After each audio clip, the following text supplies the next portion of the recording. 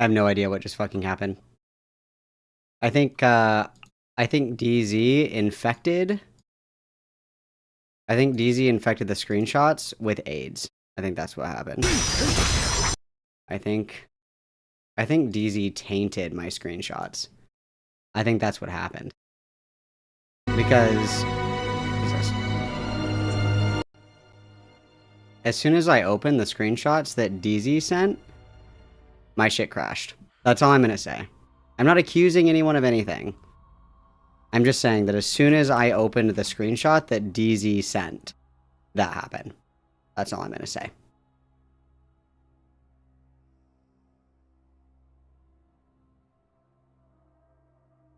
I'm just saying I can't prove or disprove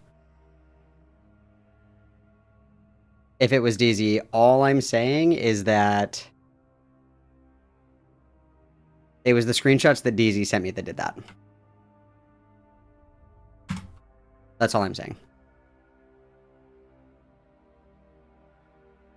I'm not making any allegations here. I'm not making a single allegation. I'm just saying it's very convenient. It's very convenient and very oddly timed. That's all I'm going to say. I just think it's an odd coincidence. That's all. This is kind of weird.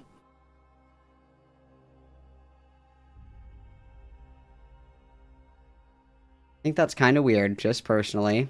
Just personally, I think that's a little weird.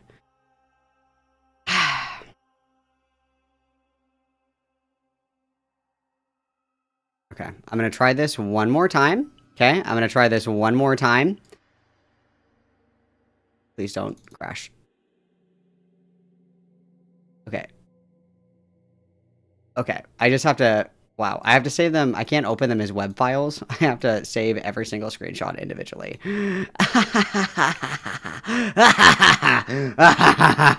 That's awesome. That's awesome. Oh, hello. Fuck. Going up. And DZ's woke mind virus like reset. Oh shit. Let's do a different color other than kind of red it out. Oh.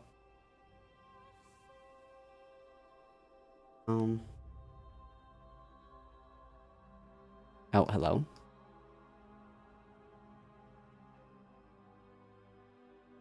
Too much. Oh, way too much.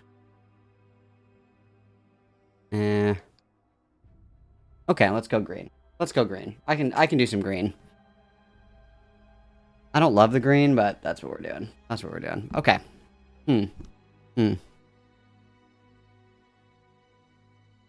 I can't believe that DZ would do this to me.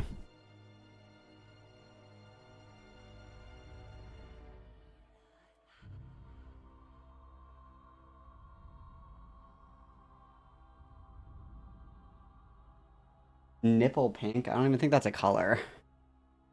Okay, hang on. See what else we got. Blue. I kind of like blue. Blue's nice.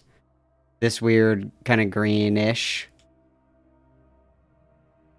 A seizure. The fade. I don't love the fade. I don't really like that. This. This. Too violent. Too boring. I guess this one's fine. This one's like a nice light blue. Yeah, that's fine, I guess. Yeah, DZ's at the bottom of the pyramid for this. Okay. Is that changing color or am I smoking crack? I'm smoking crack. That's usually what happens. Crack. What are we gonna say? Say crack again. Crack. Okay. Alright, let's try that again, guys. Let's try that again. The deep state will never keep us down. Okay? The deep state will never, ever keep us down. Okay? We're good. Alright.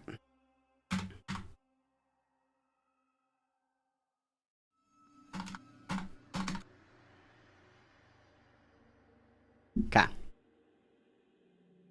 Thank you, Kaiji. I appreciate that. I love being on crack.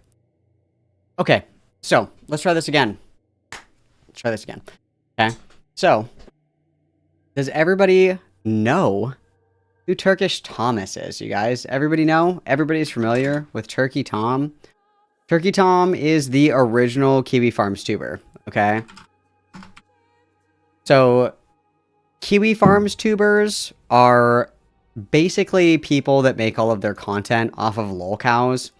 Usually, when people are using the term, like, Kiwi tubers, they're people that, like, rip all of their content off of the farms. Like, they pretty much just read the Kiwi Farms threads on people for a video, and that is their content.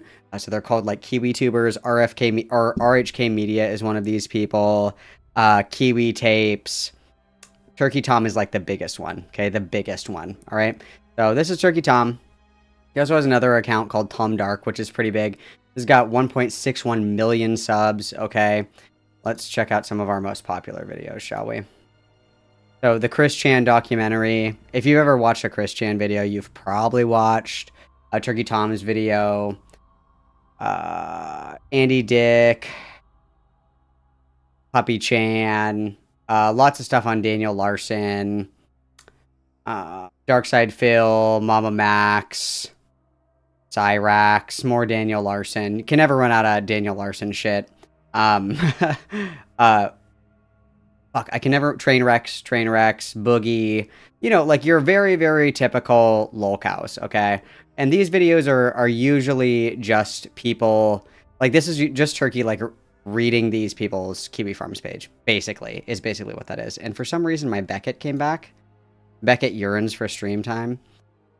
So, I'm familiar with Turkey Tom because I have watched some of his videos. I have consumed Turkey Tom content before. I like his Bossman Jack video. I like his Chris Chan video. And I also am a pretty big fan of the Andy Ditch video. Andrew Ditch is one of my... I guess you could say like leisure cows. You know, I like to enjoy Andrew Ditch content when I'm not streaming. But Turkey Tom did a video on Poppy. If we remember, TBT guys, Poppy. Okay, now the thing that is criticized most often about Turkey Tom is that he gets things wrong sometimes in his videos, and that he's just like ripping like Kiwi Farms threads, right? Like people on Kiwi Farms will find like somebody on the internet that's worth like laughing at, documenting, logging, whatever. And then they make like concise, summarized threads, and then everybody talks about the thread. So usually like the thread itself is made by somebody who's found all this information, and they compile it like neatly into like a page of reading with all the links and all the resources and all the evidence and stuff like that. And so what people that are like Kiwi tubers do is they find somebody, and then they just like use the basic general like description, like the main post that the person that wanted to make the thread found all the information for. They just read that in a YouTube video. So obviously, I'm sure that you guys can imagine that if you cared enough to document every aspect of someone's life for a thread, you'd probably be pretty mad if somebody just like ripped all of your fucking work for a YouTube video, right? That'd probably rustle your jimmies a little bit if you did like a lot of research into a topic, you gathered all the evidence, compiled it neatly in a neat little paragraph for people to read or whatever, then somebody just rips out your shit. I'm sure that would probably chap my ass as well. But Turkey Tom gets stuff wrong. I can't say like how often because I've only seen a handful of Turkey Tom videos, but we watched the Poppy video together, and he got a decent amount of stuff wrong in the Poppy video. For example, Spawn, he claims that Spawn was Poppy's biological child. Spawn was not Poppy's biological child. Like shit like that, right? Like we're just kind of, you know, we're not really reporting on the facts the way that we should be, especially when somebody already did all of the legwork for you, okay? And a lot of people criticize it and say that it's, like, very lazy content because you're just, like, reading off, you know, shit that already exists, basically. And I tend to agree. That's kind of my general read on it. But there are some Turkey Tom videos that I like. It makes it, like, accessible because it's, like, a video. There's a lot of different reasons that people like that kind of content, but either way, that is Turkish Thomas. So Turkey Tom is obviously somebody who covers a lot of degenerate lolcows, right? So think of what I'm thinking here, you guys. We're thinking about like Nova Online. We're thinking about Andrew Ditch. We're thinking about Christian. We're thinking about all these people. And a lot of, well, I wouldn't say a lot of, but some of the people that he covers are into like some kind of weird freak shit and are sexual degenerates. And that's something that Turkey Tom like complains about, or I shouldn't say complains about, but like that he covers a lot negatively, right? That these people are like sexually depraved. Like Andrew Ditch, for example, is somebody who pretends that he has to wear diapers and then shits in his diapers because he wants other people to change and touch his shitty diapers, weird shit like that. Nova Online is another one of these people that has a weird thing for diapers. I don't pretend to understand, okay? But so of course, we're covering these individuals, right, that have somewhat of sexually deranged behavior. And over, I would say, I think it was like a couple of days ago now. It looks like it was, yeah, like 2 days ago, 2 or 3 days ago. I think it was 2 days ago. One of Turkey Tom's exes made a Kiwi Farms account and started posting on Turkey Tom's thread saying that he was into some weird freak shit and that he was allegedly very sexually aggressive with her and that allegedly he was recording the girls that he was hooking up with without consent. And that allegedly he hit one of his girlfriends in the face and left a mark. And that he's into all kinds of weird, you know, degenerate, pervy shit like the people that he's covered. Now, DZ, my strongest soldier, is the one that went and got all these for me because I was trying to keep up with it and I was having a very difficult time because it's a lot of like information. It's a lot of screenshots. It's a lot of posts. And the only thing that I had noticed, and I very briefly looked at this, the only thing that there were two things that kind of like pinged my like, receptors. Okay. The first one is that a lot of this is like narratives, right? Like it's stories. And not to say that stories like can't be believed or whatever, but there's not as much of a robust cachet of evidence as I would like to see, you know, like screenshots, recordings, images, stuff like that. A lot of it is just kind of like narratives, right? Like when I was with him, he was like this, like that kind of shit, which is funny and fine and all is well. But there seems to be like not a ton of actual like evidence, like screenshots, videos, things like that, right? So not a lot of documentation in the way that I would like to see, but that doesn't mean that it's not true, right? But we do take it with a grain of salt. We do take it with a grain of salt, of course, in the same way, you know, that if somebody came to me and they said, hey, you know that Arby person that's in your chat? Arby actually killed 1,000 kittens. And I'm just like, this must be true. Obviously, you know, you kind of want to see a little bit of corroboration. And something that has been an issue in the past for people that aren't aware is there are a lot of people that will try to use different corners of the internet to fight their battles for them. And they think that because a community is negative against a certain person, that by virtue of being negative about said person, that others will immediately believe them, right? So a lot of people, obviously, don't like Turkey Tom. He's a big content creator. Lots of people don't like him, don't like his coverage, don't like him for X, Y, and Z reason, right? There is, like, kind of a question of, like, okay, well, why are you going to, like, a gossip forum to spill all the beans? Like, did something go wrong? Like, why are you doing this, right? And then also, what can you show to demonstrate that, you know, this is all true, that this is something that actually happened? So, obviously, a little bit of salt when we're looking at these allegations. The other thing that I read briefly, and I think it's in these screenshots as well, is another ex-girlfriend of Tom, following the first ex-girlfriend of Tom, made another account and started sharing stuff as well. And this girl allegedly was involved in exposing a couple of other people online, which is kind of one of those things where it's like, well, if this is a reoccurring thing of you like trying to like get out and, you know, like expose people and shit, that could be an incentive, right? But I haven't looked at all this stuff, so we're going to learn together, you guys. I have a general understanding of what the allegations are. So let's get our allegations out and we will decide if we are guilty on any of these counts. So count one, we have Dirty Gooner. Okay, that's count one of what we're being charged with. Count two is being sexually aggressive and violent. Count three is being bad at sex. Count four is being like into a lolly slash spirit, like younger, like I guess you would say like spiritually pedo-coded, right? Like that very young girls, like the juvenile, like you know, whatever the fuck. I've also heard allegations of age play, which we don't love. And what were the other ones? I think that's it for now. I think that's it for now. And then obviously there's the allegation, of course, that Turkey Tom gave Destiny sloppy toppy. I don't know if that will be confirmed or denied. So some are misdemeanors, some are felonies. We will see how we oh yeah, and physically abusive. And these are all alleged, okay? So these are all alleged. So we're going to look at some of our stuff. We're going to look at some of our stuff, okay? And see what we have here. Now, one of the things that is particularly interesting about this, if you know anything about Destiny, Destiny was also accused of recording girls during hookups without their consent. So I'm going to put recording sexual encounters without consent as well.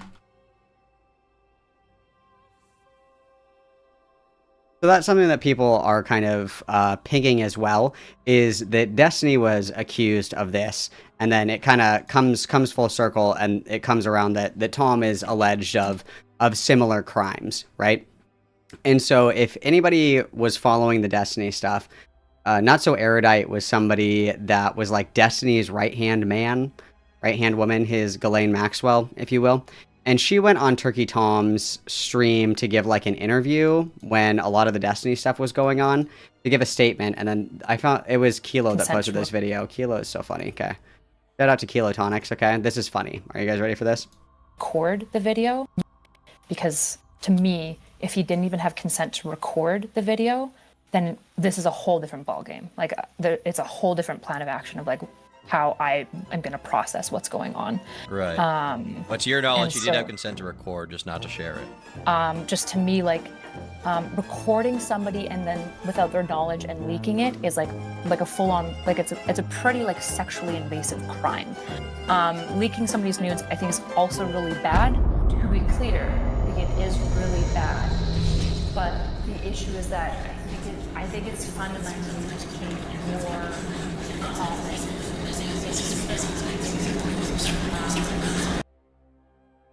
So I thought that was pretty funny. But nonetheless, these are all alleged, of course, and I haven't looked at the totality of all of this.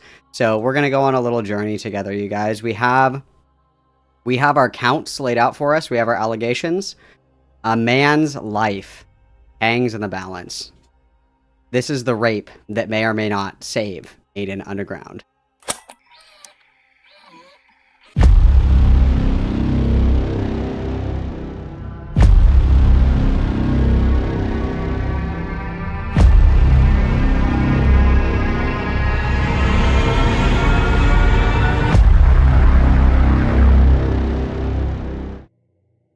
All right, let's check it out, chicken. So this is, we're just going to go in order of what we have. So I've seen some of these, but I haven't read the full thing. So this is the first one, okay? And this says, it's very small, forgive me. It says, "Hi, Kiwi people. I dated Tom for a few months after meeting him on Tinder. I'm not super into internet stuff." And then, you know what I want for this, you guys? I need a PNG. I need a PNG here. Hang on. I need a PNG. Oh, no. Just kidding. Who do we want? I want, there we go. That way, if anybody gets in trouble, it's Morale, not me, okay? So, let's go ahead and continue, okay? So, "Hi, Kiwi people. I dated Tom for a few months after meeting him on Tinder. I'm not super into internet stuff, and I had no idea what Kiwi Farms was, but this page was always his #1 searched Safari thing that pops up on his iPhone when he went to Google. When I asked him about this website, he got super defensive and weird about it, so I obviously looked into it, and I found all of this crazy shit. Like him admitting to being bisexual, question mark? So he lied about being bisexual to his girlfriend. That's crazy. That's crazy. Listen, this is my favorite PNG. I'm a PNG tuber now, okay? If you guys haven't been fucking paying attention. But I also have this one. Where's my other one? Hello? I have this one too. But I like the morale one. I think it's funny. If you guys want to make me a PNG or a little GIF or whatever so I can be a PNG tuber, we're joining the ACC. If we can't beat them, join them, okay? Just kidding. That was a joke. We are Morale Kirk. If Morale has no fans, I am dead, okay? So count 1, bisexuality. Guilty, all right? So this person says, or this girl, I'll just say this girl. Sorry to assume her gender, okay? My bad. So she messaged the owner of the website, Joshua Moon, to get the code to post here. Basically, I started to get suspicious about all the e-girls he's followed and interacted with, and he started raging at me. He also lied to me at first about the fact that he does YouTube. He did some crazy shit like kicked holes in the wall at his house that he was renting because some e-girl who copies Belle Delphine got hacked, and the, quote, hacker was blackmailing him with dick pics. He continued to talk to her after the fact. I have screenshots confirming all of this. Attached a couple, but I think I have more. This guy's a real freak and likes to record sexual encounters without asking first during almost every time. I know this for a fact. He has done this with at least one other girl, serial, quote, gooner, and has flown out several e-girls to sleep with. He told me that he has a file on his computer called, quote, just in case, that basically voice memos or calls from his exes to blackmail them with in case they ever say something about him. I thought I would get the message out and confirm y'all's suspicion. Also, to get this out to warn other young women in the Texas area about this dude. And then there's allegedly a picture of her and him. Now, if anybody does not know, there have been a lot of people that have been the initial leakers of something on Kiwi farms, and they are able to like corroborate their identity by messaging the owner of the website. And so later on in the thread, the owner of the website, Noel, said that this girl sent him like basically proof that she is who she says she is. So we can confirm that at the very least that this is girl 1. Okay, this is girl 1. The girl 1 is who she says she is. Okay, and then so these are the screenshots that she attached to this post. And so this is Tom, and then this is her. Question mark, everything good. And he says, IDK, I'll explain later. It has nothing to do with you. And she says, oh shit, scale of 1 to 10, how bad? Very. Oh, I'm sorry. An ex of mine got hacked, basically, and some stuff is probably going to be dropped online, photos. They emailed my family. She says, oh, bruh, it's okay. And he says, is it? And she says, I have no idea. This has never happened to me. Okay. And then this is the next screenshot. And it says, is she the one who looks like Belle Delphine? And he says, yeah. And she says, LOL. He says, that's the one. She says, yeah. And he says, do you think my, quote, type is Belle Delphine? And she says, no, like emo huzz of that nature. Tom says, I would just prefer, I guess he means prefer you dress normal, TBH. I don't want to be with them anymore. It's better this way. She says, yeah. He says, this shit does kind of make me want to hero a little bit, but it's fine. I must count my blessings. And she says, what does that mean? And he says, kill myself. Not really, but like, damn, this is stressful and gay. Okay. So that's just this girl confirming that Tom was, you know, bamboozled, tricked, deceived, etc. and had his images like basically stolen and then threatened to be leaked by this Belle Delphine cosplayer, which is awesome, dude. Awesome, dude. Okay. And then, so this is the next screenshot, and this is Sacramento. This is the first girl. This is girl number 1. Sacramento is girl number 1. And so somebody says, I am skeptical though. Him being a literal mini Destiny is a bit on the nose. And she says, I promise all of this is real. I can post more screenshots, but I'm a little scared of him coming after me because I'm a normal person and his, quote, just in case file, LOL. And so the one thing that I will say, and we said the exact same thing when we were covering Saber Spark and Emu Emmy, where even if this girl is like, I'm doing everything I can to be secretive and cover my bases, the 2 screenshots that she attached of their text messages and then the picture of them together with her face obscured is enough for Tom to know who she is. So personally, like right off the bat, my first read is that I don't know, like, I feel like if I wanted to expose somebody and I wanted to be completely anonymous, I would hand this, I think that you would have to do it in a way where you can't actually be completely anonymous, because even if you're anonymous to the public, which is what this may be, Tom is certainly going to know who she is, right? Like if you take a picture with somebody and they blur out their face and they post it online, you're like, oh, that's when I took that picture with like Jane or whatever the fuck, right? Like Tom at the very least is going to know who it is. So I think that's kind of silly, but we'll see if there's any more convincing statements in here. So this is the next one, and it says, I'm not alleging anything illegal or saying it was revenge porn or anything. What I meant was he wouldn't ask before and proceed to take his phone out mid-sexual activity and film sometimes. I sometimes wouldn't notice until like 15-30 seconds after he started filming. I have no idea if this is illegal or not, but yeah, he wouldn't ask before. Reach out to an ex-girlfriend of his. He would do the same thing to her. The blackmail he has on his computer is phone calls and texts, I believe. Most of them are from his ex-girlfriend named Kai. Here's a picture from when we matched on Tinder. Don't have the messages from where we matched anymore. And then this is an image of the screenshot of them matching on Tinder. So the only other thing that I will say is that somebody mentioned it on the thread. I don't remember who it was, but somebody had mentioned on the thread when she posted the picture of the match on Kiwi Farms, somebody asked, why would you take a screenshot of a match on Tinder if you didn't know that he was a YouTuber, right? So in the very first message, like, let me get this message back up. In the very first message, this one, she says, he also lied to me about the fact that he does YouTube. He did some crazy shit, like kicked holes in the walls he was renting or whatever.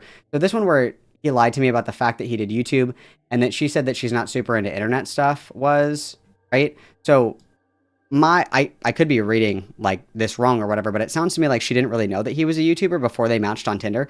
So why would you take a screenshot of a random match on Tinder? I don't know why you would still have that screenshot unless you thought Turkey Tom was particularly cute, which in my opinion, I don't think that would really meet that threshold. But nonetheless, that is one thing that I will call attention to. Okay, why would you take a screenshot of a random Tinder match? I think that's interesting, but nonetheless, we carry on. Okay. This one, this person asks, what is your main reason for posting in this thread? Why did you and Tom break up? Also, post more screenshots. And so she says, the main reason I'm posting to this thread is to warn people, mostly women, about this guy. The reason we broke up is actually because I mentioned this website to him, and I saw some crazy stuff about him online / his history with e-girls bothered me. Pic is about the Belle Delphine girl who was hacked. I'm suspicious of cheating because he did not block her after the fact that she was apparently still talking to him. Okay, and then this is the screenshot that was attached. And then shout out to, the people that are documenting this stuff. Thank you. Much appreciated for us technologically illiterate people who need all of this kind of neatly compiled for everybody, okay? I heard that as she recognized him, but would admit to being Tom the YouTuber. Okay. I mean, I might be reading that wrong, but my initial read of that was like, she doesn't know a lot about internet stuff, and then so it's like, why would you take a picture of, a match on Tinder if you didn't know who it was? So fair point, fair play.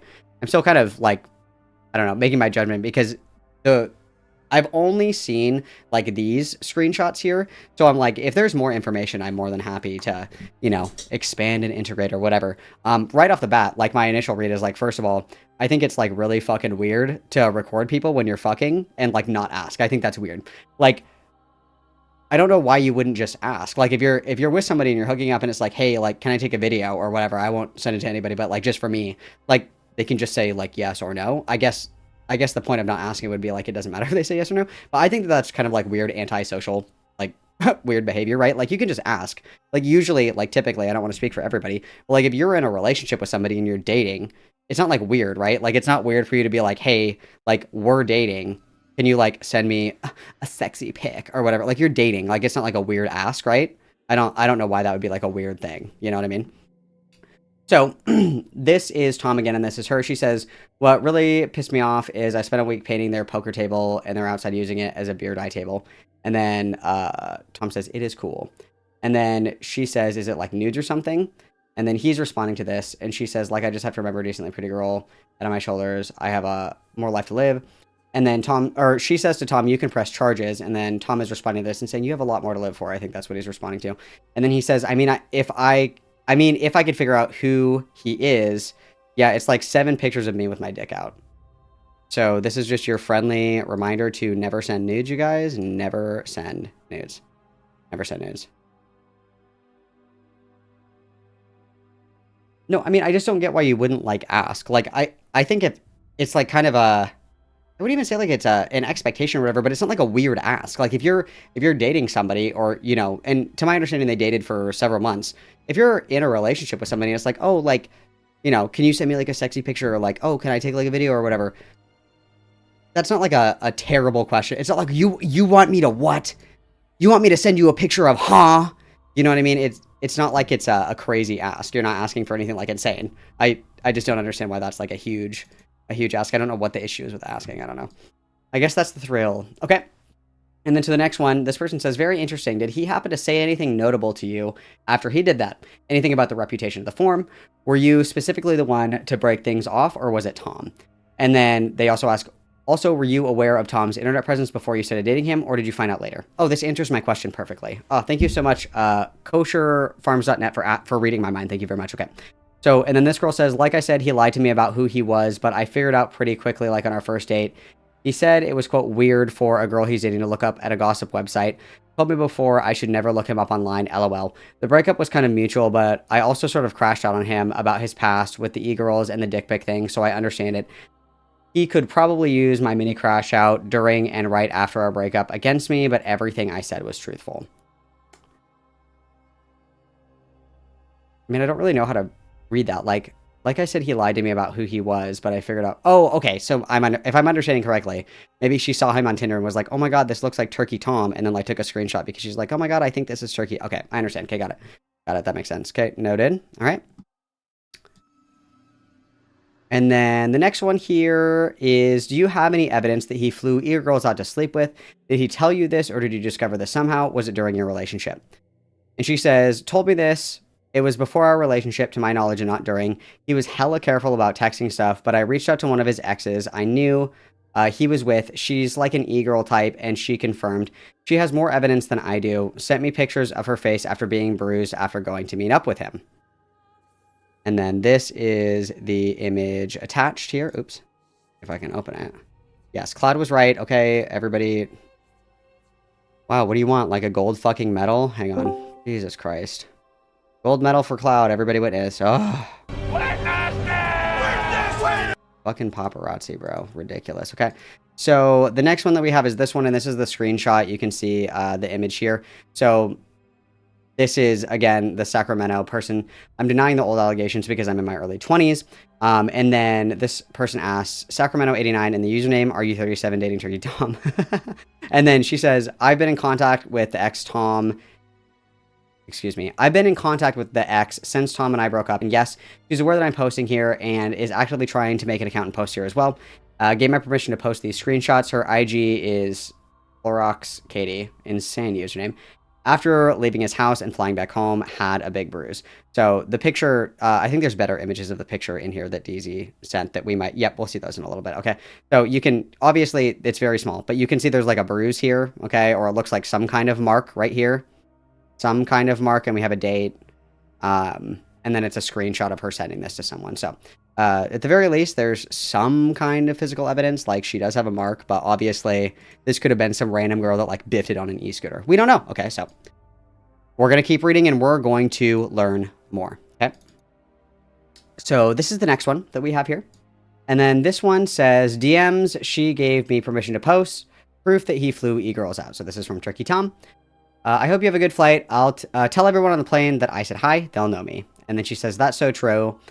And they will clap and cheer when they hear your name. Taking off, and he says, I'm so excited, 9 hours. She says, I know, so excited, send a picture. And then Tom says, got kicked out of FurryCon. She says, that was... And then Tom said, security wanted to fight. She says, so fast. And then he says, nice leggings. She says, thank you. He says, yeah, they were insane. She says, did they already know you, or did they just immediately get mad when you said something crazy? LOL. He says, they told me that I need 7 vaccines to be in there, and I said, okay, I'll leave, and then didn't, and no, they didn't. And then she says, bruh, that's so beep, and then she said 7, and then Tom says, gotcha. Yeah, best to just not say anything, let them speculate on what the truth may be. And then she says, my lips are sealed, smile face. And he says, it's less about me getting shit, I just don't want to end up on Kiwi Farms pages. She says, LOL, I don't think I will, not like, that's not like, thus type of people, having a stroke. It's just locals talking shit to each other, so I'm not worried about that, since they don't even know how forums work. LOL, I'm sorry they DM'd you, that's so odd. So, okay. Okay, so this is him flying that girl out. Got it. Okay. Got it. Okay. Oh, DZ added an editor's note. These are pretty boring and probably not worth showing. Okay, so instead of saving every single one of these, see what these are. Okay, so these are the same images. They're just bigger, and then... Yeah, these are just the images of somebody. These are all the exact same image, but like 7 times goal based. Okay, awesome. Okay, so moving on. We have confirmed that there was at least one e-girl that was flown out to Brick. That has been confirmed, okay. So next we have, has he ever dated any of those age play girls? I saw him follow a couple a while ago. And Sacramento says, the girl he sent dick pics to and got hacked was an age play Belle Delphine type girl. I sent screenshots about the blackmailer guy here earlier. He told me they went to meet up with her, but was too weirded out and went back home. Her account has been posted in this thread before. I believe it's Creepy Hoarder. So if anybody doesn't know who Belle Delphine is, that's the OnlyFans girl whose like whole thing is dressing up like a child. So we hate that. So we fucking hate that, okay? So at the very least, we have... I guess I need to add more to this. We need to flies out e-girls for sexy times. On count 8, we are guilty. Okay, on count 8, we are guilty. We are flying out e-thoughts for sexy times. That has been confirmed.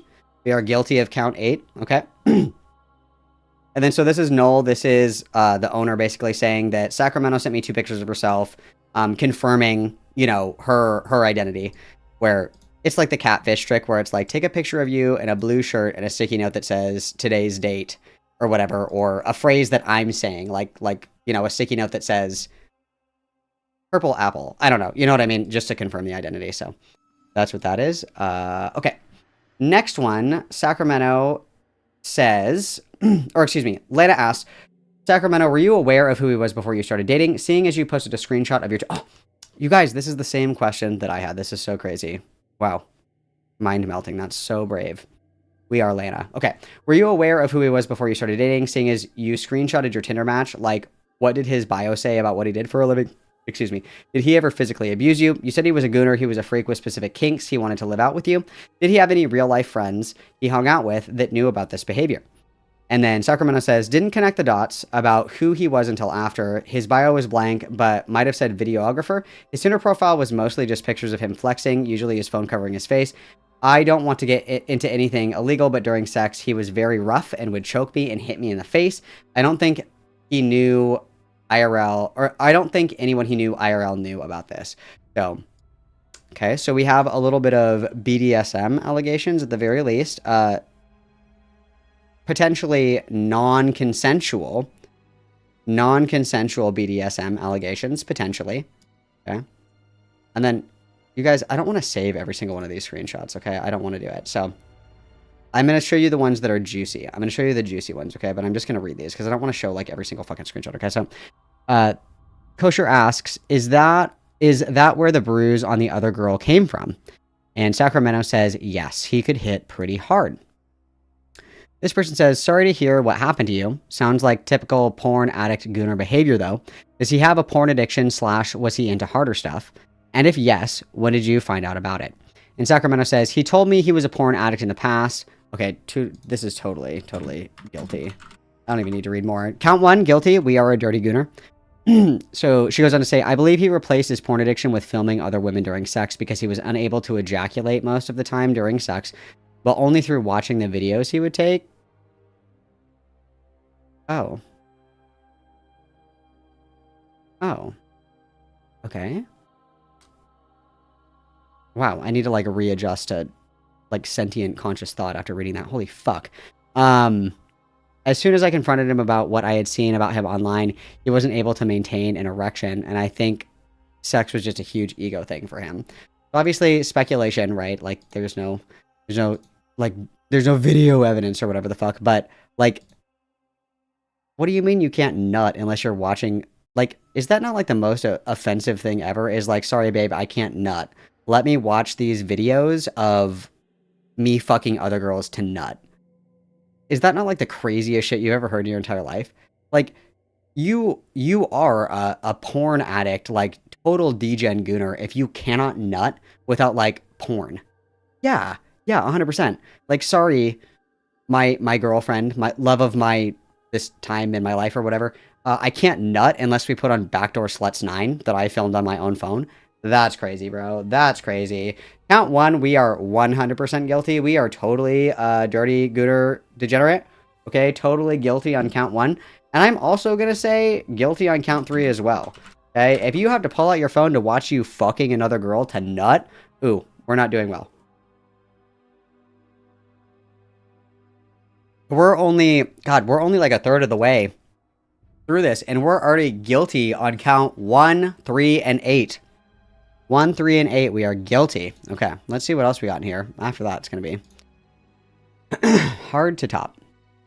And then, so, Sacramento is saying in this screenshot that they dated for 7 months, like 7 months, and that she met his family. Okay, and then, so this is the Belle, these are pictures of the Belle Delphine girl. This is the girl who was blackmailing Tom, apparently. So the Belle Delphine types are this. This is like the IRL, like, lolly gooner shit. That's what this is. It's like e-thoughts that dress up like little girls. Like, we have, like, you know, the little kid shoes. We've got, like, the, like, all of the, this is like pedo bait. This is like pedo bait content creation, right? That's what this is. And then there's this one as well, just confirming that this is the same person.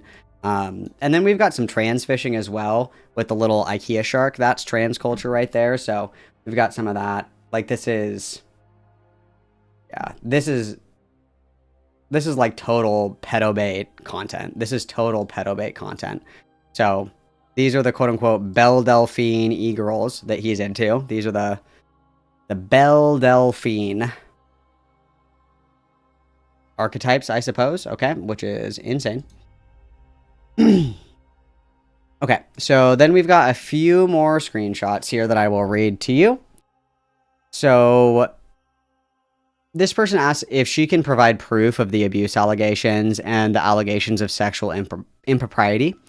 And she says it's hard because he was very careful about what he said over text. And again, I'm not alleging anything illegal, just that he would hit and choke and he was a super gooner.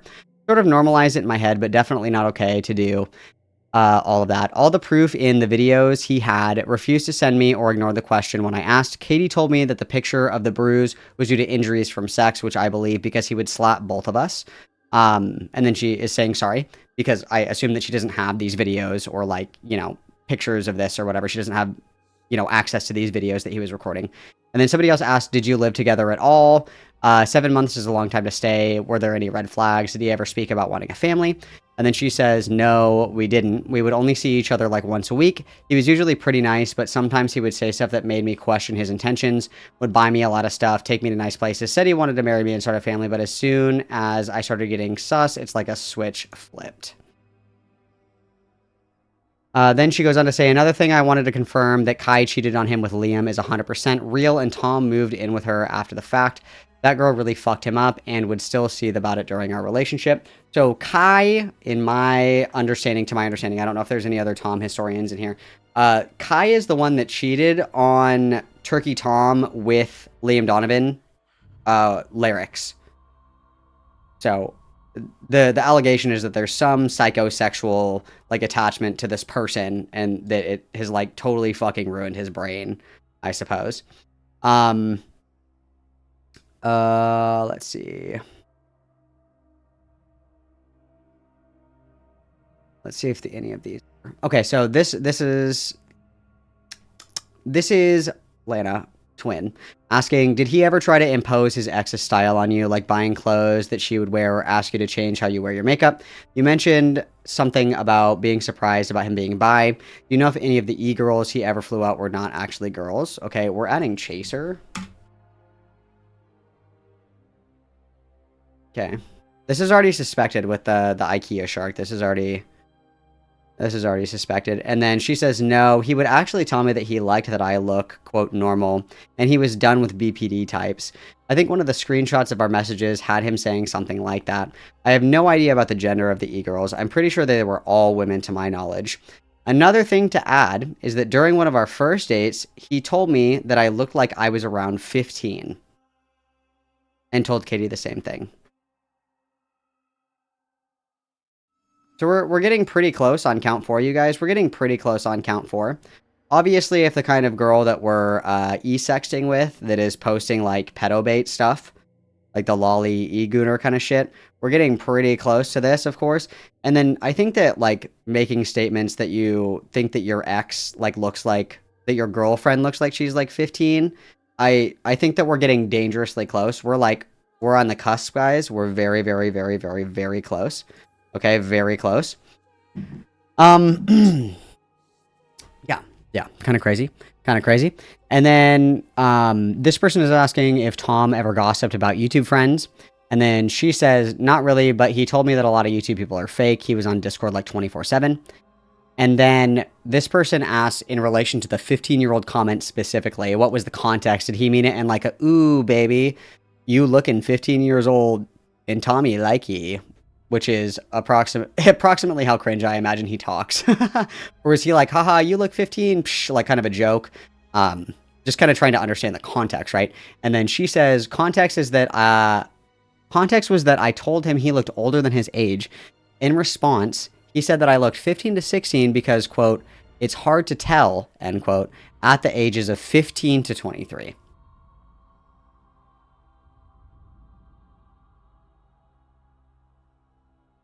I think that's I don't know, maybe because I'm geriatric. I think that 15-year-olds look like newborn babies to me. Like, you know what I mean? Like, all things change and we change with them, right? Like, when you were in like first grade, people that were like 16 or 17, they were like giants. They were like full-grown geriatric adults. And then when you were in high school, somebody that was like 20 was like geriatric and like just so fucking old and grody and ew and gross, you know? And then the reverse starts happening, right? Where you turn like 21 and you're like, oh my God, 15-year-olds are literally newborn babies. And then, you know, you turn like, I don't know, like 25 and you're like, holy shit, somebody who's like 18, 19 is actually like a newborn fucking baby. Holy shit, right? Like, I feel, and maybe this is just me because I'm old as fuck, I'm geriatric, I'm about to get that senior citizen discount, well, let's go. Like, people who are that young, like people that are still in high school, they look like so young. Like, they look so incredibly young. I mean, I guess you could say that there are some exceptions to the rule, right? Like maybe there's somebody who's like 16, 17 years old that's like really developed and it would be like maybe difficult to tell, but like generally speaking is like a blanket prescription. I think that when you're over the age of 25, I think that people that are that young, that are like what, sophomores in high school, I think they look really fucking young. I think that a sophomore in high school looks very, very young. I remember when I was in high school, we had like some teaching students, like students that were in their master's degree or their master's programs to get their teaching degree or whatever. Like they came and shadowed a couple of classes because they're like learning how to become teachers, right? And so these people were in their master's program. They were what, like 22 maybe? And I remember being like 16 years old and looking at these 22-year-olds and being like, these people are the fucking crypt keeper. Like, this is my grandfather. Like, who invited like the fucking ghost of Christmas Past into the classroom, right? And maybe that's just, I don't know. I guess maybe there are people that are like, you know, like 20, 25 that have like baby faces. I guess that's a possibility. Or even, you know, with very young people, maybe they like look older than they actually are, sure. But like generally speaking, I don't know, dude. I think that's like a wild age gap. Like a wild age gap. Like I think that people that are sophomores in high school might literally look like newborn babies. That's, I guess, whatever. Okay, so, all right. Okay, crazy. Okay. Okay, I do have to save this one because it's tiny. You guys get a treat because I have to zoom in on this. You guys. Okay. So this might be too personal, but text about being hurt and bleeding after sex. I don't have much evidence since he was so careful and told me all this was normal. And then so she says, like, we don't need to do it 3 times in one day. Cry emoji, or do it so hard that I hurt and bleed. And then he says, well, if you don't want to have as much sex, we don't got to, we can do other things. And she says, okay, I like to do other things too. So, oh, there's a there's a screenshot of the actual message, like right here, guys. I didn't need to do that. Look, I'm so silly. Look, here's a regular sized one. Here's a regular size one. I'm so silly. Anyway, fun fact, guys. You shouldn't be fucking bleeding when you're fucking, okay? Even if you're fucking like multiple times in a row, you shouldn't be fucking bleeding. Like, that's a problem. That's a problem, right? Like, you should be able to have sex multiple times, even in one day, even in one sitting or whatever the fuck, okay? And not bleed. Like, that's an indication that we're doing something wrong, okay? That we're doing something wrong, okay? That's crazy. That's crazy. That's crazy. So we're mega guilty at count 3. Okay, like mega guilty. Mega guilty of count 3. That's insane. That's actually crazy. And then, so Sacramento goes on to say, I have no health issue that I know of. Never bled during sex before. It was the aggression. Just gave into it after a while and told him I liked it, but I bled almost every single time. And then somebody asked if there was any sort of aftercare. And then she said, would just go on his phone or Discord after literally choking, hitting, and making me bleed. Had to teach him to be nice after. This was an issue in the beginning. I believe that the bleeding was caused because he would basically just bend me over and choke me and stick his dick into me. Katie had the same story, excuse me. Reaching out to me has been helpful in understanding how bad this all really was, because I'd only had told my roommate after one time that he was pretty rough. Like, yeah, dude, this is like mega fucked. It just sounds like he just wanted to bust a nut, right? Like, there was no, like, don't mean to get like TMI, okay? But like, if you don't have a medical condition, you should be like self-lubricating, and that like prevents like wear and tear. Like, excuse my crude euphemism in there, right? But like, the reason that there would be like tearing or bleeding is like if there's not proper lubrication, right? Or if you're being like hella fucking aggressive. Those are the two things that would like cause that, right? It sounds like he's hella fucking aggressive and that like she's just not that into it. And it's crazy. It's like, that's just like fucking nasty, dude. That's fucking nasty. That's like not cool. Like, making girls bleed is not cool. That's like, it doesn't mean that you're good at sex because you fuck a girl until she bleeds. So I'm going to say sexually aggressive and violent. I'm going to say guilty on this count. Well, I don't know. We only have one. Well, yeah, no, I'm going to say guilty. Because he did text her about, like, bleeding, and he was like, sorry, or whatever. So there's confirmation that he was fucking her until she bled, which is fucking insane, dude. That's bad. I feel bad for her. And I also, the other thing that I think is actually, wow. Time for me to get onto my soapbox. Okay. I think that this is one of the issues. This is like why people have this negative perception of pornography, particularly like violent pornography, BDSM, and then like people being exposed to porn at really young ages. It's because, one, it kind of like sets the stage for people being into this stuff, right? Like, if you're consuming this kind of porn, you're like, oh, well, I think that I like this. I guess I do like it. I'm consuming all this porn, right? And then the expectation is that women are going to be into this. And that's not always the case, right? Like, that's one of the big criticisms of like what is called porn sickness, right? Is that there is the expectation for women to like be okay with like being slapped, being choked, being hit, like bleeding, like that kind of shit.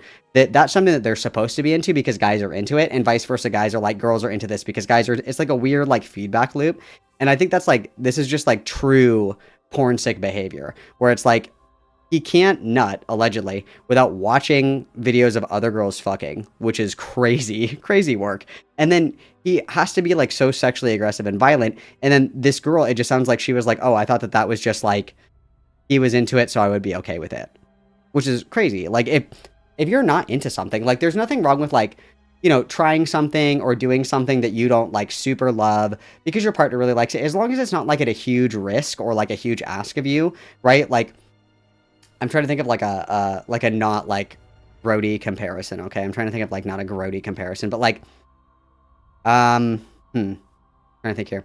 Oh, so like, for example, I always want my back scratched. Okay, it doesn't matter what time of day it is. I'm like, I need my back scratched like right fucking now.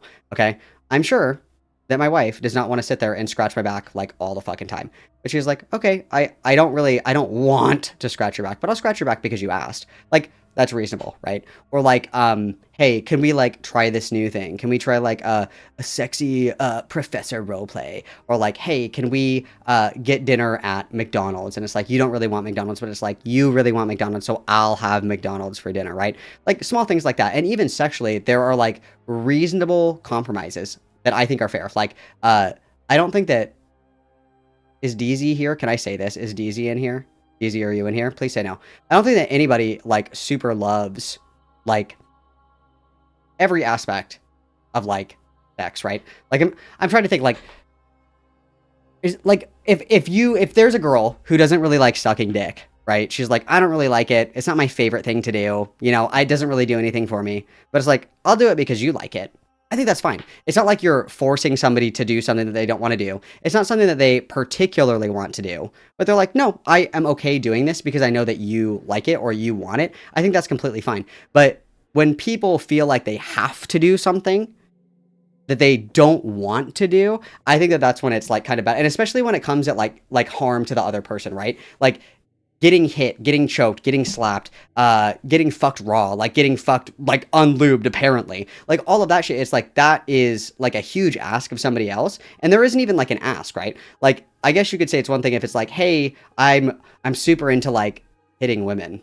And it's like, okay, I guess you can hit me. Like I don't really get anything out of it, but you want me to do it. I guess I'll let you hit me like once or twice, fine. But like this is like worlds apart, right? Where it's like this is he's doing it and expecting that she's going to be into it, and she feels like she has to do it because he's into it. And that's sad. I think that's really fucking sad. That is something that makes my heart hurt, is like when women are like, what do you mean? What do you mean I don't have to get like fucking karate chopped in the throat by my boyfriend? What do you mean I don't have to do that? That makes my heart sad. I am sad for this girl. This makes my heart sad. If this is true, alleged, right? Alleged times infinity. Which is, it just makes me sad, guys. Makes me sad. Okay. So now a new girl enters the ring. This is girl 2, Left 4 Dead. This is girl 2. And girl 2, if we remember, is the one that that had the bruise, right? That shared the image of the bruise on the face. And so a lot of these I'm going to read a lot of these to you guys just because some of these have no words in them, and I don't want to get in trouble, obviously. So, and I'm a good noodle. I'm very well behaved, very mindful, very demure, okay? So, this is Left 4 Dead. This is girl number 2. Girl number 2 that was allegedly physically assaulted or struck in the face. I don't even know if I would say physically assaulted, but like she was hit in the face, okay? I don't know if it was when they were banging, or I guess you would still say that's like domestic abuse or whatever. Okay, anyway, this is the one that got hit in the face, allegedly, okay? So she says, she also said, I finally made an account. Yes, Tom is extremely harsh during sex. I have been down the kink roads in my life, and how he acts is actually just evil and almost sadistic. Not even kinked up, just Patrick Bateman type gooner. Fist a girl already this girl is really bad at spelling, so please forgive me. This is like my 9/11. This is my dyslexia's 9/11. This is supposed to say first, but it spelled fist, so I'm so sorry. First girl already posted some of my screenshots, but if anyone has questions or wants specifics or specific proof, I'll try to see what I can answer. And then she says, he also said it was how, quote, awesome I looked like a little girl, end quote, the first time that we had sex.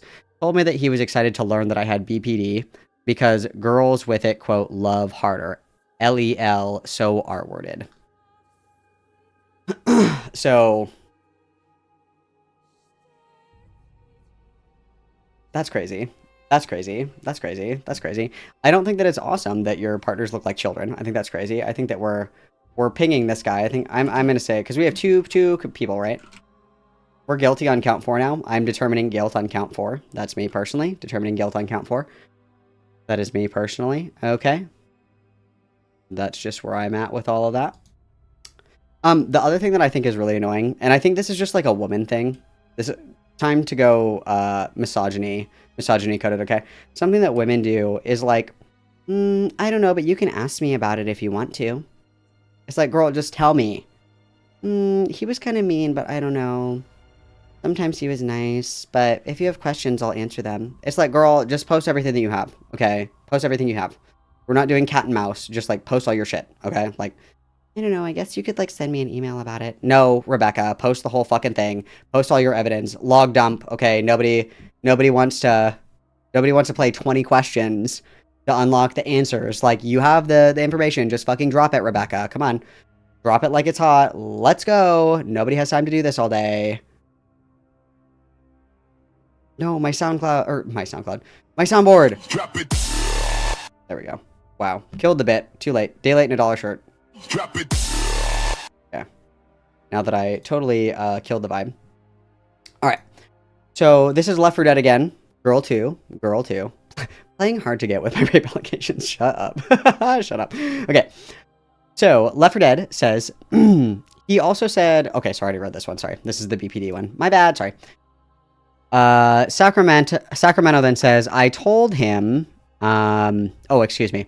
This person asks, has Tom attempted to reach out with you since you registered and first posted?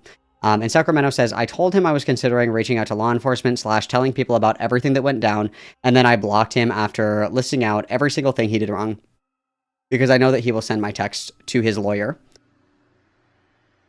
Somebody then asked Left 4 Dead, girl number 2, preferably you should drop everything you have on him. And then she says, I gotta upload everything from my phone to my PC. I got a crazy audio of him saying that he wants to night rape me, which for sure think he was saying that as like a negative riz, but actually insane to use that riz. God, I wish this girl could spell. It would make my life so much easier. Okay, so shout out to the Saltading for reading my mind. Psychically, yeah, we should just drop everything. Let's not play hard to get with the rape allegations. And then also, night rape. Is that not the preferred time? Like, why did he have to specify the time of a night? Like, can I get some elaboration? Look, no, like night, like time of day. Like, nighttime rape. He wanted to night rape me. Is that better or worse than day rape? What about afternoon? Like, what do you mean? What do you mean, dude? What do you mean right now? What do you mean right now, dude? What the fuck are you talking about? What do you mean? What do you mean? What do you mean? Like, what do you guys think? Do you think that day rape, afternoon rape, or night rape is worse? Because I don't know if I understand this, and I hope that this is elaborated on because I don't fully understand it. Does he mean like, is he talking about like fuck her in her sleep kind of thing? Or does he mean like, I'm assuming, and I could be wrong, I'm assuming that he means like fucking in the sleep. You know, like, oh no, I'm sleeping in like, you know the song 5 o'clock in the morning, okay, by T-Pain. I'm imagining it's like that, like, oh no, I'm so vulnerable and asleep. Oh no, ooh. But like, that's only cool if like you're both into it, right? I don't know. Okay, I need more elaboration. What is night rape, you guys? What is it? What does it mean? Do you think this is on Urban Dictionary? Please be on Urban Dictionary. I'm so scared to look this up. I'm gonna get put on a fucking watch list. Night rape Urban Dictionary. Let's see what Urban Dictionary has to say, guys. I'm scared. Nosebleed seats. Maybe he meant like night like in armor. Thank you, Nosebleed Seats, for the 12 months of membership. That's amazing. 1 whole year that we have been dating. Beautiful. Everybody witness, please. Like, okay. Urban Dictionary says, when you wake up with less clothes on than you went to bed with and certain aches and pains. What? The best of night rapers often leave their victims in an unknowing what is happening? What? I don't know about her, man. There's rumors of her being a giver of the night rape. I'm done. I'm logging off. I have to go and smoke a cigarette. We're taking a quick break. I have been night raped. What the fuck is happening right now? I don't know what's going on. I don't know. Maybe we'll get more clarification. I don't know, but we're taking a break. I have to take a break. I need to smoke a cigarette. I need a cigarette. I need an emotional support cigarette. I need to take a break really quick. That's crazy. Crazy.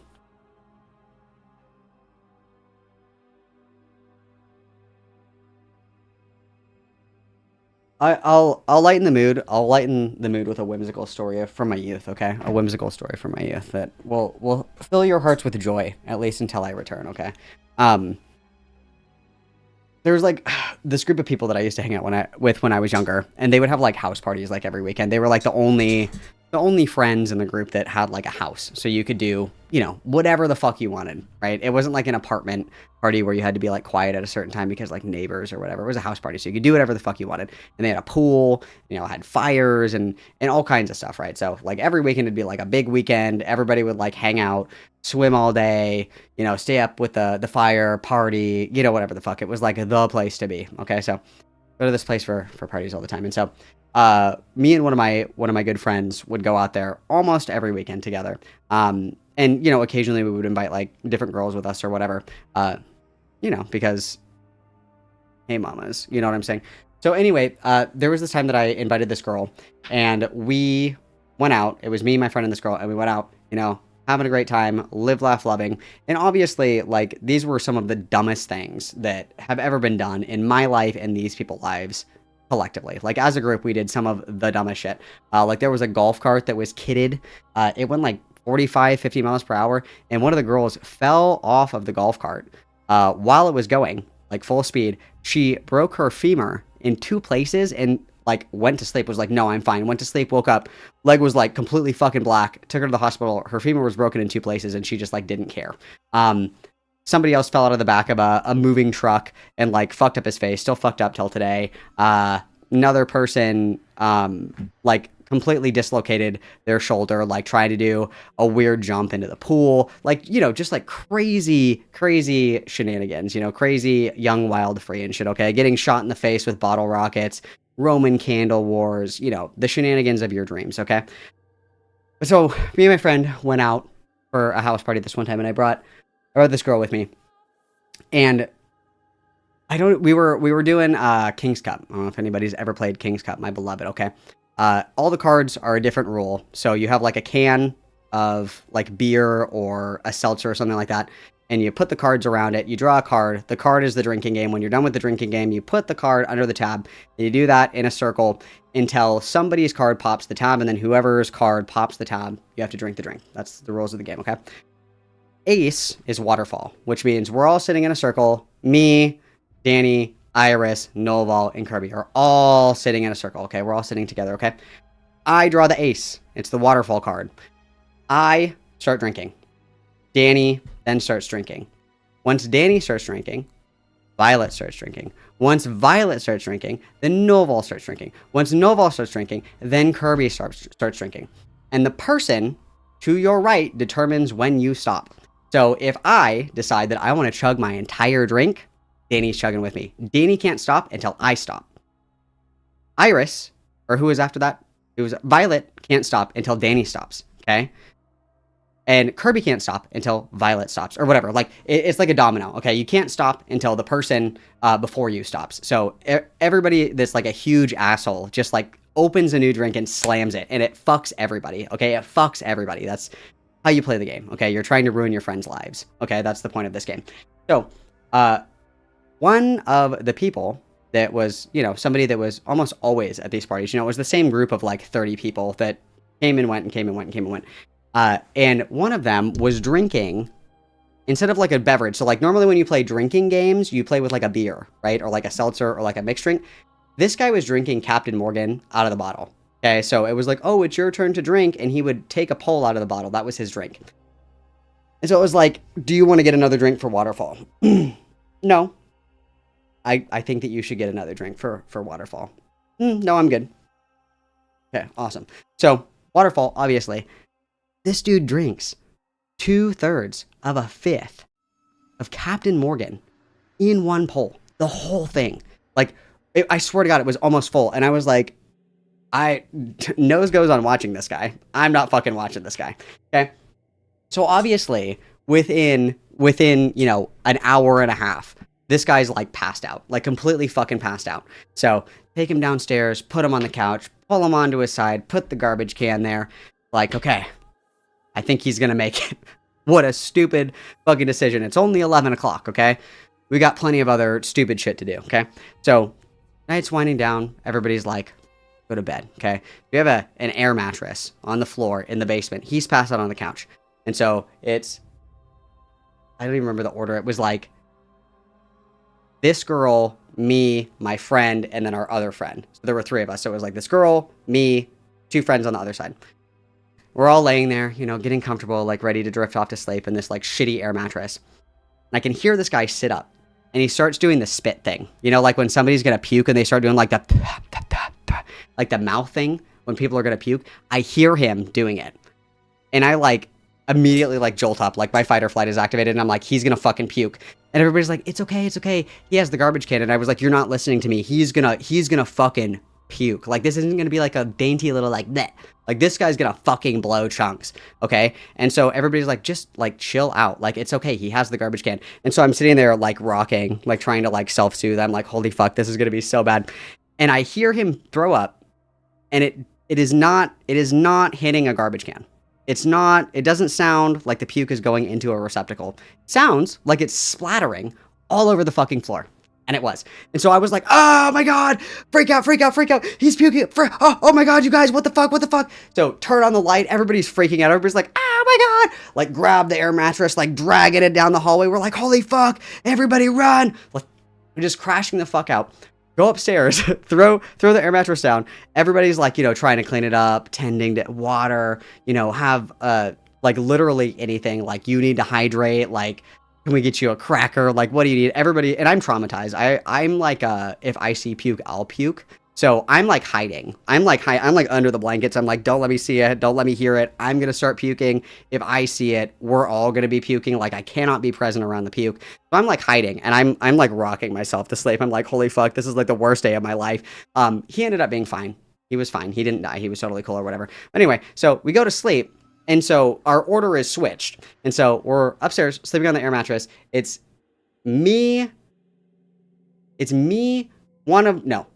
my friend, me, the girl, and another one of my friends. And we all like passed the fuck out. Like, everybody's asleep. And we woke up in the morning, and all of us woke up, and she like gets up and she looks at me and she's like, where's my shirt? And I was like, what are you talking about? And she's like, where's my shirt? And I was like, do I look like a shirt merchant? What the fuck are you talking about? And she was like, I don't know where my shirt is. And I was like, I sure as fuck don't know where it is. Like, what does this look like?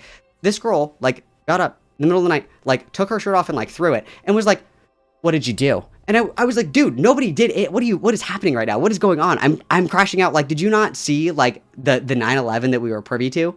Did you not see the 9/11 that we were privy to? It was like the worst night of my life. And then this random girl that decided to tag along. Well, she didn't tag along. She was invited. Okay. Didn't know her very well. She was like, oh my God, like your guys' friends are like just absolutely insane. Just absolutely insane. I can't believe that you guys would let him puke like that. And I can't believe that you would like try to hide my shirt from me. I was like, I literally just survived 9/11. I survived the Columbine massacre. And this is what you're doing to me right now. Do you not understand that I will never get this sound or the smell or the sight out of my mind? It's like seared into my mind. It's like pure PTSD. But long story short, okay, incredibly long, like Malcolm tangent, talk about the crazy shit that happens when you're young and dumb, okay? Don't do it. Never do it. Never goon. Never go to parties. Never drink alcohol. Never play King's Cup. Never do any of those things. Never do any of those things, okay? This tied back at this, for whatever reason, this made me think of night rape. I guess it was because of the shirt story. I don't know. It made sense in my head, but now we're here, guys. That's all I got for you. All I got for you. Thanks. I'm here all week. Anyway, never drink Captain Morgan. Ever. Don't ever fucking do it. Don't ever fucking do it. Like, yeah, it's crazy. I do the same thing. If I fall asleep and I wake up in the middle of the night and I'm too hot, it's like, I'm like, I'm the same way. But crazy shit, dude. How I miss being young. Okay, I have to smoke a cigarette now that I'm preoccupied with night rape. Worse than day rape. Anyway, that was a big circle. It made sense in my head. Never mind. Nobody understands me. That's just what my mind first went to. Anyway, okay, I will be back in just a moment. I need a cigarette. Okay, everybody stay safe. If it's nighttime, be mindful of the night rate. I'll be right back. Everybody behave. Have some key jangling, okay? BRB.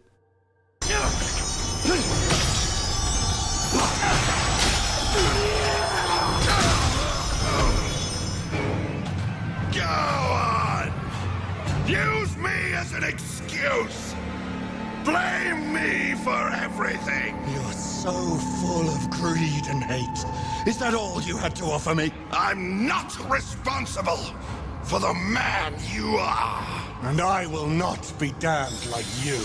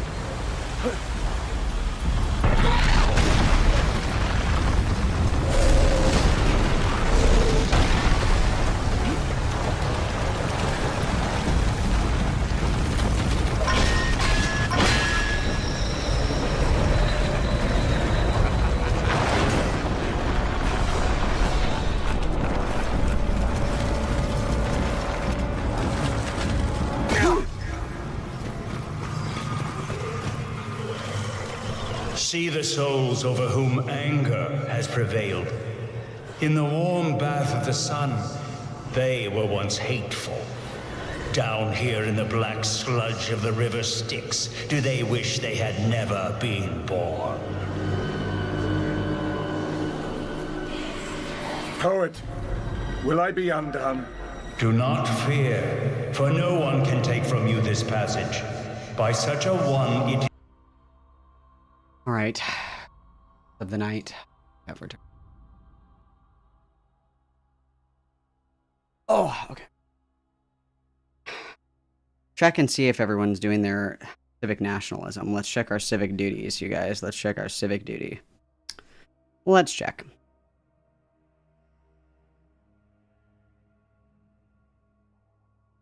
Let's see, you guys. Ooh, terrible ratio. Absolutely embarrassing ratio. We got 135 people and 58 likes, guys. That is fucking insane. Okay, we need to pump those numbers up, baby. Pump those numbers up, okay? It's free and it makes me smile. And don't you want to see me smile? Don't you want me to be happy, you guys? Liking is free. Discord's also free. If you don't like free stuff, you can always buy super chats. You can always buy super stickers. You can also always buy memberships and gift memberships. We will be doing Subnautica resuming next week. Subnautica members only. I know you guys have missed Subnautica. I know. Mega nuke crash outs for members only Subnautica streams.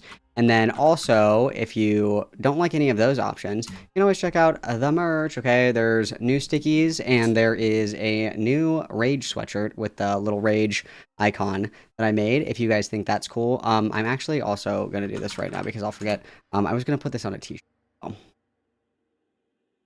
really quickly while I have this up because I forgot. Because I am certainly getting shirts. Give me 1 second.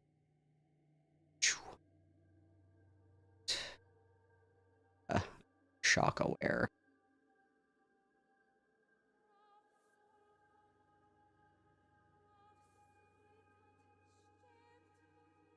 Level.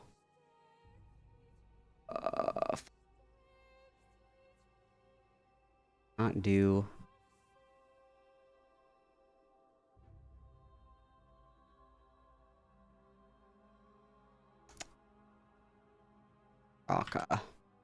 Shock aware. Tie-dye one. Because I love a good little tie-dye. Okay, let me throw this up. Athari, we're at 6-7 likes.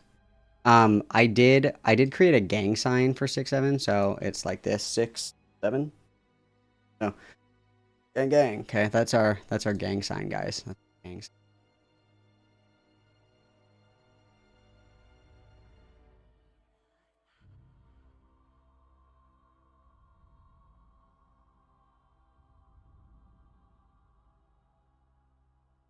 Oh.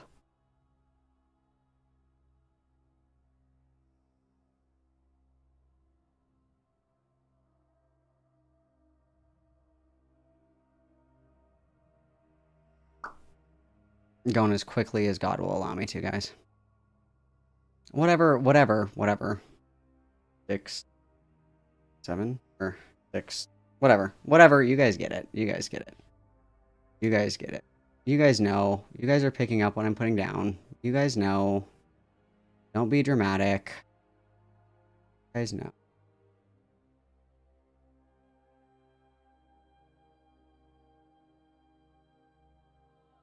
Okay, that's a going. Dude, Fallout 76 fucking sucks. I hate Fallout 76. True, dude. This is a strong message. If you want to know what security guard to trust at a rave, it's the one wearing Malcolm merch. Completely true. Factual statement. Truer words have never been fucking said before. That is so fucking Kino, dude. Kino statement. Phenomenal. Absolutely phenomenal. Okay. I'm waiting for this. Yes, I hate transgender people. This is not new information. Where have you been? You have been knowing this. This is not new information. Okay?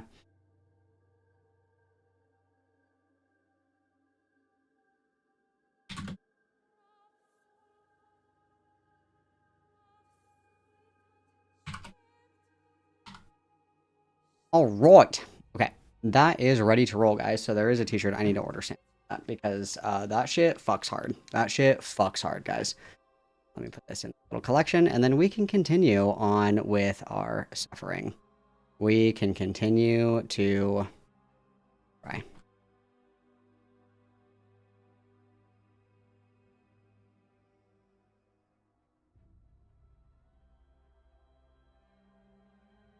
Okay. All right. That is done. So those are now in the merch store. If you love that little rage design, I love that little rage design. That's in there, okay?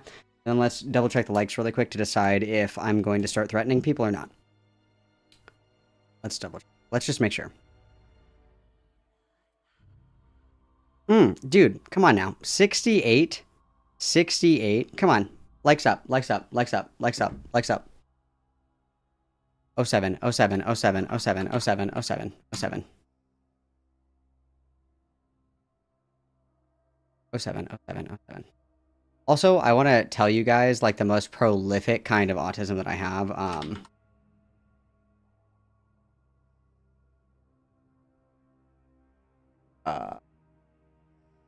Song is this? It's Look Alive. So this song is like 7 or 8 years old. The song is like 7 or 8 years old. Okay. And there's like a very specific sound in this song that I've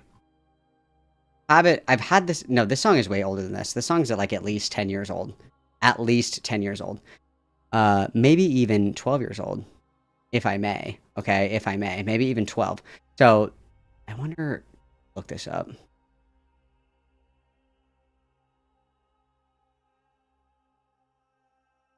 Yeah, this song is 10 years old. This song is 10 years old, okay? Heard this song 10 years ago, and there's a very distinct sound in this song, okay? I want you to listen. It's right here.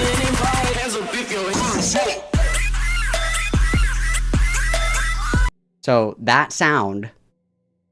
Like, you can barely hear it in this song, and I identified it immediately. This is, like, the kind of autism that I have, so hang on. The same sound. It's the same sound. Profound autism. Level 3 autism. Level 3 autism confirmed. Level 3 autism confirmed. Okay.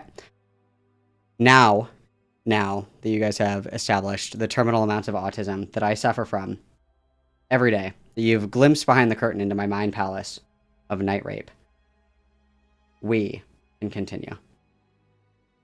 Fuck is my water? Did I not bring my water in here? Hello? Dude, what the actual... Oh, here it is. Ha ha ha.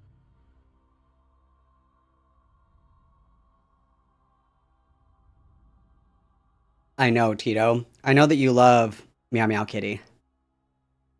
Meow Meow Kitty. I think about you every time I hear that song. My one true love, Tito. Love of my life, Tito. Okay, let's continue. Okay, so we just left off on night rape. That's where we were.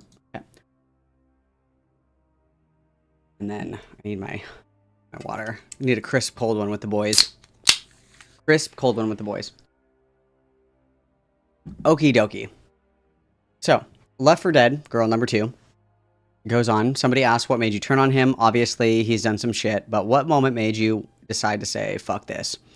And so girl number 2 says, I just truly thought he was a cringe F-slur who Def was going to beat me later if I stayed around. We only had a 2-month fling because even my insane ass was scared of how he acted. He also was just doing stupid, I hated conversations with him. Oh, that was me. That was me being stupid, sorry. How he acted, and he was also just stupid, I hated conversations with him, excuse me. And then somebody else asked, what specifically did he do, and what proof do you have? And she says, he was just extremely weird to me, and also evil as fuck during sex. So we read this one. This was about... Oh no, this wasn't the night rape one, sorry. Again, I only had a small fling with him, and I would have to fly out to see him, so luckily I didn't witness a lot, but enough to tell you that the guys... To tell you guys, and also help add validity to her statement. Also, I have random audio recordings in every DM and text. Like, girl, just dump them. And then this is confirmation that she paid for her own flights. Oh, no, sorry. he paid for her flight. Sorry. So this person says he wasn't paying for your flights, ? And she says, no, he was, LOL. So he paid to fly her out. And then this person asks, is there anything particularly interesting or damning that you'd like to share? And she said, I'm turning on my old phone now to grab the videos. I'll post whatever I think is even semi-relevant. So. And then this person asks, how did you guys meet? Did he initiate contact or vice versa? She says, I had already followed him because I watched YouTube. Then when him and Kai broke up, he immediately DM'd me on Instagram and followed me. He also told me I looked like Kai, and he def has some weird issue relating to her because he still has all of her clothes, even after moving multiple times since they broke up, which is like serial killer behavior. Like, I think articles of clothing. I don't think I have a single article of clothing from like an ex or anything. I have like shirts that I've, gotten as gifts or like borrowed from friends, or, I have a couple of shirts that my dad gave me that he doesn't wear anymore. And I have like like 2 or 3 shirts that were my grandpa's that are like 80s vintage swag. But I don't think I like particularly, I think it would be kind of weird if I was like, yeah, these are all of my ex-girlfriend's shirts.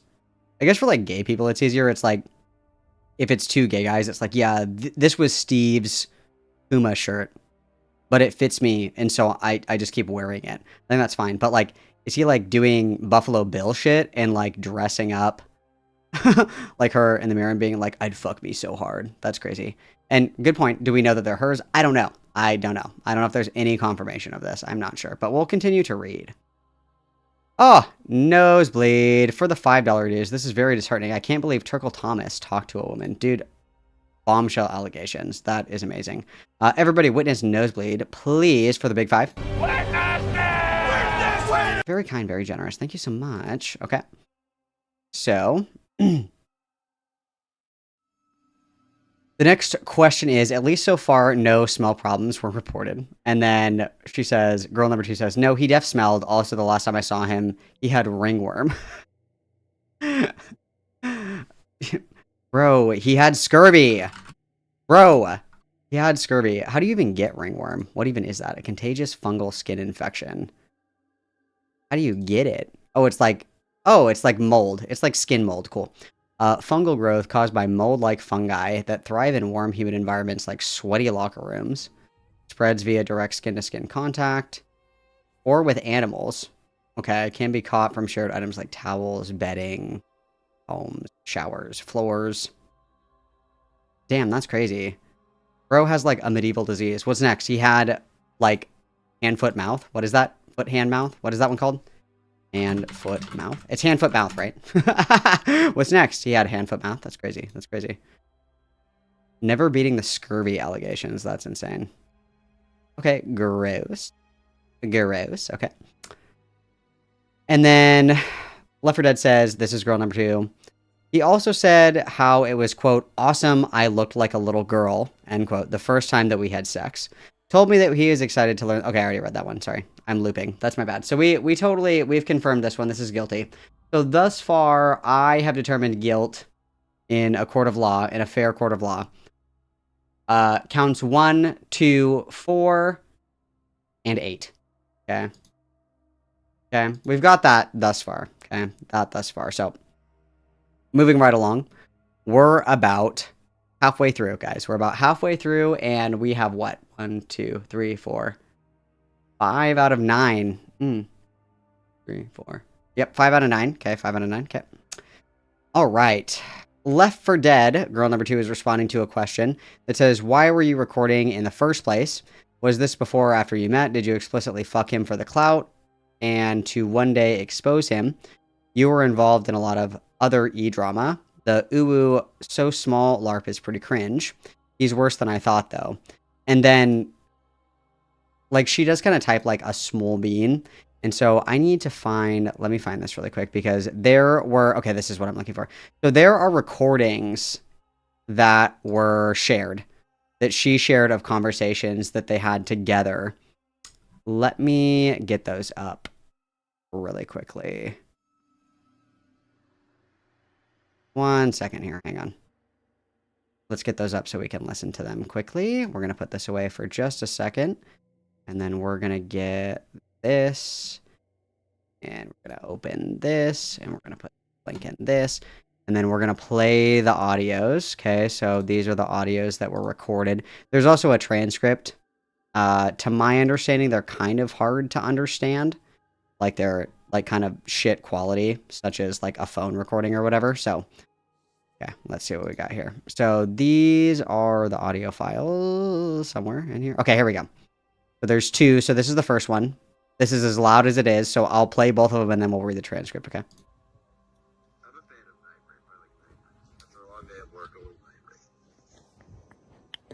True, true.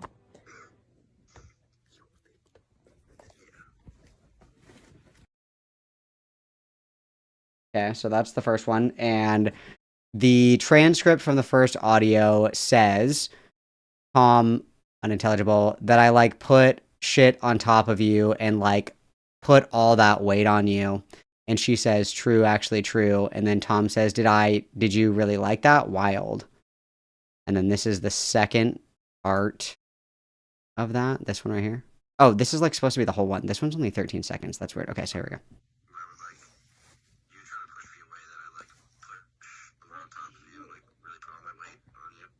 True, actually true. Okay, yeah, you're too strong sometimes. My little noodle arms, I thought my arms were gonna break at one point.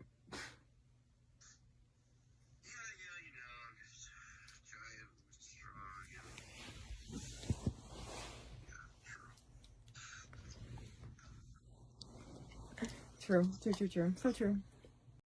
Okay, so I'm going to read the transcript because these are incredibly difficult to hear. And so the comment with this is, videos of him talking about holding me down and hurting my arms and me running away. Also, night rape. Ignore how awkward I sound. Imagine being on the phone with him. So the transcript of this, I'll read these to you. So the transcript is Tom, unintelligible. That I, like, put shit on top of you and, like, really put all of that weight on you. And Katie says, true, actually true. And Tom says, did you really like that? Wild. And Katie says, true, okay, yeah, I mean, you're too strong sometimes. My little noodle arms, I thought my arms were going to break at one point. And Tom says, yeah, you know, I'm just strong and yeah, true. And then Kitty says, true, so true. And then Tom says, it's so nice, though. It's like, because you're even small and petite, and I'm, like, big and strong, so, like, we're matched up. And then Kitty says, it's like a match made in heaven. And Tom says, there it is, yeah. Like, you have small tits, and I have a big dick, and it makes it, like, perfect. And Kitty says, true, he. And then Tom says, it's like the ideal thing is my thing. And he says, I'm shocked that you like my boobs. And Tom says, if I do like, and then there's, like, static, fucking the elf girl from, like, unintelligible would be like, and then Katie says, so true, oh my god, what's the Skins fucking quote? She fucks like a fairy on acid, he. And Tom says, what again? And Katie says, the show Skins. The show like the unintelligible. Yeah, the British show like the, and that's the audio. So,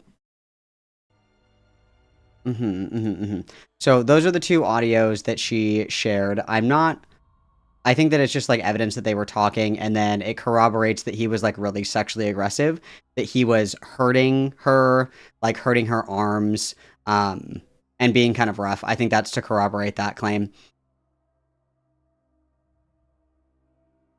Yeah. So this person asked, why were you recording in the first place? So this answers that question that was just asked. And girl number 2 says, my best friend was at my house and I thought I was a victim from the jump. He was saying similar stuff all call. So she started recording. At the end of the night rape, you can barely hear her whisper, you a victim, lol. Agree, I was only playing along because IDK, what else to say? Also, I talked to him because both emo with similar interests, I thought, but turns out we had nothing in common, and he listens to bad emo music, lol. Also, was only involved with Jet stuff because IDK, I'm a hot girl online who's in the same evil sphere, so they tend to orbit me. Abby exposed Jet on my behalf, lol, over bitterness. I don't even know who Ellie was or the drama. I guess I accidentally opened that wormhole. So with this girl, this is something that I've heard, and I'm hoping that there's screenshots in here about this, but this girl apparently has been involved in kind of exposing other people online. And then the only thing that I'll know is, like, obviously with all of these things that I'm about to say, okay, with all these things I'm about to say, obviously this girl, like, the judgments made of her do not invalidate any of the claims against Tom. But, like, she says in this message here that I was only playing along because IDK, what else to say? I also talked to him. Like, she was saying that, like, from the jump, or was it? I agree because I was only playing along. IDK would also say, turns out we had nothing in common. I was just a hot girl online or whatever. Like, it's just kind of, I don't know. It's like if she knew that he was a bad person and she was just kind of only entertaining it for why. You know what I mean? For why? Kind of an interesting question, but that doesn't mean that he didn't do these things, right? Just kind of like a, why are we doing this kind of question, but whatever. Whatever. Yeah, she doesn't deserve to be treated like this in any meaningful capacity. I completely agree. And then Tom liking bad emo music is, assumed. And then we have Honorable Aiden mention. This is an Icy Chat leak. If you guys remember, leaks come from Icy Chat occasionally, not frequently. Okay, write that down. It's occasionally, not frequently. Write that down as per my best friend Aiden Underground's request, okay? So this is Aiden from Icy Chat. And he says, fuck it, dude. I'm leaking. Kai is into age play with lyrics. Or, excuse me. Let me try that again. There's supposed to be a period here, but Aiden is stupid. Fuck it, dude. I'm leaking. Kai is into age play. Lyrics told me when he first broke up with her. So if we remember, Kai is the one that cheated on Turkey Tom with lyrics. So apparently, according to lyrics, and lyrics is in the same commentary sphere, or was in the same commentary sphere as, like, Aiden, Augie RFC, like all these people. So it stands to reason that Aiden would be privy to this information. I think that is a credible statement. And then Aiden goes on to say another leak from Icy, which never happens, guys. Or sorry, occasionally happens from Icy. Not frequently, occasionally. Anyway, Aiden says, Laris confided in me like 2 years ago that Kai likes to pretend to be a little girl during sex and did this with Tom. That's why I went so insane when Lyrics got back with her. So we are starting to we're starting to get to count 5, which is into age play. Obviously, just because somebody is into age play doesn't mean that they do that with everybody that they fuck, right? Like maybe you're really into feet, but that doesn't mean that you fuck everybody's feet that you date or whatever. I don't even know how you would fuck a foot, but you know what I mean? Like, okay, so, but we're touching on count 5. Count 5 is next on the docket, okay? So, Left 4 Dead, girl number 2. Johnny asks, just out of curiosity, can you name a few bands that he listens to? And Left 4 Dead says, Wage War, Alpha Wolf, A Day to Remember, only band we had in common. He listened to a lot of new age slop festival type emo, if that makes sense. And then Billy says, so you're just a pastor on E-Thought. And then she says, I never met Jet or any 4chan freak, but Tom, L-E-L. And I don't know what this Jet shit is. I don't know who Jet is. I don't know anything about that, okay? And then Left 4 Dead, Sous Chef asks, besides the age play bullshit, can you tell us about any weird shit he's also into? She says, she dated him longer, so she might have more insight, but just weird CNC ass shit, force play again into small girls, and damn near age play. He would talk about rape a lot. Okay. So we will also put on here, CNC night rape. I guess we'll keep going. Because the night rape, obviously, a lot. We'll just say we're guilty on count 10, okay? Guilty on count 10. Definitely there for sure. Definitely there for sure, okay. Munchin asks, what did Tom's living space look like? Was it messy? Did he have empty cans and boxes everywhere? Did he own anything weird? Sacramento says, girl number 1, he had piles of dirty zins, like little volcanoes, and empty cans and bottles everywhere. Look at my streamer dog. I'm getting ringworm. That's crazy. That's crazy. Zins are also disgusting. I have a couple of friends that are really into zins, and it's like, what is the appeal of zins? You just want to get, like, a head rush, feel like you're going to puke and shit your pants at the same time. I think that zins suck. Zins fucking suck, dude. And yes, we stay kink shaming. I think that we should kink shame more. I'm not afraid to say it. Kink shaming is my kink. Zins are so gross, in my opinion. I would rather people chew straight tobacco. I think chewing tobacco is less gross than Zins. There, I said it. There, I said it. And then these are... This is somebody clarifying, said, I think some people are confused. This is Left 4 Dead, who is also the woman who helped expose Jet, Neptune, and said Chris Lynch sent her $100. She is not the lolicon pedobaiter. However, she doesn't seem too far off. And then these are like images that are meant to show that she's also like a, you know, like a lolicon, I don't even know, like thought, I guess. I don't know. I guess this character, maybe, perhaps, I don't know. I truthfully don't know. Is this character like a lolly or whatever? I think that she just looks like an emo girl here, but I don't know. I guess I'm a bad judge of that. You'd have to ask somebody who is more degenerate than I. But I also don't know anything about these other allegations. I don't know anything about Chris Lynch or Jet. I don't know anything about either of these people. I don't know, so. And then somebody posts at Sacramento and says, that's battery and illegal without consent. Are you implying that it was consensual? She should report him to the police if she suffered bodily harm. And Sacramento says, he would hit and choke without ever asking me if it was okay. And yeah, I'm thinking about it. Probably going to be one of my last posts on here when more shit eventually comes out about him. Just know that I warned you all. And then DZ's commentary is spoiler. She did not stop posting. So this person says, picture a lawyer up. The court is neutral by design and should make a steady case if he indeed did hit you without consent and without warning out of nowhere. You don't expect them or anyone to take your word for it, not because you were wrong or defective, but because you know it's legality. Kind of just giving like a little preface here.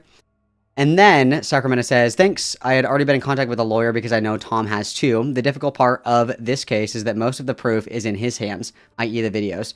So would need to get a subpoena for that if his snivelly ass hasn't figured out how to like perma-wipe it yet. The next one that I have here is Sacramento posting and saying, just going to go nuclear before his imminent crash out. But yeah, he would get mad at me calling our encounters rape play over text, which is essentially what they were.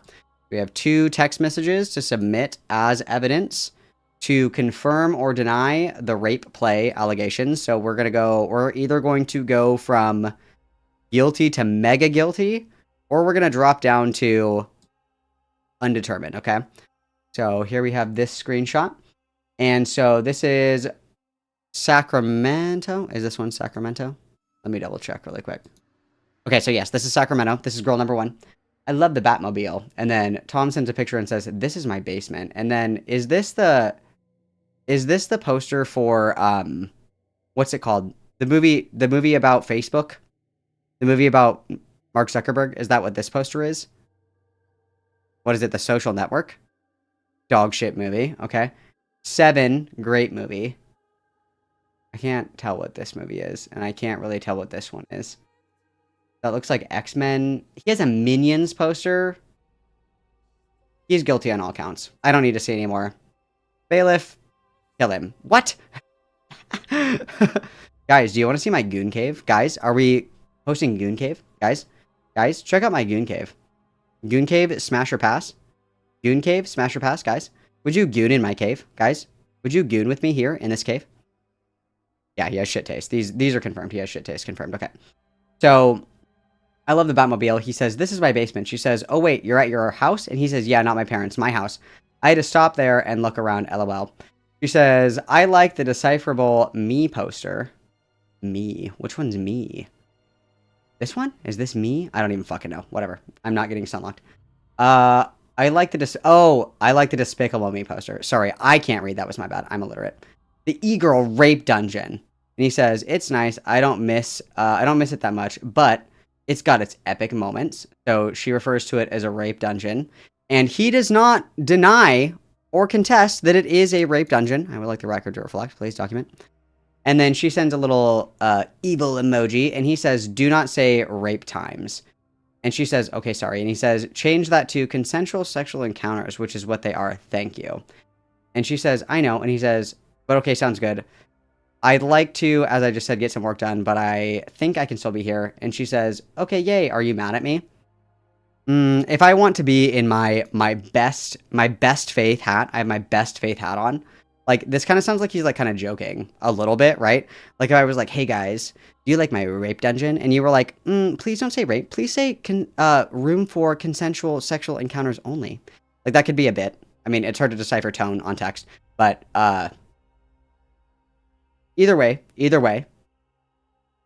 we do have a goon cave. I think that's cool. We have a goon cave. That's cool. But I'm not going to pretend that that couldn't be like a kind of like ironic statement, you know, where it's like, is this the rape den? And it's like, no, this is the consensual encounters only allowed den. Like, I guess that could be a bit. But we still already have guilty. So we're not leveling down, but we're not leveling up yet either. And then so Sacramento says, more proof that the girl he sent nudes to was an age player. Yeah. So this is screenshot 1. And this is, he's like any bigger. Is that a little better? Yeah, that looks a little better. Okay. So she says like a bruh. And Tom says, I don't even know what you're saying to me. She says, she looks like a crazy person and dresses like a child. It's weird. It's okay though. And he says, I agree. She is weird and disturbed. IDK what to say. I wasn't taking anything at that time.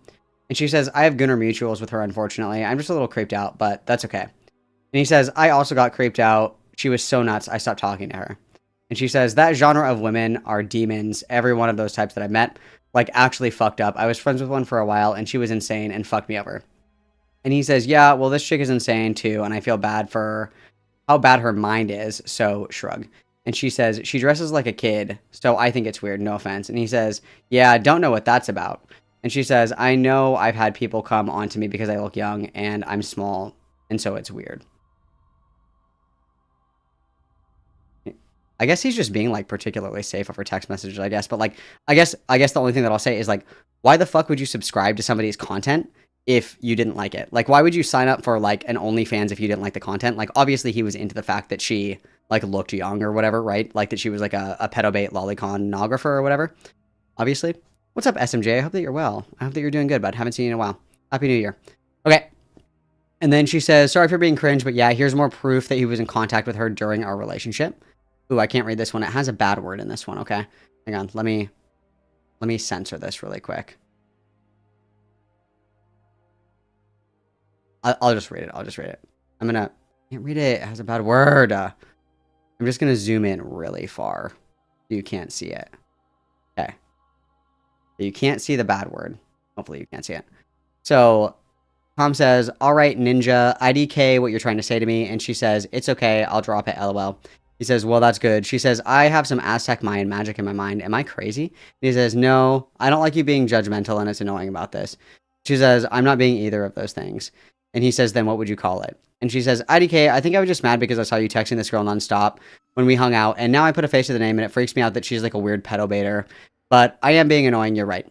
And he says, if I didn't have to talk to her, I wouldn't have, but I regret even telling you about the situation that's unfolding now. And she says, I'm sorry. He says, so next time I'll keep this inside. Anyway, I gotta go work out. And she says, are you mad at me? And he says, a little bit, yeah. I just got up and being hit with whatever this is. So, okay, so she's like calling him out on like, you were literally gooning with this and you got like catfish or whatever, but it's like a girl that's like fucking pedobaiting. So, and he gets mad about it. And then the other thing too, this is like such a shitty thing to do. This is like so white woman coded. Turkey Tom is a white woman. Confirmed. Guilty on the count of acting like a middle-aged white mom that's passive-aggressive. Like, he's saying like, I wouldn't still be talking to this girl if I didn't have this ongoing like situation with her like threatening to release this shit or like blackmail me or whatever. And he's like, so next time I'll just keep it inside. Anyway, I gotta go. That's like total like middle-aged white woman manipulator, like gaslighter shit, right? Like you've had your second bottle of Franzia wine and it's like, you know what? I just won't tell you the next time that I'm having big feelings because obviously you don't care. Next time I won't even put on Dance Moms because you don't even fucking like Dance Moms. I didn't want to watch it anyway. Are you mad at me right now? No, I'm just tired. That's so me coded. At the function, if like somebody doesn't let me finish my joke, I like go and I pout in the corner. And I'm like, huh. And everybody's like, are you okay? And I'm like, I'm just tired. I'm fine. I just got really tired. As I'm like sitting facing away, like crisscross applesauce into a corner. Are you okay right now? Yeah. Just tired. Nice. Get him. True. So what? I'm just like the worst person ever? Got it. Okay, I'll never tell you anything again. Nice. Okay. Next image here, we have Sacramento. And then somebody asked, was he on a date with you and texting another woman? And girl number 1 says, yes, was texting that creepy hoarder chick, saw her name was Ellie and figured out her account pretty quickly because he had told me that she was some sort of Belle Delphine looking. Had some good mutuals with her on Instagram. When I saw that she dressed like a kid, my stomach dropped. He told me he was texting her, talk about the hacking situation, but they still talked after the situation had faded. And then this person says, you should be filing a police report along with the other exes if he did abuse you as well.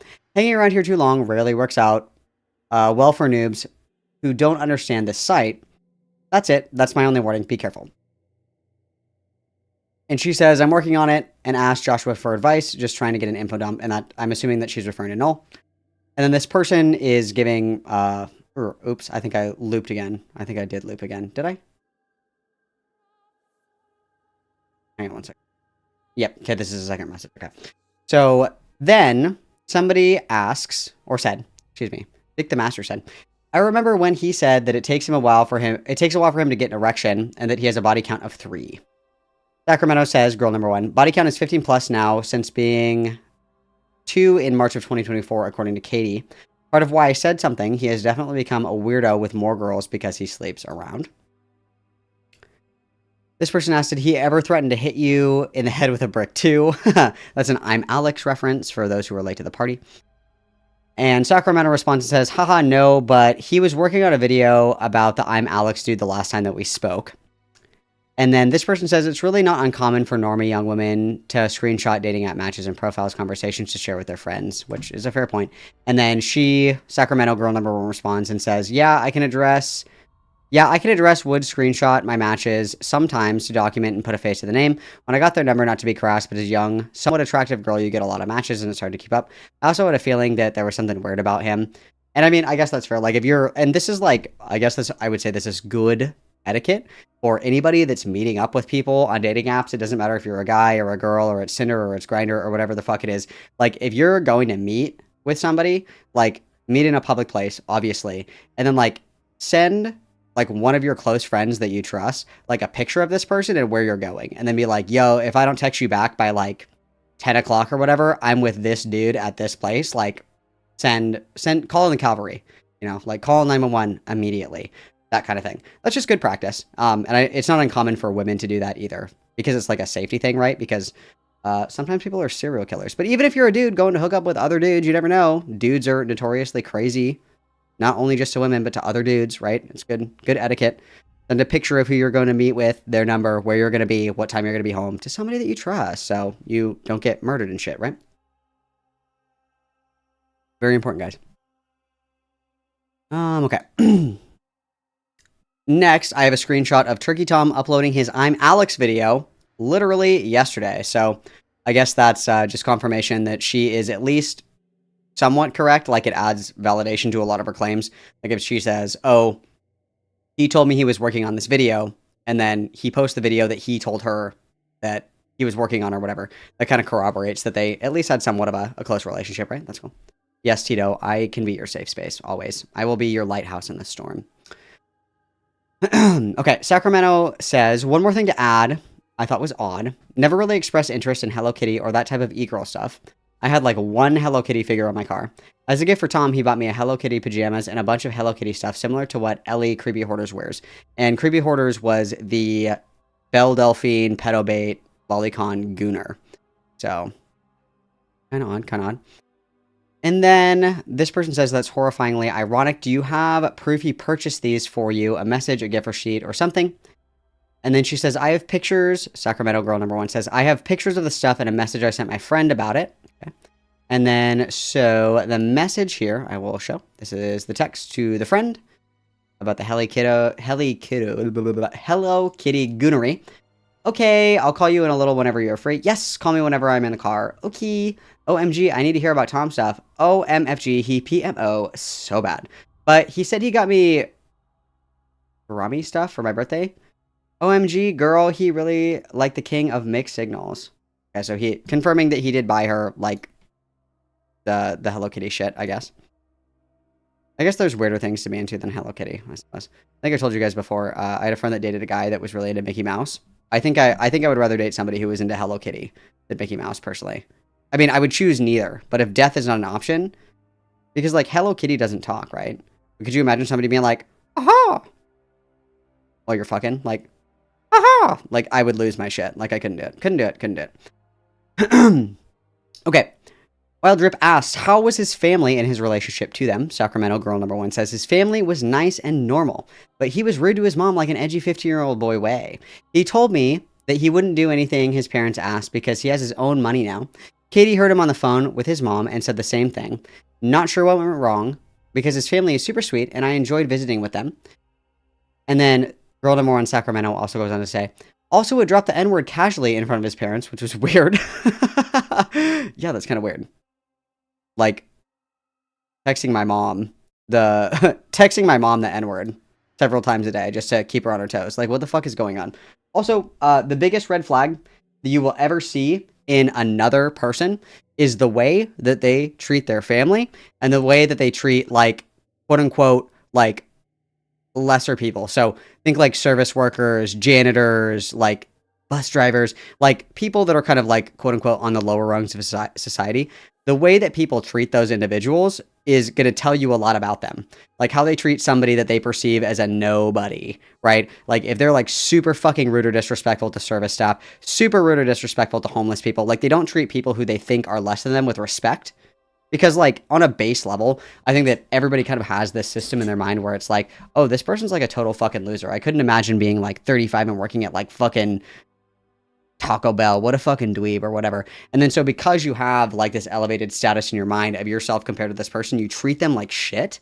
That's a really bad quality because even if you are quote unquote better than somebody, that doesn't mean that you like treat them like shit. That's just a big red flag. Okay. That's a big red flag. And then also treating your family like shit, I think is a huge red flag as well.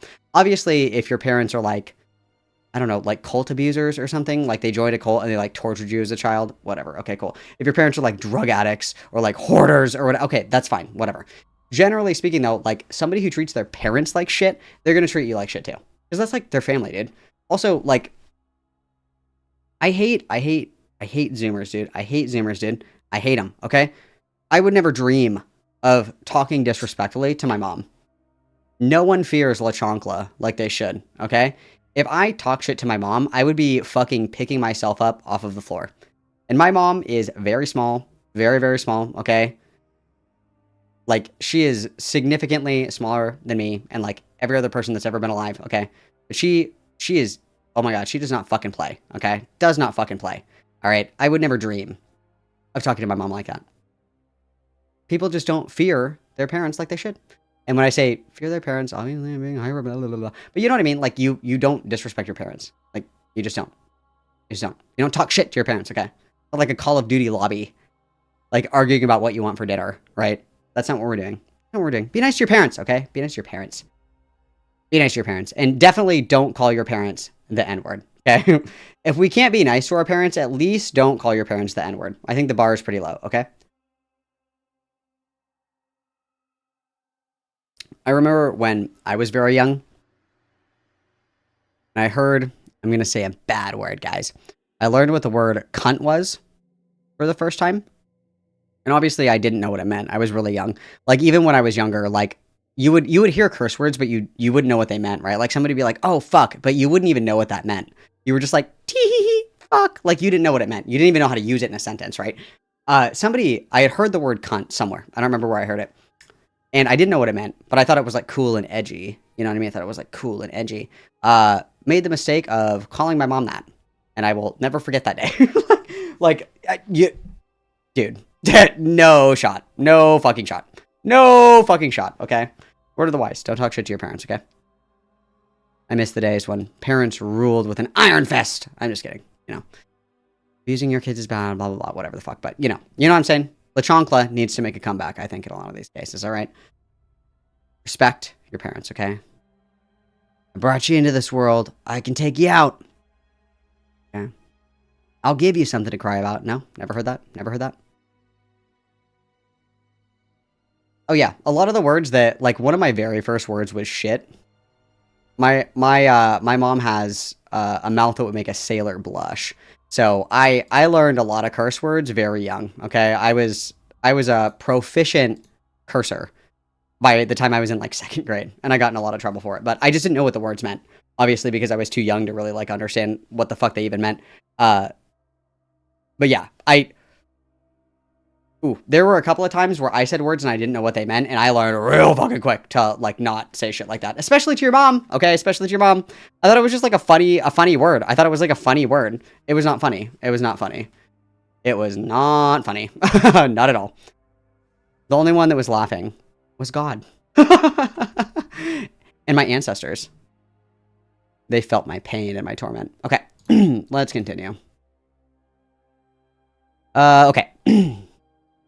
Jadal asks, I noticed this as well. He also asked her about Bluey. What is Bluey? What is Bluey, guys? What is that? It's like a show, right? It's like a kid show. Oh, I think I've seen, like, I know what these characters are. These characters look familiar to me. What is it? Oh, it's like Peppa Pig. It's in the same category as Peppa Pig. Hey, who's a furry? Furries in chat. Furries in chat. Furries in chat. I have a very important question. Furries, rise up, okay? Why is it cool to watch Bluey, but it's not cool to watch Peppa Pig?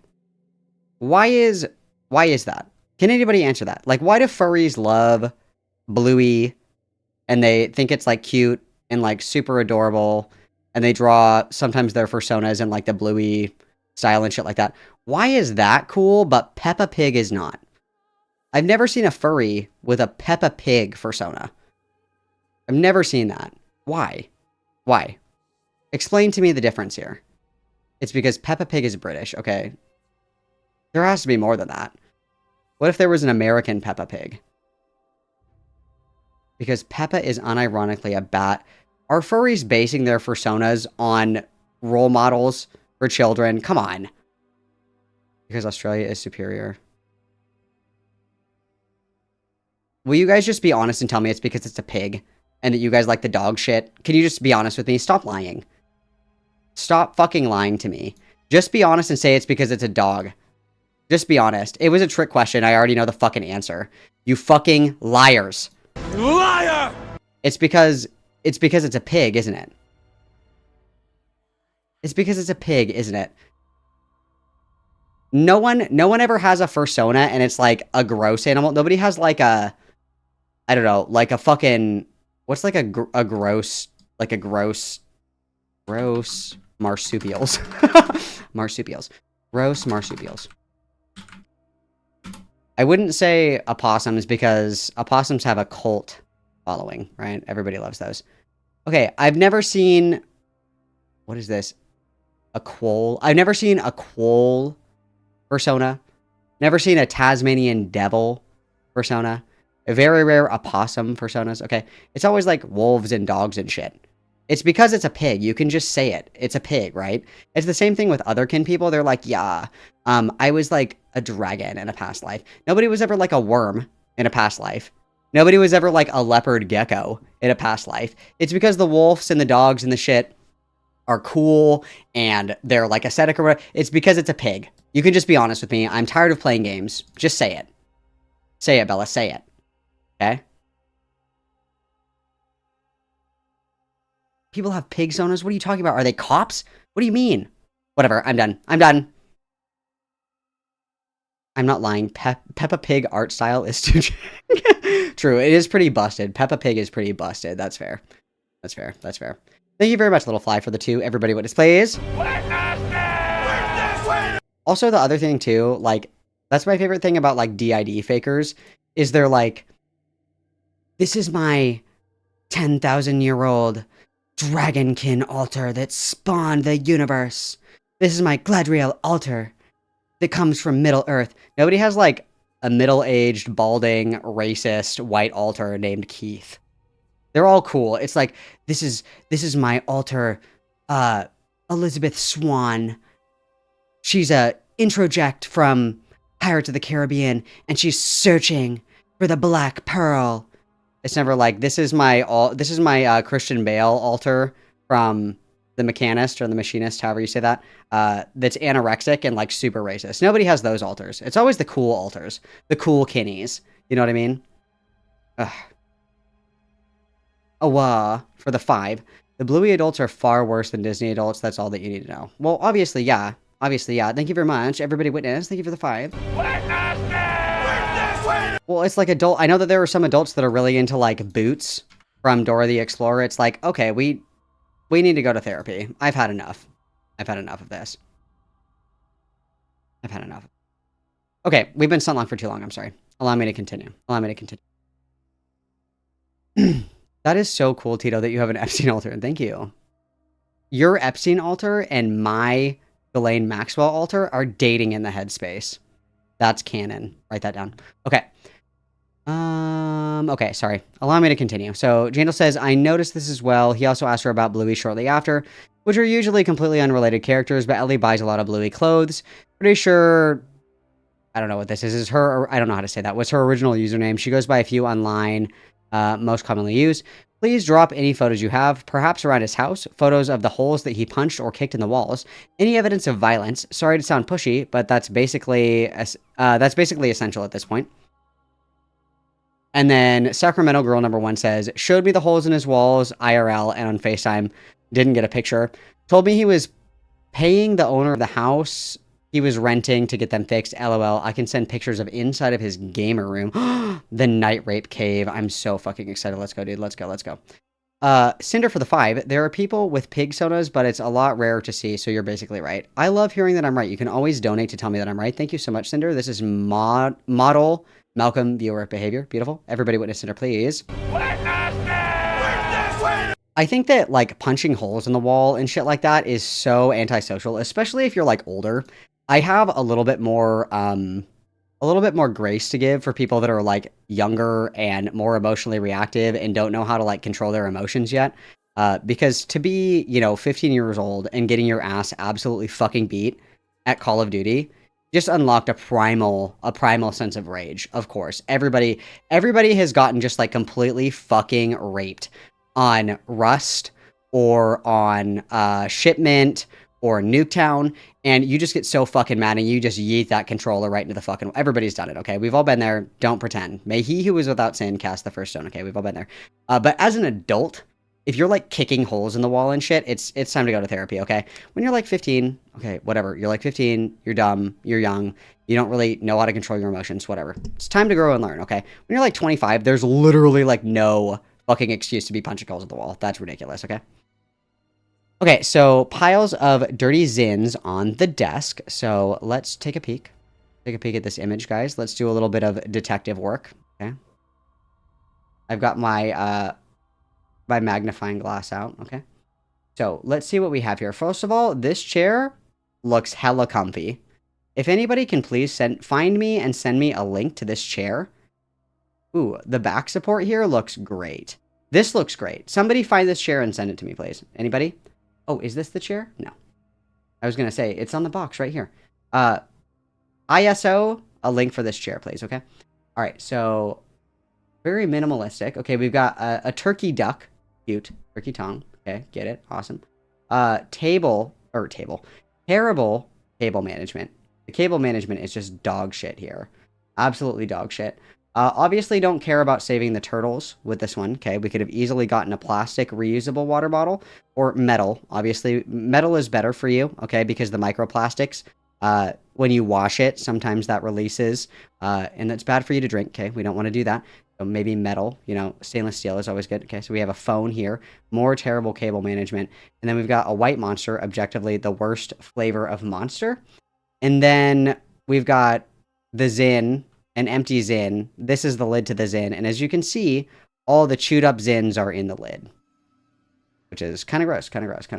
That they're just like out and chilling. I mean, I guess it's better than them just being on the desk. Like, all things considered, I think this is kind of a nitpick, to be honest with you guys. I think that this is a nitpick, just to be a little completely honest with everybody, okay? Because the Zins, the used chewed up Zins, are in some kind of receptacle, okay? They're not just like strewn about. They are placed neatly in the cap of the empty Zin. I will say that. This feels a little nitpicky to me, but we do lose points for cable management. Absolutely. The cable management looks like fucking ass. I don't like that at all. It's making me upset. It's making me upset. And what kind of camera is this? I've been in the market. Is this like a GoPro? Is that what this is? Is this a GoPro? Can anybody identify what kind of camera this is? I'm in the market for a new webcam. Anybody? Linkers in chat. Anybody? Is this a GoPro? I've heard good things about streaming with GoPros, but whatever. Okay, so this seems like a little bit of an embellishment, but that's okay. Well, I mean, it's not okay, but okay. So a little bit of an embellishment. I don't see the Zin cans or the Zins like stacked mile high. I don't see that. Okay, so we'll continue on.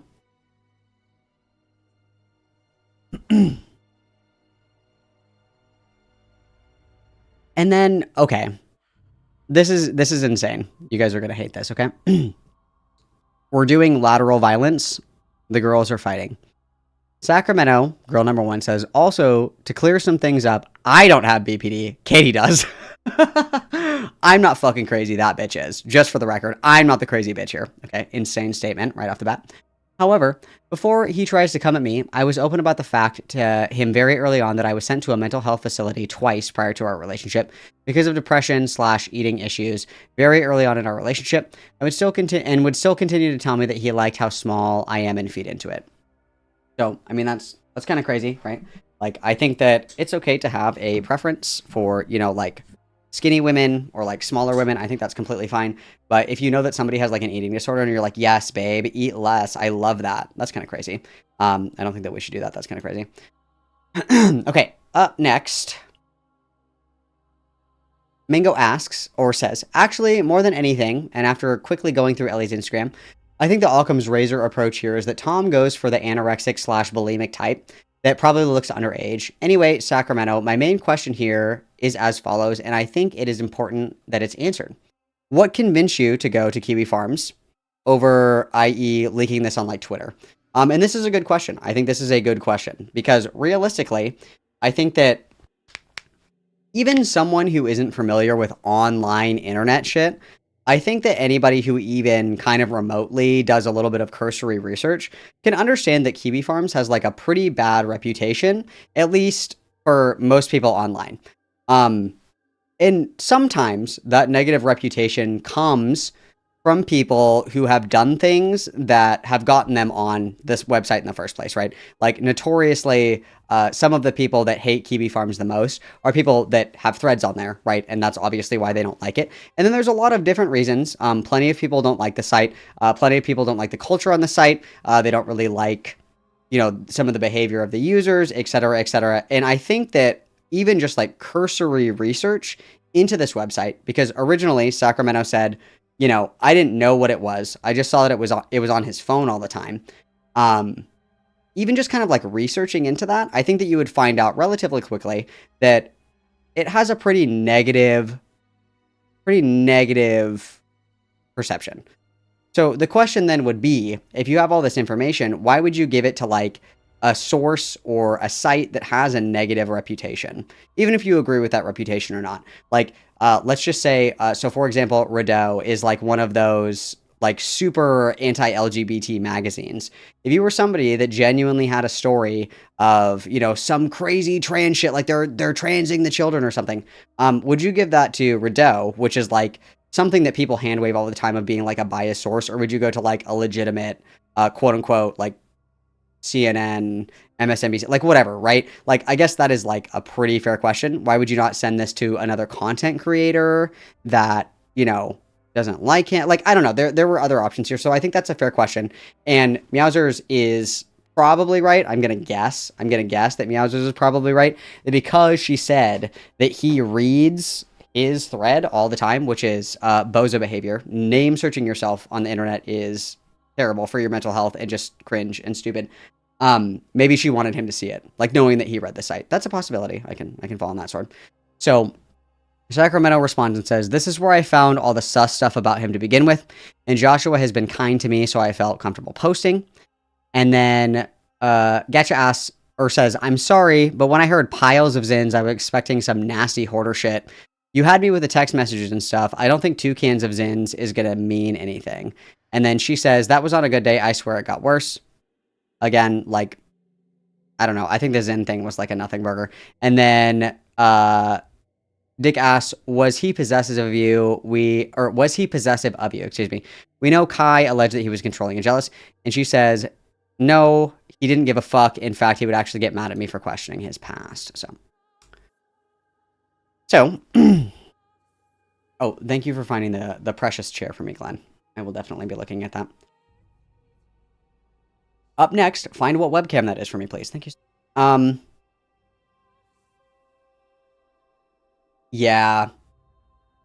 So far, it's not looking good. I mean, I would like to see it be a little bit more evidence heavy, but the reality is that if you're like hanging out with somebody in real life and you're dating somebody and you don't really like discuss a lot of things over text, it's like over FaceTime or over the phone or whatever, I think it's kind of reasonable that you wouldn't have a ton of evidence, right? Like, I'm not meticulously recording phone calls that I have just in case, right? I think that that's fair, that it's kind of a reasonable expectation that he would not have, or excuse me, she would not have, you know, tons and tons and tons and tons of logs of this stuff. I mean, that's fair, but also, I don't know, it kind of relies a lot on just narratives or whatever, but I guess, I don't know. Could be telling the truth, could be not. It seems, though, that this is probably pretty reasonable track so far, right? So, Turkey Tom uploads his I'm Alex video, and the comments are not friendly. Turkey Tom, YouTube's last performative male. How are you going to just casually post a main channel video, Tommy boy? Address the allegations, Turkish Tom. Destiny sends his regards. Bro, talk about the drama. And then it's just like a bunch of those. Okay. And then these are screenshots from Sacramento. Kitty gave me permission to share DMs. I thought it might help get the story a little bit. So this is the first screenshot of the DM. And this says, so yes, unfortunately his name is Tom. I am a lesbian. Unless you're talking about Turkey Tom, the Jimmy John's sub, then you got the wrong woman. And then she says, I am talking about the Jimmy John sub. Nice. You're too good for that Tom man girl. And then she says, I know, we just broke up. He was talking to this Belle Delphine girl who was going to leak his nudes, and he punched a hole in his wall. IDK when you last talked to him, but he's a mess. She says, who is this, Tom? Because deadass, the only man I've ever spoken to named Tom. And then dramatic pause. If it makes you feel better, we don't even get the rest of those messages. If it makes you feel better, we hadn't talked in over a year. I met him twice in like February of 24. Okay, that's good. Oh, okay. This is insane. You are way better than him. He was actually shockingly a gooner. He recorded everything we did, which scared me. And he also didn't come the whole time. I'm sorry to TMI like that, but I'm shocked you were so pretty. She says, basically, he told me not to research who he was, and then I did, and I found his Kiwi Farms thing, and then he got so mad. I had the same exact issue. And she says, oh my god, girl, I could tell you it all. I used to be a Kiwi Farms brained incel 4chaner. Crazy thing to say. Okay. And then this conversation continues. Understandable, twin, or I'm not even going to try to read that. Scary, especially with somebody with any type of fame, and all the fans are evil. Yeah. And then replied to, he likes to hit and choke during sex, and basically I was bleeding for days after. And she says, yes, OMG twin. You are so seen right now. I hope you know. I understand. I am so sorry you went through that. And she says, thank you. I just need someone to talk to. She says, I understand, and I am here for you. Anything, and I'll support you. So this is just kind of corroborating that, yes, he is a degenerate gooner, and that multiple women have allegations of him being, like, very sexually aggressive, very not being able to nut unless we're watching like goon videos, which I think is insane. And then Sacramento posts Katie's story archives. So let me get rid of these really quick. I'm running out of room. Okay, hang on. So this is her story, and this is March 10th. And we can see here, seeing Tom today. I'm not sleeping. I have to go to the airport in 3 hours, LOL. And this is March 10th, 2024. This is her. Obviously, we saw an image of her earlier. And then we have this one right here. Okay. And then this is from March 15th. And then it says, and I still have this stupid bruise on my face. And we have this here. Okay. So got an image of the alleged bruise. Okay. And then we have here a relevant morale clip. Wow. Any excuse to bring up my best friend? Morale. I thought about sending Morale a message and say, hey, Morale, can you pinky promise me that you're not like a giga rape molester and that you're not going to rape and molest anytime soon? Please and thank you. But I didn't. Okay, let me back this up. This is our relevant Morale clip here, guys. Oh, shit. I accidentally... Sorry. I fucked it up. Hang on.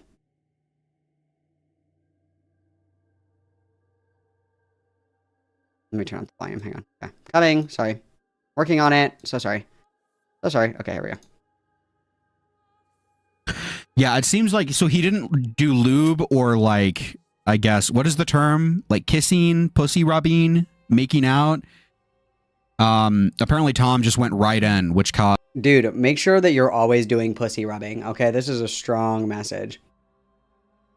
Also, who makes Morale's little cats? Why do I not have a detective Morale come? Should we just rip this little avatar and put a fucking mustache and glasses on it? Should we do that? Should I do that? I think I should do that. What do you guys think? Should I rip this little detective Morale and just make it Morale come detective? Yeah, the word he's looking for is foreplay, but personally, I like pussy rubbing better.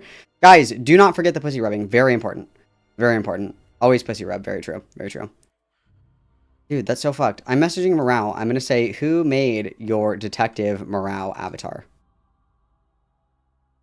Hi, Morale. Smile. Who made your detective Morale avatar?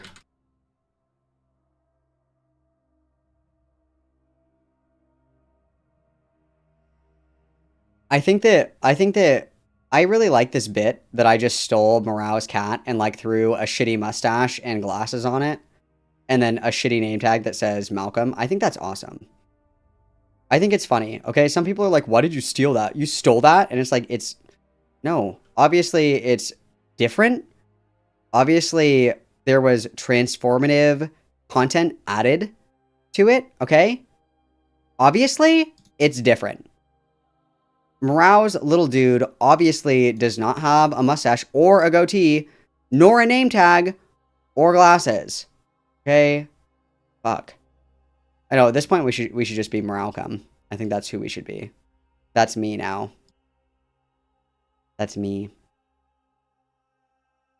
Dude, if Morale turns out to be a giga rapist, I'm gonna be so upset. Like, I don't know how I can ever trust again. I don't know. I just don't know. I've been hurt so many times before. Sorry. Sorry. Okay.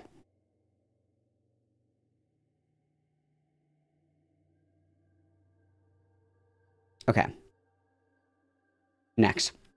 Okay, so this is Noel, and Noel says, Splinter thread for users who are upset that we are letting someone post internet drama on an internet drama website without first receiving her medical paperwork to see if she has BPD, so we know completely to disregard or heavily scrutinize her statements. True. We need to determine if the woman is a whore before we discuss. I completely agree. This is a strong statement. Very true. Okay, so Sacramento says, dump confirming the identity of age player Ellie / creepy hoarder might help with the timeline because he sent those messages in August of 25. Said that the nudes were sent 2.5 years prior. Katie will dump a little bit. She's collecting regarding her trip to see Tom and the injury sustained by him. She documented a lot more than me. So this is the first screenshot here. Okay. Our first screenshot here is who was Ellie or whatever. And then Tom says, what specifically are you talking about? And she says, LOL. He says, when you ask me questions like this, it's extremely annoying to me that you have to explain like one, I saw this thing with this person with you. 2, who are they? Instead of this vague way of asking things. Being vague drives me up a wall. You can ask me a question, just be forthcoming. And she said, I did ask 2. And he says, you didn't tell me why you were asking. or why it came up. You just said something out of the deep blue sea. And she says, I have a sixth sense. And he says, well, I'm not going to answer the question unless you explain yourself. So that's kind of crazy. Was it this person that you were talking to? Please reveal your inner mind state before I answer the question. That's kind of fucking crazy, but all right, whatever. And then she says, I saw her texting you a while ago. He says, she's the girl whose photos were leaked with mine, so that's what we were talking about. She says, oh, interesting, I get it. He says, if I could never speak to her again, I would. I don't hate her or anything, but she's just some chick I don't really care much about at this point outside of this particular thing. I don't care either, I was just wondering, she says. Well, now that you've revealed you were being a peeper, I explained myself, and she says, I wasn't being a peeper at all. You were texting her like half the time that I was with you, God forbid. Bro, he was on the phone with another bitch that dresses up like a kid. Dude, he was literally texting another bitch, parentheses, lollygooner. That's crazy. Okay. And then, so Tom says, I mean, I guess they do, but they'll date men with small dicks. I don't think that anyone other than the OnlyFans girls will even care. She says, hashtag not me. He says, well, you're in a different camp, I suppose. Yeah, I mean, IDK. She says, I pray these people don't leak it. And Tom says, I think they did already leak all the DMs, and my dick is in there. So I'm expecting it to happen soon. She says, you sent dick in DMs. This is like 9/11 with the sad rose petal emoji. And then he says, I did in Instagram DMs. This was like 2.5 years ago. I don't do this anymore. And then she's memeing on him. Based, okay. Never goon. Never goon, guys. Never goon. And then the Saltning says, I'm going out on a limb here and assume that his phone was an off-limits item. Did you have his password? Did you keep it away from you? And then she says, yes, I didn't have the password and never tried to pick it up because I knew that he would crash out. That's another prolific red flag in relationships, you guys, is like, if your ex, like, freaks the fuck out, or if your partner, like, freaks the fuck out if you grab their phone. Like, it's also a red flag to meticulously go through your partner's phone, okay? Ambiguity and gray area for my autistic girlies in chat. But, like, your partner should be able to, like, it should not, like, freak you out for your partner to, like, hey, can you, like, open my messages and, like, text my mom back? Or, like, hey, can you answer this email for me? Or whatever. You shouldn't be, like, scared of what's in your phone that your partner's gonna, like, fucking, like, seppuku if they see what's on your phone. And then also, it's weird if you're like, open your messages, let me read them now! Like, both ends of the spectrum are weird, right? Nuance! Who is she, okay? Alright. Next, I have Sacramento saying, a dump confirming... Oh, I actually already read these. That's crazy. That's crazy. Okay, that's all DZ sent to me. That is all DZ sent to me. That's all I have as of right now. The hot gossip currently is that Nicholas DeOrio hasn't covered this. Nicholas DeOrio is, a big Tom sweeper. And that there isn't really, like, a lot of coverage of this, surprisingly, right? And it's probably because Turkey Tom is really tight with a lot of commentary. So there's kind of, like, a weird thing going on. Like, Nicholas DeOrio was in the middle of streaming when all this dropped. And then he was like, I don't know all the information, I'm not going to stream about it, da-da-da. But if he was streaming, and in the middle of his stream, there was, like, a leak that Hassan was, like, a giga rapist, night raper, or whatever, he would stop what he was doing immediately to cover it. So there's allegations of sweepies. And then I know that Chud Logic earlier had said that he has, like, his Turkey Tom video is one of the highest performing videos that he has had lately because no one else is covering this, which I find quite peculiar. And then this is a clip from Nick's stream earlier. Let's take a listen to this. Hang on. Let's take a listen to this really quick. I would like to listen. After an hour and a half, ladies and gentlemen, we are now going to be getting... Hang on, we're going to listen to a little bit of this, because we're doing a little bit of sleepies. A little bit of sweepies. What is this? How long? After an hour and a half, ladies and gentlemen, we are now going to be getting into probably one of the most depressing segments that I'll ever have to do on this platform, because unlike people like Bo Blacks, I actually like Turkey Tom, and he's currently under fire. This is not going to be fun for me. I'm going to give you a full disclaimer right off the bat. I've seen a lot of discussion online as to how am I supposed to cover this? I need to cover this right now. The funny thing I saw today is that apparently...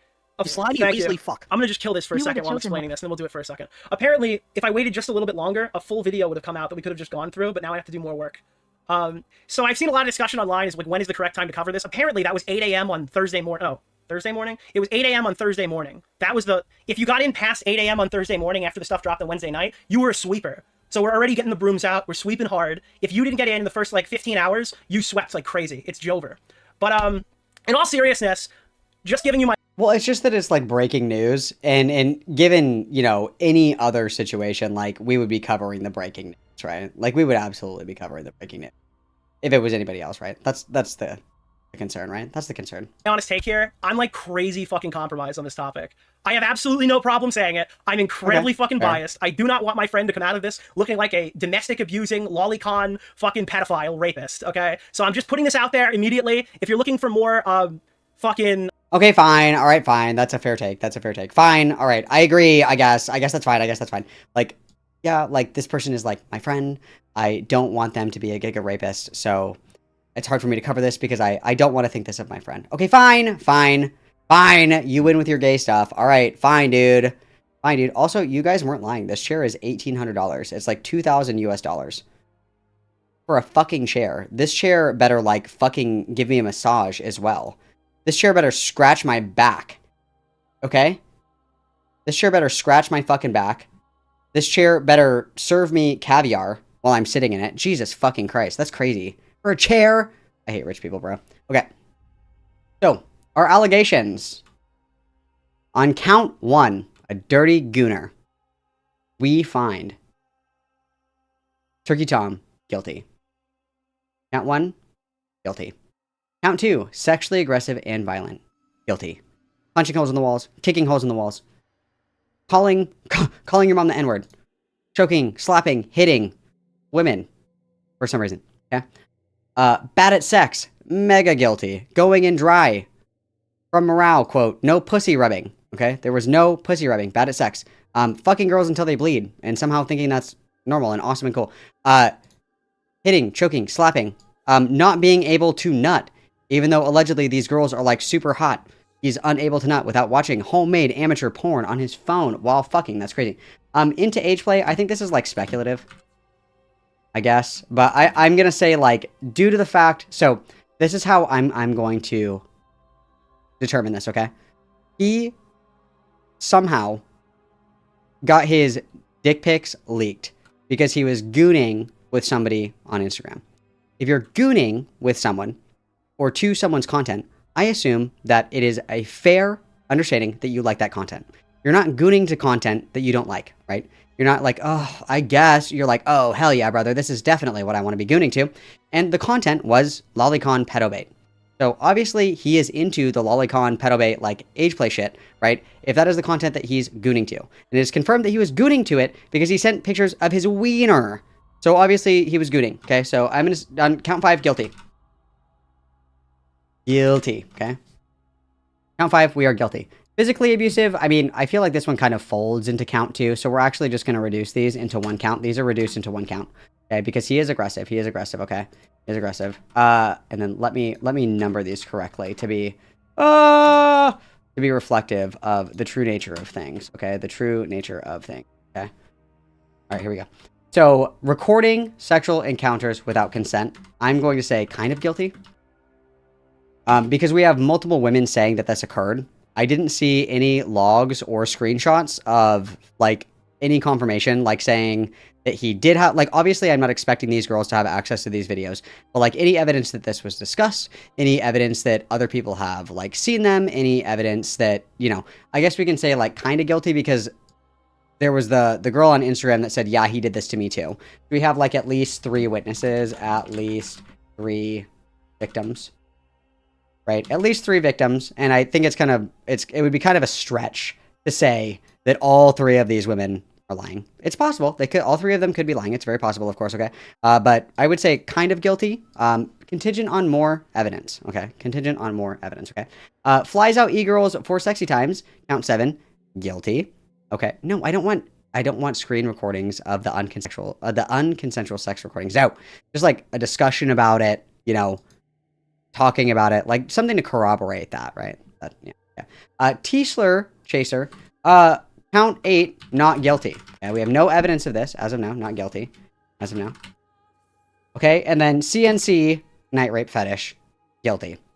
So for 8 out of 9 counts, we have determined guilt. We believe women. I love women. I support women. I love all women. I can name every woman. I have binders full of women, okay? It seems that Turkey Tom is guilty. And we will see how this plays out for him. We will see if he responds. And we will have to keep an ongoing pulse on the drama, of course, because it's not looking good. It's not looking good. And I don't think that this looks good. I mean, unless he has evidence, you know, he could have evidence, because we do have to remember, of course, that the girls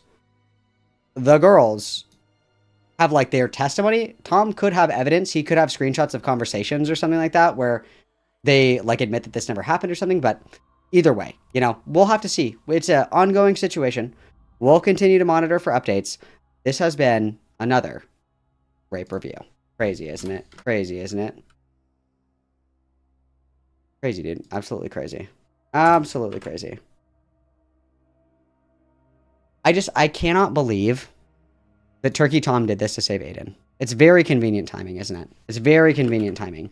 Like, just when Aiden thought it was over. Just when Aiden thought there was no redemption, there was no hope. He was ready to give in and drown at sea. Just as he took his last breath before going under for the last time, Turkey Tom came out of the woodwork to save Aiden. The night rape that saved Aiden. Crazy. Crazy, crazy, crazy. Alright, guys. I am going to go piss girl and smoke really quick. And then we're going to come back and do... We're late to the party. We're late to the party. We're doing just so tippy allegations that Tipster is now trans. Tipster is now trans. Hot new goss, guys. Hot new goss. Very obvious goss. Like, we all knew that was going to happen. It was a question of when, not if. But that's super cool, super awesome, super show-stopping and brilliant. So everybody behave. I will be right back, and then we're going to switch gears and do something else, okay? We're back. Love you lots. Everybody behave. Is granted you.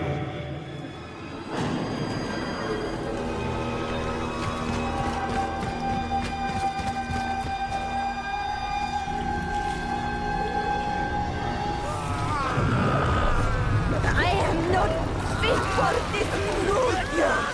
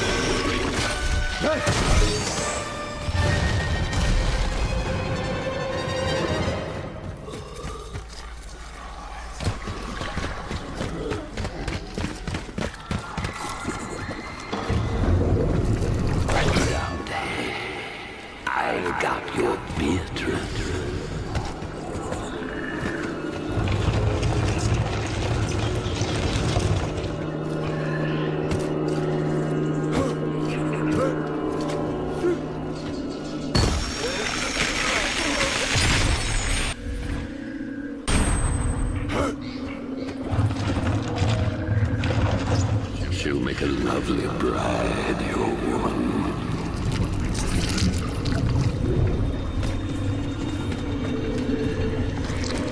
Souls indignant, how many up there count themselves kings that here shall lie like pigs in the mire, leaving their condemnations far behind?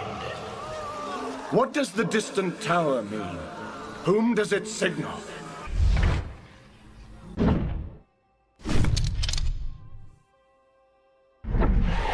Across the foul marsh, a raft ferries the damned. Look for Phlegius, the boatman.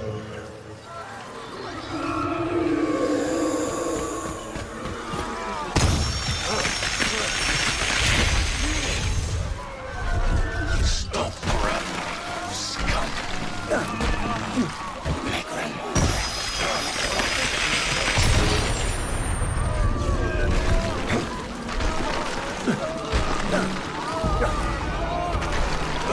I'll spoon out your kidneys and feed them to you. Choke on your own bile, vermin.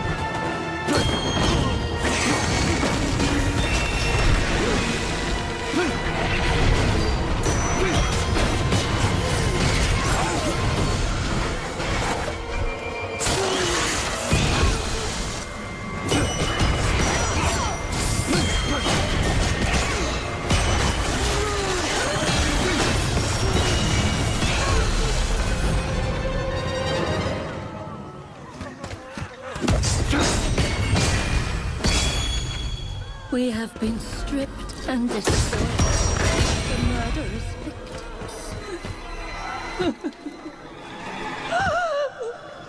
The tribes of Britain trusted me.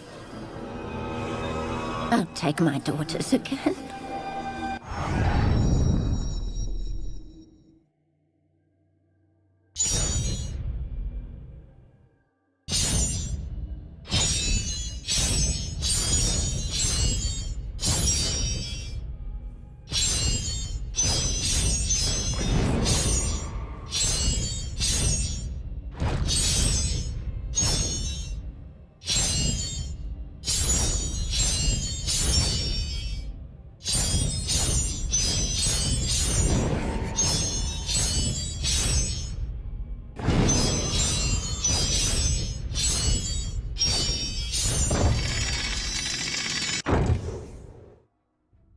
My ancestors have come into you. Amen.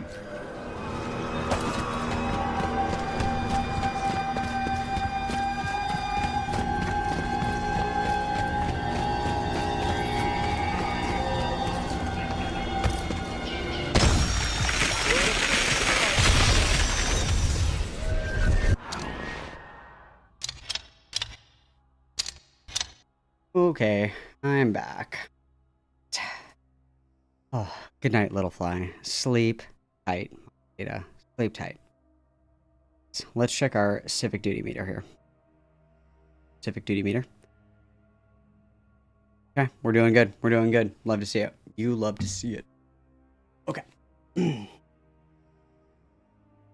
Oh boy. All right. Got going on. Let's see what's popping. See what you guys want to do. Well, actually, yeah, I'll let you guys decide. What are we doing? What are we doing? Because I have been wanting to watch the Leaping Lemur thing. I thought that was pretty. I missed that. I don't remember what I was doing. I was doing something else when the Leaping Lemur thing happened, so. Doing next. Leaping Lemur. We can do Tipina Trans Arc. And then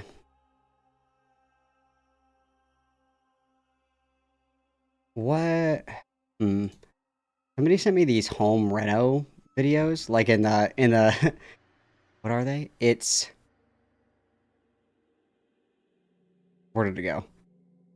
The Doom houses. It's Strange Eons, like home renovations. Home reno videos. I love home renovation.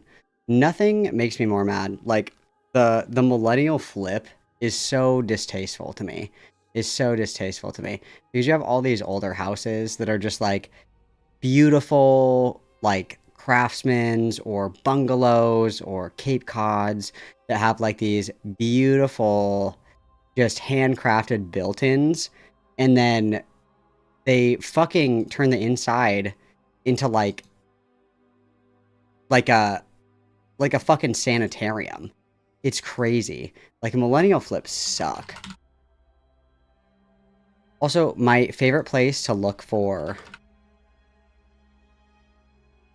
houses is in Pittsburgh. Because the housing market in Pittsburgh is the best housing market in the whole country. The whole country. Like, look at this. Like, I want to share this with you. Indulge me for a second. So, I want to look at this house right here. Well, let's look at two. We're going to look at this one, and we're going to look at... Okay. So, first on our list, I just want photos. Thank you so much. Can I look at the photos?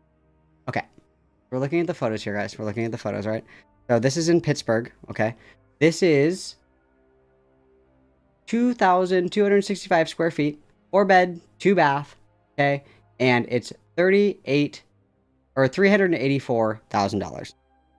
Fantastic price. Look at how cute this is. Cute. We love her. Beautiful door. Okay.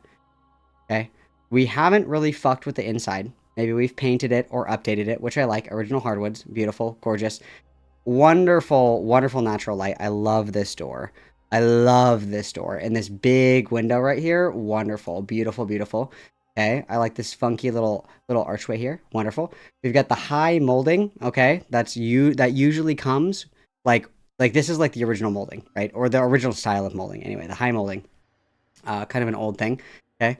I don't love the stairs. It looks like we replaced the original banister with like the shitty outdoor one. Updated windows. These windows look great. These are storm windows, okay? We got a fireplace. We did fuck up the fireplace. I don't like this tile. This tile kind of sucks. But, I mean, they left the fireplace at least. And the mantle here at least looks original. Like, this hasn't been touched. I don't really like this tile. And again, slut for a good hardwood floor. Okay, an original hardwood floor. Beautiful. Yeah, I mean, it looks fine. I just don't like this tile. It looks like this has been updated, but I don't really like that. That's a personal preference, okay? Big, beautiful room. Okay, perfect. Ooh, love the built-ins here. These have also been updated.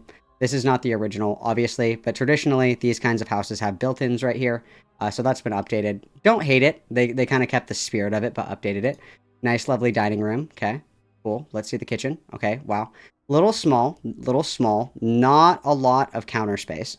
I imagine there's a pantry down here. Maybe, if we're lucky. Not nearly enough storage, okay? I do love the exposed shelves. I do love this. I think this is very in right now. Big fan. But just simply not enough storage space. Here. We need a pantry of sorts. We need way more storage space in this, okay? Dishwasher, gas stove, very nice. Okay, yeah, so we do have a pantry, but they've converted it into a little bar. Cute, love that, but this could also serve as a pantry. We've got the traditional Pittsburgh toilet, which is just a fucking toilet and a sink under the stairs. This room is crazy. This is totally my room. Okay, base. Big fan. Okay. What else we got in here? Lots of space. Original hardwoods. She's a gamer. Their bedroom.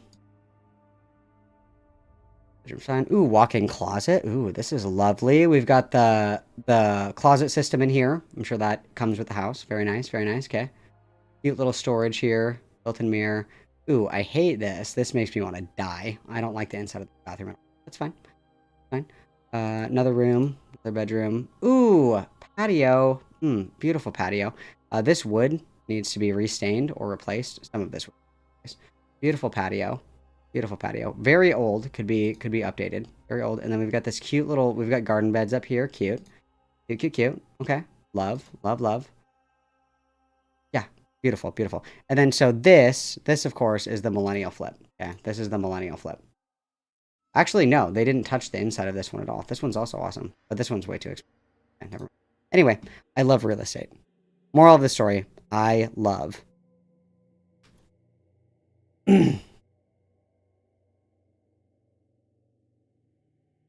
Love real estate. Love a little patio. Love a little patio. I love bungalows, craftsmen's, and Cape Cods. Those are my favorite. Those are my favorite styles. Queen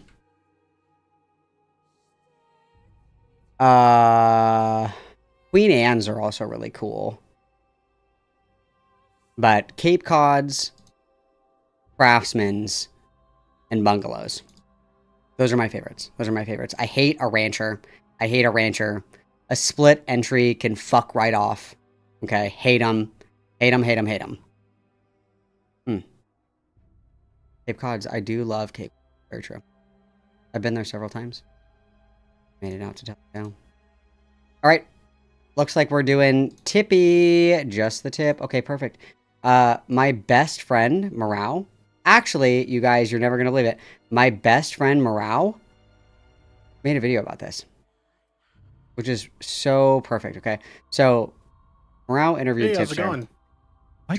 Jump scare for Tipster. Jump scare for Tipster, okay? Jump scare for Tipster. For those of you guys who don't know who Tipster is. How's it going? Tipster is an old commentary lolcow, okay? So, Tipster started with doing, like, gaming, video game reviews. Like, he would play and review, like, old Nintendo 64 games, shit like that. You know what I mean? Like, that kind of stuff.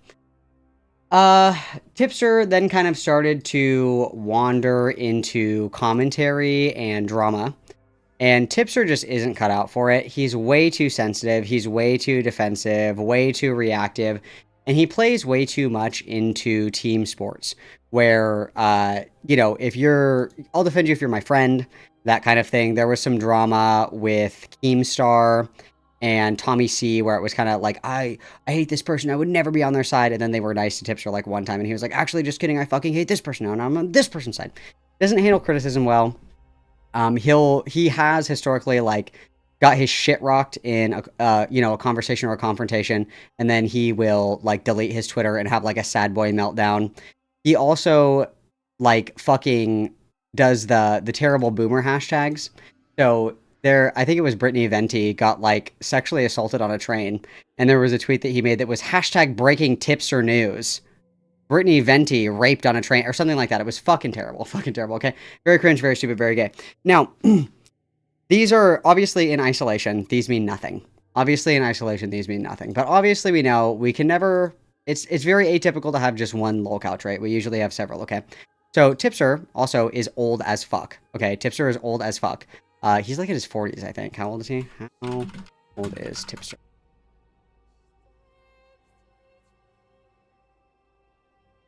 Can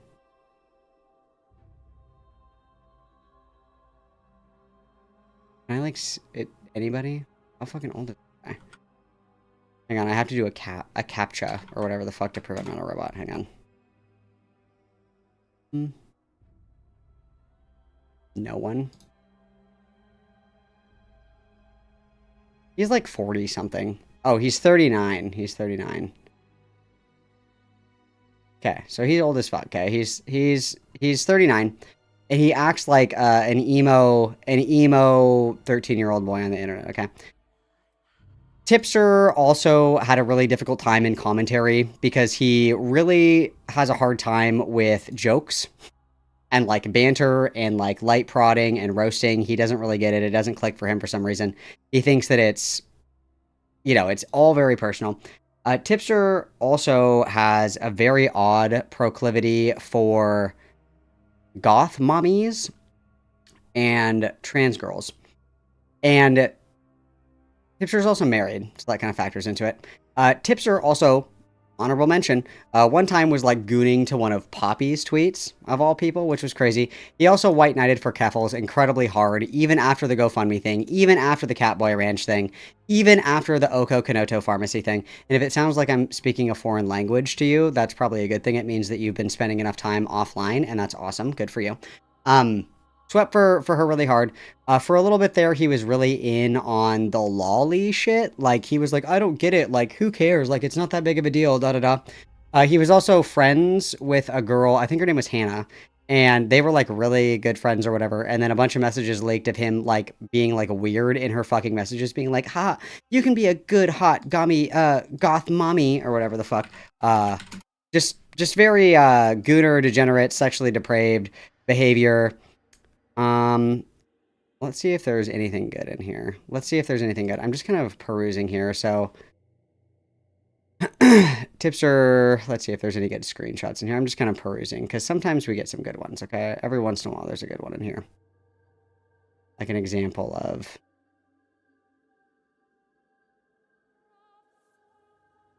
stuff like, what's this one? Yeah, Tipster was very supportive of Keffel's...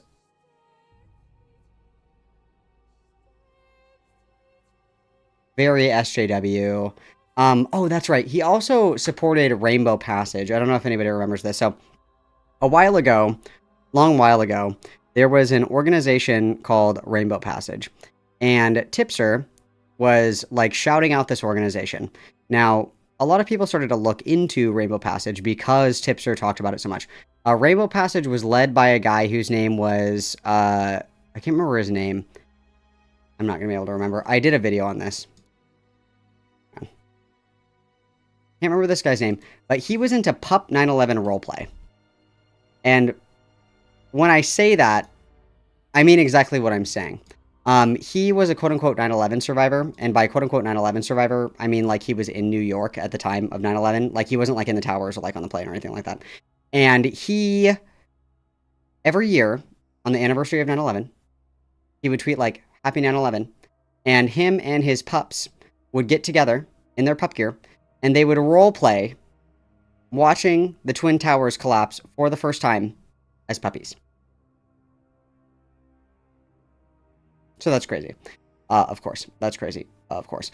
And so obviously the reason that this got outed is because Tipster was talking about it, which is a bad idea. Okay, so this is the video. This is the video right here. So it's this one right here. This is on my channel.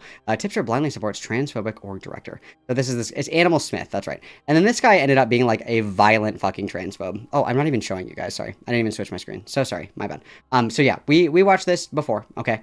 This is Animal J Smith, and there are allegations that Tipster was you know, a little bit closer with this guy than your average interaction here. And then so this guy was into the Pup 9/11 roleplay, obviously. And then it turns out that this guy is like crazy transphobic. Like obviously the trans community is very small. The trans community is very small, you guys. So if you know one of us, you tangentially know all of us. Okay, that's usually how it works. So obviously people that I know that are also trans are like, oh, like, I've heard of this guy before. This guy's like a fucking transphobe. And I'm like, what? And so obviously a bunch of screenshots about that manifested in front of me. And this organization got its shit like completely fucking blown up because of Tipster's involvement. Really big mistake on his part. He should know that he's radioactive. Nobody really gives a fuck, okay? And so if you've been paying any attention to commentary, any attention at all, Bo Blacks also came out as trans. If anybody remembers, Miss Manshi. Okay, Miss Manshi, if anybody remembers that. Now, Tipster and Bo Blacks are two peas in a pod. Okay, they're in a polycule. Okay, they're in a polycule. Just kidding, they're not in a polycule, but they're two peas in a pod. Okay, they're peanut butter and jelly. Okay, Coke and alcohol. Okay, they're two peas in a pod. All right, and so Bo Blacks transition, or is in the process of transitioning, taking estrogen, identifies as non-binary. And this is, of course, after Mr. Manshi. Okay, after Mr. Manshi, if anybody remembers that.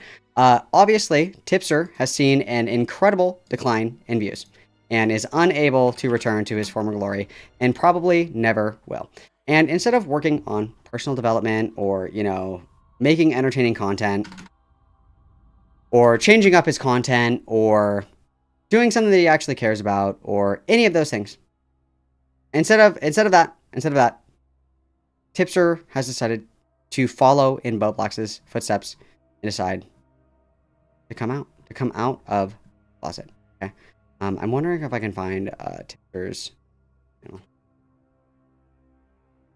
It's crazy when I look up someone's YouTube channel and I get like 75 hit piece videos before. So Tipster has, excuse me, Tipster has 99.4K subscribers. His latest video was 5 days ago, 151 views. Video before that, 97 views. Video before that, 109 views. Okay? Not doing good. Not doing good. Not doing good at all. In fact, his highest viewed video from a year ago is 1.5K views. For a YouTube channel that has 99.4K subscribers. It said it's not coming back, okay? Hey, it's Tippy. He, she, they. So, Morale, our king, my best friend, Morale, okay, had an interview with Tipster last evening. Tipster also, I think, has me blocked on Twitter because I called him out for the Animal J. Smith Pup 9/11 roleplay shit fiasco, whatever the fuck that was. And then also sweeping super hard for Keffels, even though it was, you know, exposed that it was a GoFundMe fraud. The Oko Kanoto Pharmacy thing was, like, fucking deranged, completely indefensible. Yeah.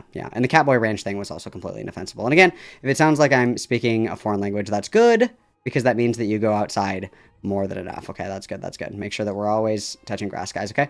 So we're going to watch this interview that Morale had with Tiffany last night.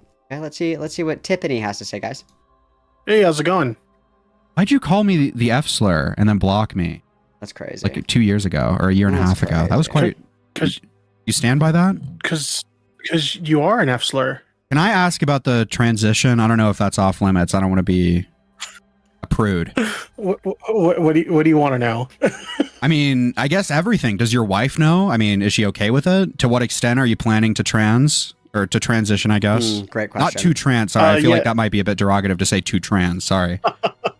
Look, I'm not gonna get like super like uppity about it. Listen, whatever you're willing to talk about. If you draw a boundary, I'll respect it, man. Okay, I don't want to be. I don't want to be offensive. It's fine. I mean, to answer. Wow, Morale will respect the boundaries of Tiffany. That's so brave. Your first question, yeah, my wife does know, and she's been super supportive of it, which is. If you can't get the goth mommy, you become the goth mommy, right? If you can't beat them, join them. If you can't procure your own goth mommy, you can make one at home. Great. And then as far as like the extent of transition, I am aiming to present a little bit more feminine. Yeah, nothing like I don't think you'll see me in a dress anytime soon, but like definitely more feminine. Full on to a woman, or you kind of want to be androgynous? Everything. Yeah, I'm thinking more of like an androgynous look. Like the best way I could describe. I hate to be evil, but I have evil in my heart right now. And I'm just gonna say it.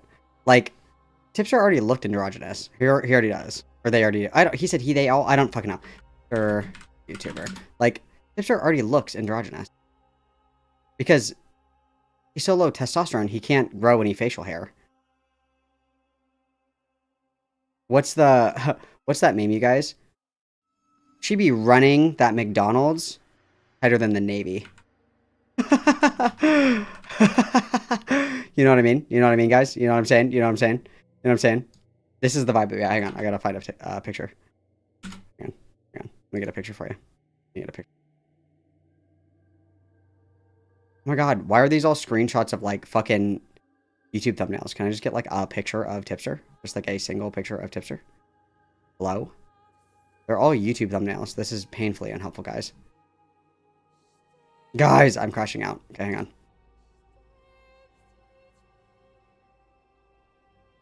Okay, this one's fine, I guess. Okay, here. Like, I know that she be running that McDonald's like it's the Navy. You know what I'm saying? Sorry. I hate my heart. Describe it would be something along the lines of like a tomboyish type girl. Listen, hey, that's exactly my type, Tipster. All right, we'll be in contact, okay? Oh yeah. Am I getting my first chaser now? Yo, base. True. All right, what do you think of this Tom shit? Bro, no. We need to be chasing the treadmill. That's what we need to be chasing. What are we thinking? Have you seen everything? What are we thinking? It's pretty crazy, isn't it? It seems like everybody who like comes at me, like anytime they like anything they say about me ends up being like projection about themselves, right? Yeah, I mean, if everything is to be believed, because they're, you know, to defend Tom a little bit, there doesn't seem to be a lot of evidence for a lot of this.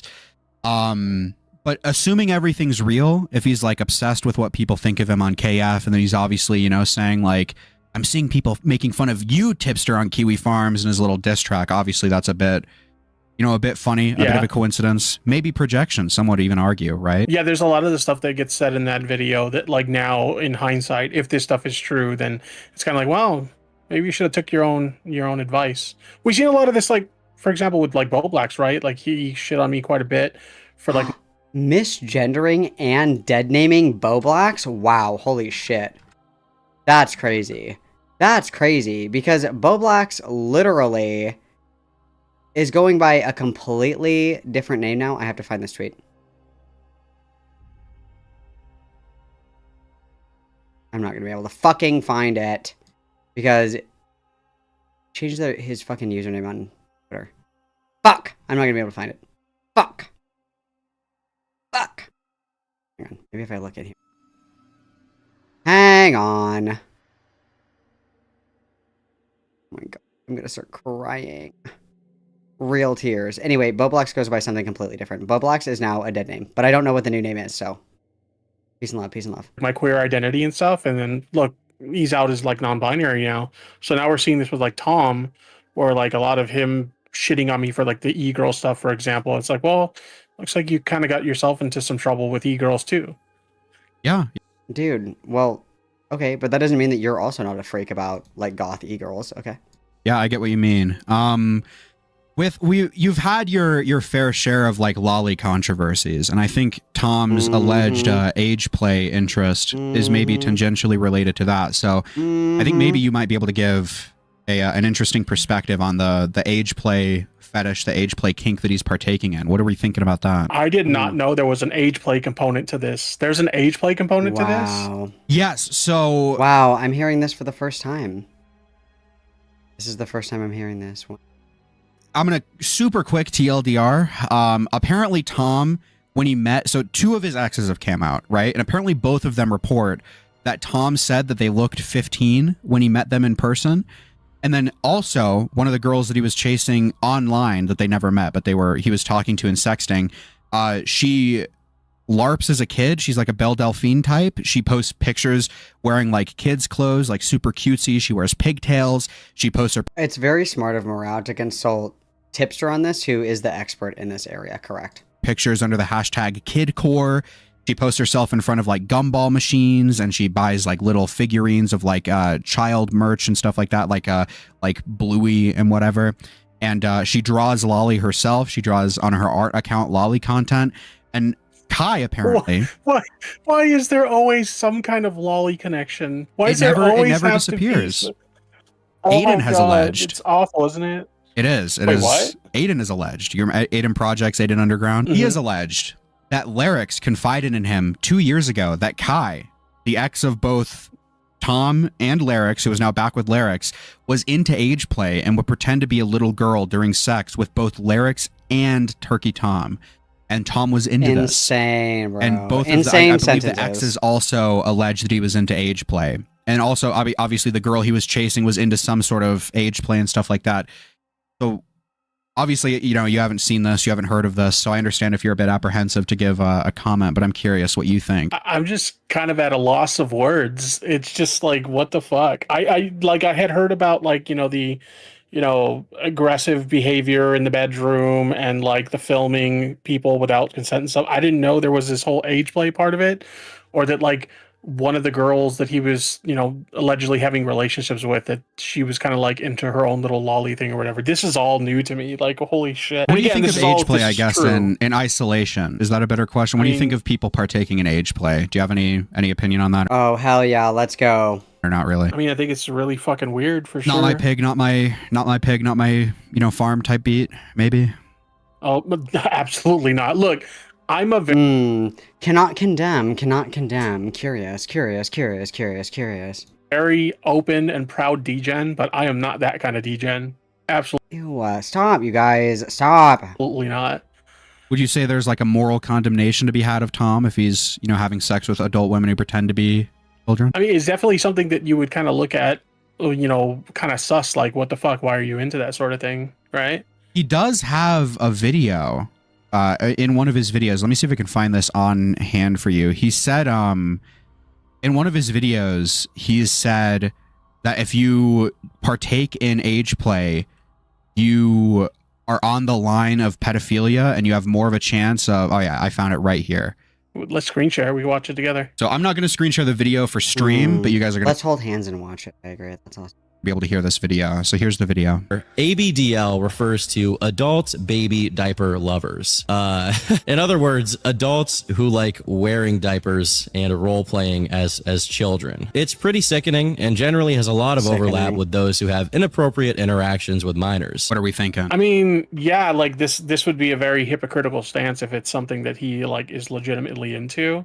That seems to happen a lot in a lot of these like sort of drama sort of commentary spaces where you'll see people be like hypercritical or something like this, and then it comes out that they're like into that sort of thing as well. So like pretending to be a wife guy and then actually like e-gooting to hot goth mummies, sure, perhaps, maybe. That's holy shit. I didn't know that there was this part of it. That's crazy if true. Crazy. Yeah, I mean, obviously, I think most people, while most people would find that sort of gross, I think people are kind of magnetizing towards, floating towards the allegation of like physical abuse or like potentially the allegation of recording women without their consent and stuff like that. I think naturally people are more focusing on that rather than the age play thing, especially because those, even if people wouldn't, you know, don't want to admit it, those are like more tangible in terms of harm, whereas the age play stuff, while gross and while you would personally morally condemn it, it is at the end of the day two adults, you know, doing whatever they want with each other. So it makes sense that you probably heard the other shit before. You said you only had a few minutes. Are we at the end? Do you want to talk a bit more? I don't want to keep you past your, you know, bedtime or whatever. Proverbial bedtime. I mean, if you got any other questions, I could take a few more questions if you got anything. I'll ask chat. Do you guys have any questions? I don't have anything on the top of my head. I'm not sure. I'm a little disappointed that you won't let me call you an F slur. That's unfortunate. That's his kink. My favorite pastime is calling you the F slur. You've only done it once. How do you know if it's your favorite pastime? Well, I really enjoyed it. I really enjoyed it. What is your... Oh, okay. Malcolm. God damn it, Malcolm says, what is Tipster's new chosen name? Do you know who Malcolm is? They're transgender as well. They pass really good. When I first met Malcolm, I thought they were an effeminate gay man. Okay, but they're... True. That's why Morale was like trying to rizz me up. He was like, I have a chance. But little did Morale know. And just for the record, I would like the record to reflect, excuse me, that I know how to frame and drywall. And Morale does not. I would ask which one of us is more effeminate. Also, Morale has this like metrosexual little cat avatar. I don't know. They're actually a transgender individual. So as far as like my IRL name, I haven't really. Yes, I know.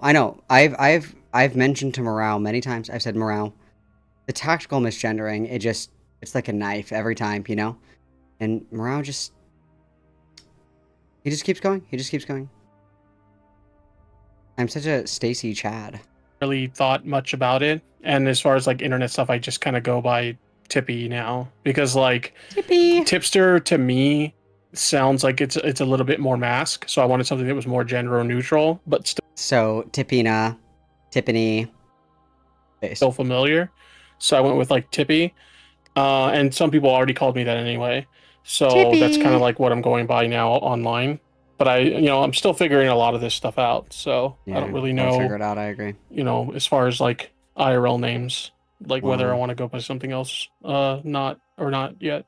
I guess where would you look for an IRL name? Is this something like ChatGPT, give me 50, Mexican women's names? Is this something that maybe you'd look to media that you consume, or maybe friends and family who have names, stuff like that? Do you know where you would look, I guess, for this sort of decision? I haven't really thought that much about it, to be honest. Fair enough. Is Tipster being for real or no? I mean, that one should be a quick yes or no, I assume. I mean, about what? Yeah, about what, DeSally? About what, bitch? DeSally's a woman, which hell is why yeah. I'm being misogyny. Let's go. Trans. Okay, are you being serious about being trans is what they're asking? I mean, yeah. What reason would there be to fake it? Especially in the current political climate right now. Well, I mean, the reality is we've seen the success and the attention garnered that others have gotten. So it's a possibility, right? Like, I am over. The age of woke is over, okay? I'm just gonna say it, okay? The idea that there aren't people that adopt, like, different identities for, like, social currency, I think is just simply not true. I think that's simply not true. There are certainly, undoubtedly, people that do this. Of course there are. Like, let's not lie. Let's not pretend. Like, sure, they might be rare. Sure, it might be relatively harmless. Sure, it might not even really fucking matter. Like, at all. However, I think that it's stupid to pretend that there are not people that value, like, social currency in the sense that they're considered or perceived as, like, a minority. Like, that's basically, like, what Munchausen is, right? Sympathy, attention, blah, blah, blah, whatever the fuck. There's people that are, like, you know, they say that they're gay, but they're not actually gay. They say that they're bisexual, but they're not actually bisexual. Like, things like that. Like social currency is certainly something that sometimes, not always, but sometimes can influence people's decision, right? And I think that, in my opinion, I'm always decently skeptical of a lot of people that are content creators that find themselves in a lull, making, like, big shifts and changes in identity during a lull. Or, you know, if there's, like, something that continues to be a recurring theme. Like, for example, Destiny was like, I'm non-binary, like, in the height of debating trans shit all the time, because it was like, you're not even trans, why are you talking about this, blah, blah, blah, blah, blah, right? And then later, Destiny was like, I'm not actually non-binary, I just said that. So, like, of course, there is a social currency, okay? There certainly is, and I'm tired of pretending that there isn't. Okay, does that mean the Tipster is faking? No. But it does kind of like, maybe, I don't know. It's possible. All things are possible through Christ who compels us. Oh, what the fuck? Hello? Is it just some kind of, like, meme or something? But, like, I don't understand what would be the incentive to, like, fake that. That's actually a good segue, because you're Mexican and political climate. ICE. What are we thinking about ICE? Oh, They're wow. shooting people. That's Do we have a take on that? I mean, I'm obviously very anti-ICE for sure.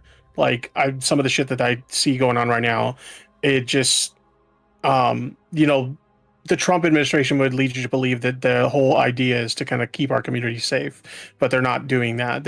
If anything, they're terrorizing our communities. My favorite style of tipster content is political tipster content. It is my favorite kind of content, because he has, like, no fucking idea what he's talking about ever, and it's my favorite.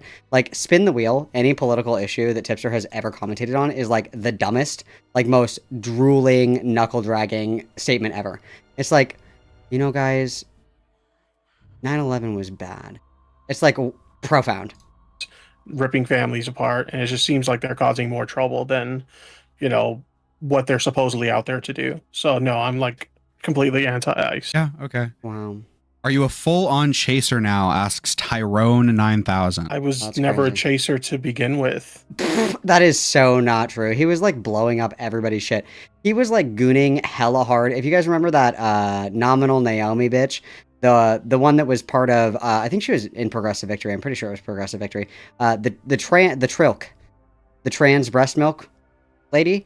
Oh my god, he was, like, gooning crazy style on Maine. Gooning crazy style on Maine about the trans breast milk. Trying to get her to, like, drink it and shit on. Oh my god, no. Liar, lie detected. Like, what?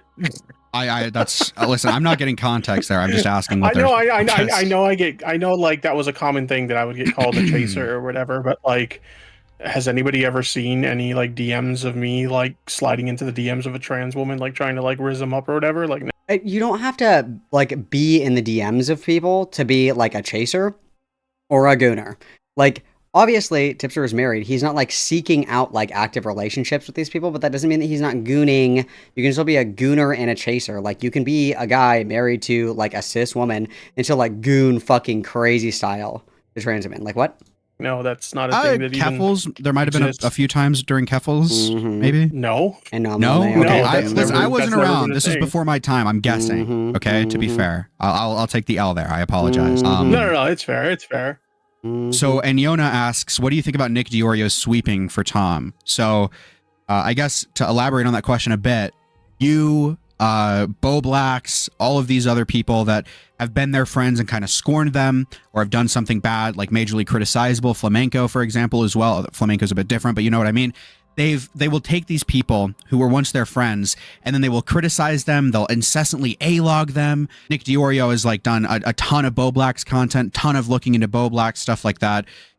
I guess, what do you think about all that? Do you have any thoughts, I suppose? Are they really doing anything that's like sweeping, or is it kind of like a case of just not wanting to comment it on all? The only thing I've seen I would argue was personally that it's sweeping because, like I said, when it comes to you, if this is something that happened to you right now, if it came out that you did this shit, instantly, no questions, no verification, no checking if it was real, Nick Diorio would be on stream talking about it. Same thing with Bo Blacks. But since it's Turkey Tom, since they have a podcast together. I mean, that's a fair point. Like, it is true that they would be covering breaking news if it was anybody else other than Tom. That's fair. But again, it's like, he's like, I mean, this is obviously from last night, but, you know, Nick has been like, oh, well, Tom's my friend, so I'm like kind of emotionally compromised, so I don't think that I should just be like saying shit off the cuff.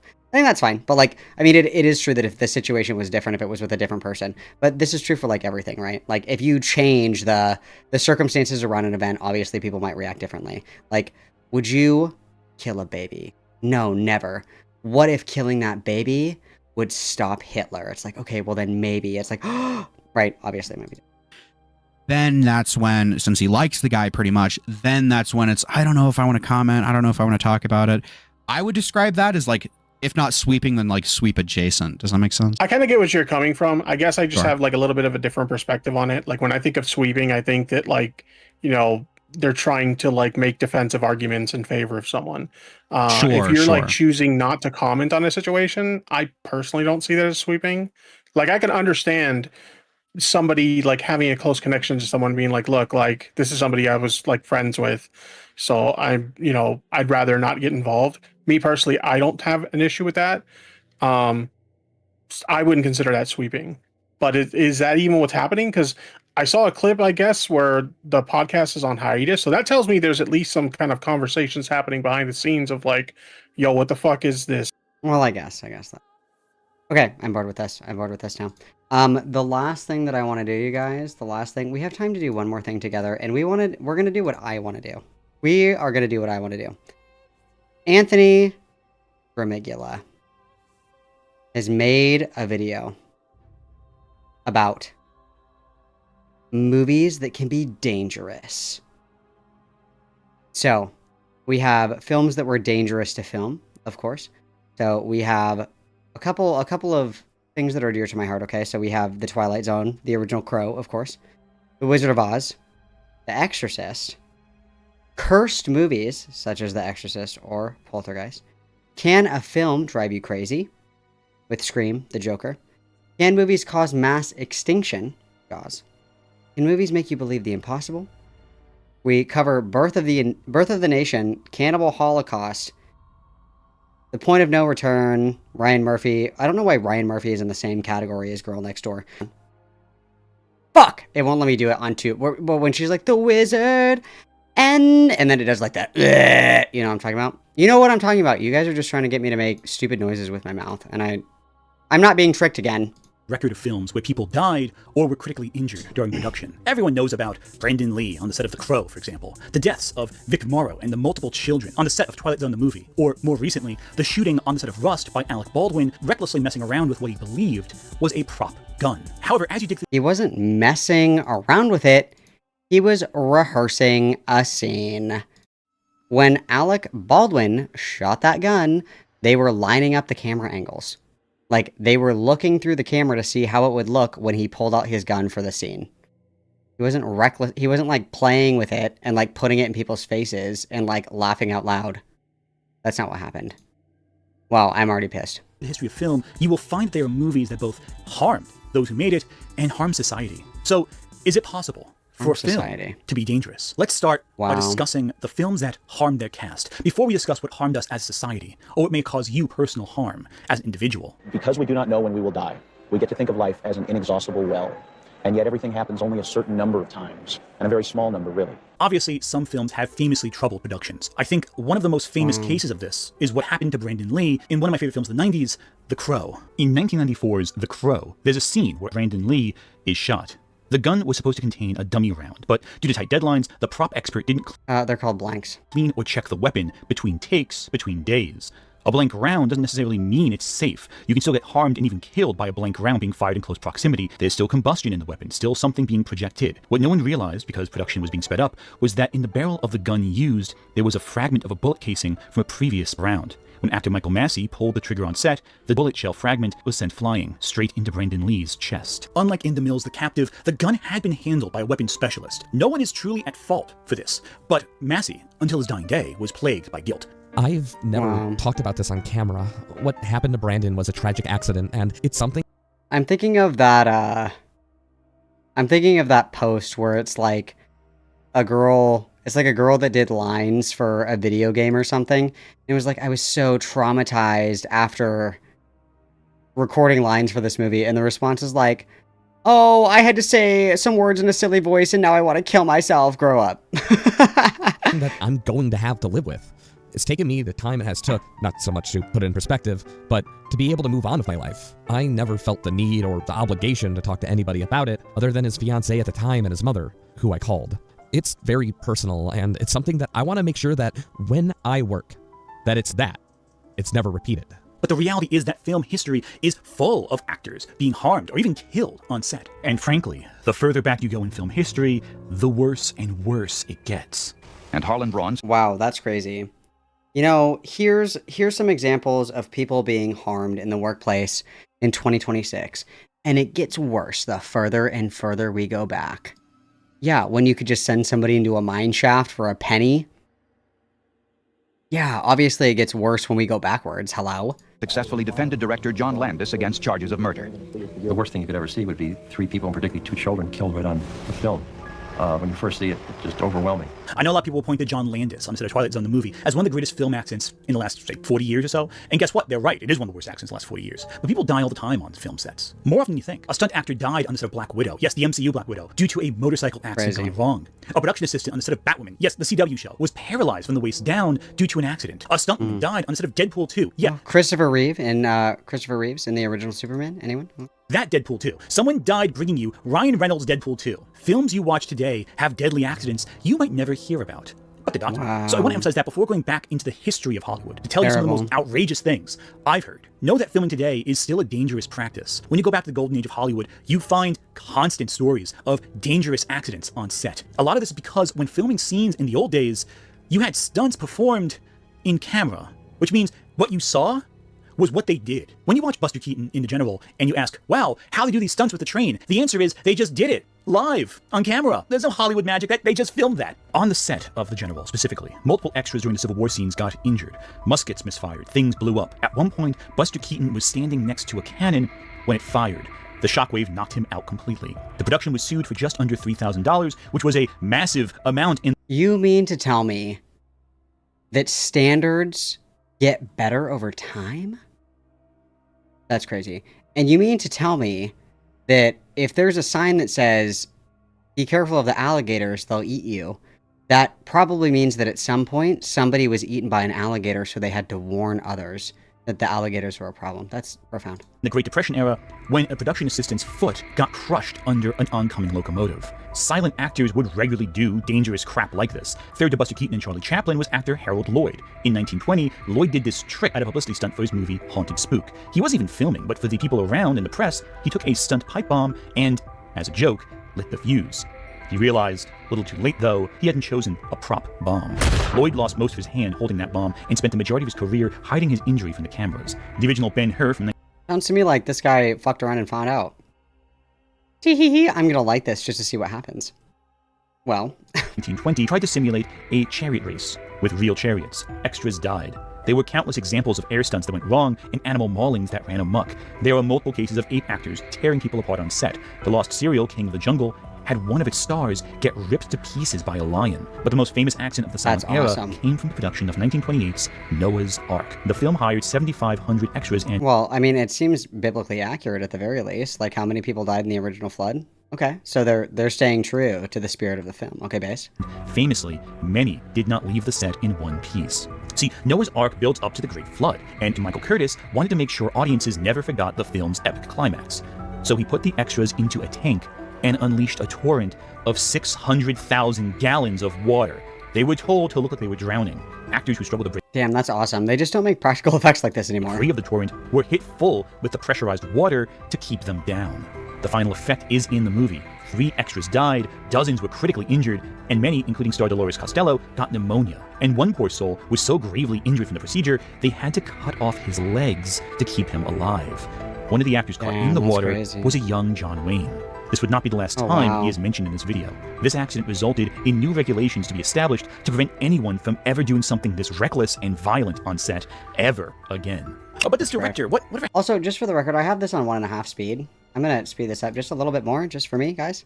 Happened to him? Well, Michael Curtis went on to make Casablanca and become Hollywood royalty. He was rewarded for putting his cast through hell. But also, a ton of horrible moments happened where directors just killed animals on screen. German Shepherd actor Strongheart was burned after touching a stage light, and complications from that burn resulted in the dog's premature death. And the wildest part about that, I couldn't even tell you what film it was where this dog died. No one cared to document it. No one cared to document a dog dying. Several years later, on DeMille's The Crusade, 4 men riding on horsebacks were directed to send their horses tumbling into a moat, and... Okay, what's the next part of this? I get it. It was bad. Okay, we all know The Wizard of Oz was bad, but let's hear more. The Wizard of Oz. Jesus Christ, where do I begin with this hellscape of a nightmare? The Wizard of Oz has arguably the worst film production of Golden Age Hollywood. Nothing worked. The makeup for the Tin Man originally poisoned the first actor because it contained aluminum powder. Margaret Hamilton, who played the witch, was roasted alive by the pyrotechnics that popped up when she was being lowered under the Munchkin stage. She later refused, after recovering from the first injury, to do the scene where the witch flew on the broomstick as it left the Surrender Dorothy smoke trail in the sky. They put a stunt woman in, and this stunt was... Wow, but you know what's crazy? Now that we have the gift of hindsight, we know that she wasn't really wicked, you guys. Now we know that. We know that no good deed goes unpunished. Resulted in that stunt double being severely burned when the broomstick just exploded. The snow is asbestos. Judy Garland was forced on addictive weight loss pills because the studio thought her cheeks looked too full for certain shots. The actors playing the flying monkeys got injured because their wires snapped mid-flight. To say this was heinous on every single level is an understatement. What I find so funny about this is everyone talks about, oh, there's the Munchkin, and in the background of the shot, that's but like, there were real problems with this film set. There were very disturbing things that happened, and those get glossed over in favor of urban legends that sound spectacular. What gets glossed over, I think that everybody is acutely aware that it was asbestos instead of snow. Like, The Wizard of Oz is like the worst example of this because everybody knows that The Wizard of Oz was like particularly evil. I would say The Wizard of Oz and The Shining. Wizard of Oz, Shining, and Texas Chainsaw Massacre, the original, everybody knows were like movie sets from hell. I think everybody knows that, guys. I think that's pop culture common out. Like, if you like movies and you like pop culture related to movies, I think those are things that you know. Personally, but I don't know.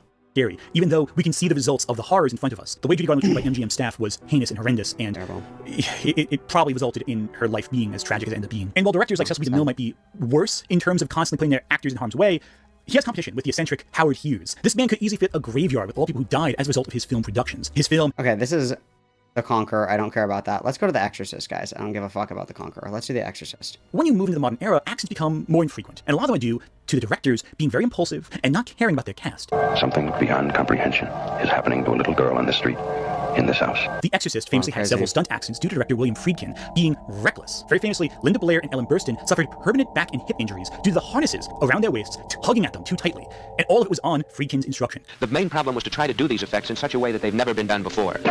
And in this particular film, The Exorcist, I decided that we would achieve all of these effects. Also, in Kill Bill, Uma Thurman actually like fucked up her back pretty bad because she did one of her own stunts in one of the car crashes as well. Back injuries are no joke, guys. Live in the studio. That there would be no use of trick photography, no opticals. The Holy Spirit! But that everything that appears on screen would have been achieved as we photographed it. A man has been sent for as a last resort to try and save her. Friedkin would also fire guns off and make people get startled on set and make them look scared, so it was a little reckless. Very. There's also Roar. the most dangerous film set ever. Lore, for those who don't know, was an independent production made by Noel Marshall and his wife Debbie Hendren, and their daughter Melanie Griffith. It was inspired by the couple watching lions driven from their home by poachers occupying an abandoned house. So they thought, wow, that's really neat. I'd like to make a film about that, and decided to just make that happen. They placed 71 lions, 26 tigers, a tigon, 9 black panthers, 10 cougars, 2 jaguars, 4 leopards, 2 elephants, 6 black swans, 4 Canadian geese, 2 peacocks, 7 flamingos, and a stork in one house. Dude, that was just the announcer's test. 1 hen, 2 ducks, 3 squawking geese, 4 limerick oysters, 4 corpulent porpoises, 5 pair of Don Alvarzo's tweezers, 6,000 Macedonians in full battle array. I don't remember what 7 is. The announcers. It's 6 pair of Don Alvarzo's tweezers. 7... Which one did I fuck up here? Hang on. I fucked up here somewhere. 1 hen, 2 ducks, 3 squawking geese, 4 limerick oysters, 5 corpulent porpoises, 6 pair of Don Alvarzo's tweezers, 7,000 Macedonians in full battle array, 8 brass monkeys from the ancient sacred crypts of Egypt, 9 apathetic, sympathetic, diabetic old man on roller skates with a marked propensity towards procrastination and sloth, and 10 lyrical, spherical, diabolical denzians of the deep, all who haul stall around the corner of the quo of the quarry, or quivery all at the same time. Profound. But they sent them to a hippo because that was dangerous. And that was at the start of production. Don't worry, they added more cats. Also, 14 animals died over the course of filming, so they replaced them, and then added more on top of it. Jesus fucking Christ. And guess what happened when you put so many big cats in one location for several years on end? People got mauled, bitten, scratched, and more on the regular. And some of those maulings end up in the film. While 48 injuries were reported, some estimate 150 injuries or more actually happened. Marshall developed gangrene from his numerous maulings. Gangrene. Needed facial reconstruction surgery. Okay, that's so sad for her. What's next? Cursed movies. All right, let's hit up cursed movies, guys. But movies like The Exorcist were criticized by some for apparently causing spiritual harm to its audience. And the film itself might wound people watching it by putting the devil into them. The devil was in the celluloid and it was being projected into your homes. Or so people said. But they are films that are supposedly cursed, like Poltergeist, a series plagued by multiple actors dying during production. However, none of these deaths are related to the filming itself, like how Roar's accidents were direct connected to filming. Yeah. No, it's like the comparison to King Tut's tomb, where it's like anybody that participated in the set of Poltergeist later dies in very mysterious circumstances or unnatural ways. In the same way that, like, King Tut's curse didn't actually fucking kill anybody.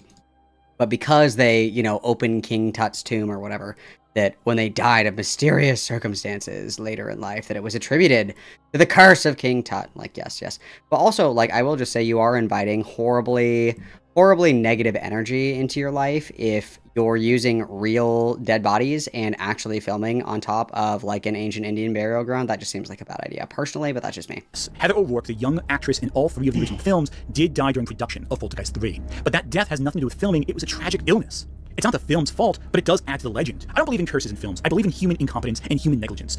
I don't believe in curses, but I'm Catholic. Oh, I need to put on my Catholic on Catholic violence as well. How silly of me. I can't believe that I forgot to put that on. Wow, that's terrible. Hang on. Yeah, sorry. I'm Sam Campbell. Welcome to the team. Have a seat. So, this is the splatter and gore department. The film Evil Ed. No, not Evil Dead. It's another film. Focuses on a film... Don't care. Natural Born Killers, Scream. Maybe Scream. This is like the Helter Skelter effect, right? Who loses his mind watching too many violent movies. I don't believe watching a Serbian film or Martyrs too many times will make you go crazy. But I do believe also that some films can harm you in different ways. The assassination of Ronald Reagan was famously cited as being inspired by the film Taxi Driver. The Columbine killings were blamed on The Matrix, as was Natural Born Killers, a film that criticized our modern... Okay, that literally... This argument is so stupid. Like... I refuse this argument. Like, I think that there are people that have, like, sleeper genes, essentially, that are activated by being exposed to either certain kinds of media, movies, film, whatever, right? Like, the argument that Ed Gein decided to start, like, he went fucking insane, like a Rocco's Basilic, like, info hazard level of insanity, because he saw pictures of what the Nazis did during the Holocaust. Outside of that, like, I just refuse to believe that, like, somebody read Catcher in the Rye and they were like, that's it, I gotta kill John Lennon. I refuse that. I think that's so stupid. Media landscape as partially to blame for motivating killers to make violent spectacle for the news. And famously, a mass shooting at a screening of The Dark Knight Rises convinced people that the prior film inspired the crime. So much that various writers made articles implying Joker, when it was coming out, would inspire more copycat killers. And as someone who was told to write these articles when I was working at CBR, let me assure you, all of that was bullshit. It's all fear-mongering. It's all nonsense. Well, it's just obviously, raging yeah. nonsense. Movies do not motivate crimes like this. If you're going to commit a crime like that, the movie was going to stop it. The movie might make you more creative, as Scream so famously says. I sick fucks using one too many. That's it! Don't you blame the movies! Movies don't create psychos! Movies make psychos more creative! But there is no correlation between people making violent actions and movies having violent actions. But there is a correlation on hang on. Different. Movies can change how we view the world. I think that... Okay, so this is interesting. I want to look this up. Because there is a correlation between aggressive behavior in violent video games. Correlation between violent movie... Or, I should say movies, not media. Movies and aggressive behavior.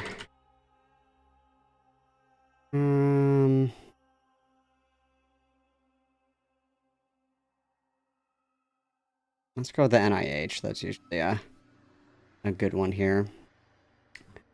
Let's see. Let's down here. This review marshals evidence that compelling much to the conclusion that media violence increases the risk significantly that a viewer or game player will behave more violently in a short run and in the long run. Randomized experiments demonstrate conclusively that exposure to media violence immediately increases the likelihood of aggressive behavior for children and adults in the short run. Most important underlying process for this effect is priming through mimicry, and increased arousal also plays important roles. The evidence from longitudinal field studies is also compelling that children's exposure to violent electronic media, including video games, leads to long-term increases in increases in their risk for behaving aggressively and violently. What else we got in here? In summary, exposure to electronic media violence increases the risk of children and adults behaving aggressively in the short run, and of children behaving aggressively in the long run. It increases the risk significantly and increases it as much as other factors that are considered public health threats. So let's see, where is it from? If there's a cute little chart in here, because sometimes we get lucky.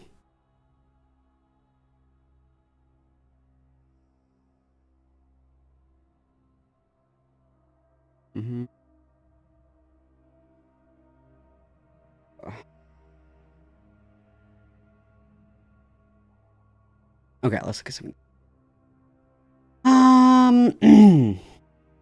Meta-analyses that average the effects of observed in many studies provide the best overall estimates for the effects of media violence. Two particularly notable meta-analyses are those of Pike and Comstock and Anderson and Bushman. The Pike and Comstock meta-analysis focused on violent TV and films, while Anderson and Bushman focused on video games. Pike and Comstock examined the effect sizes from 217 studies published between 1957 and 1990. For the randomized experiments they reviewed, Pike and Comstock found the effect size of R.38 and 432 independent tests for hypotheses, which moderate large compared to the public health effects. So, can I look at this?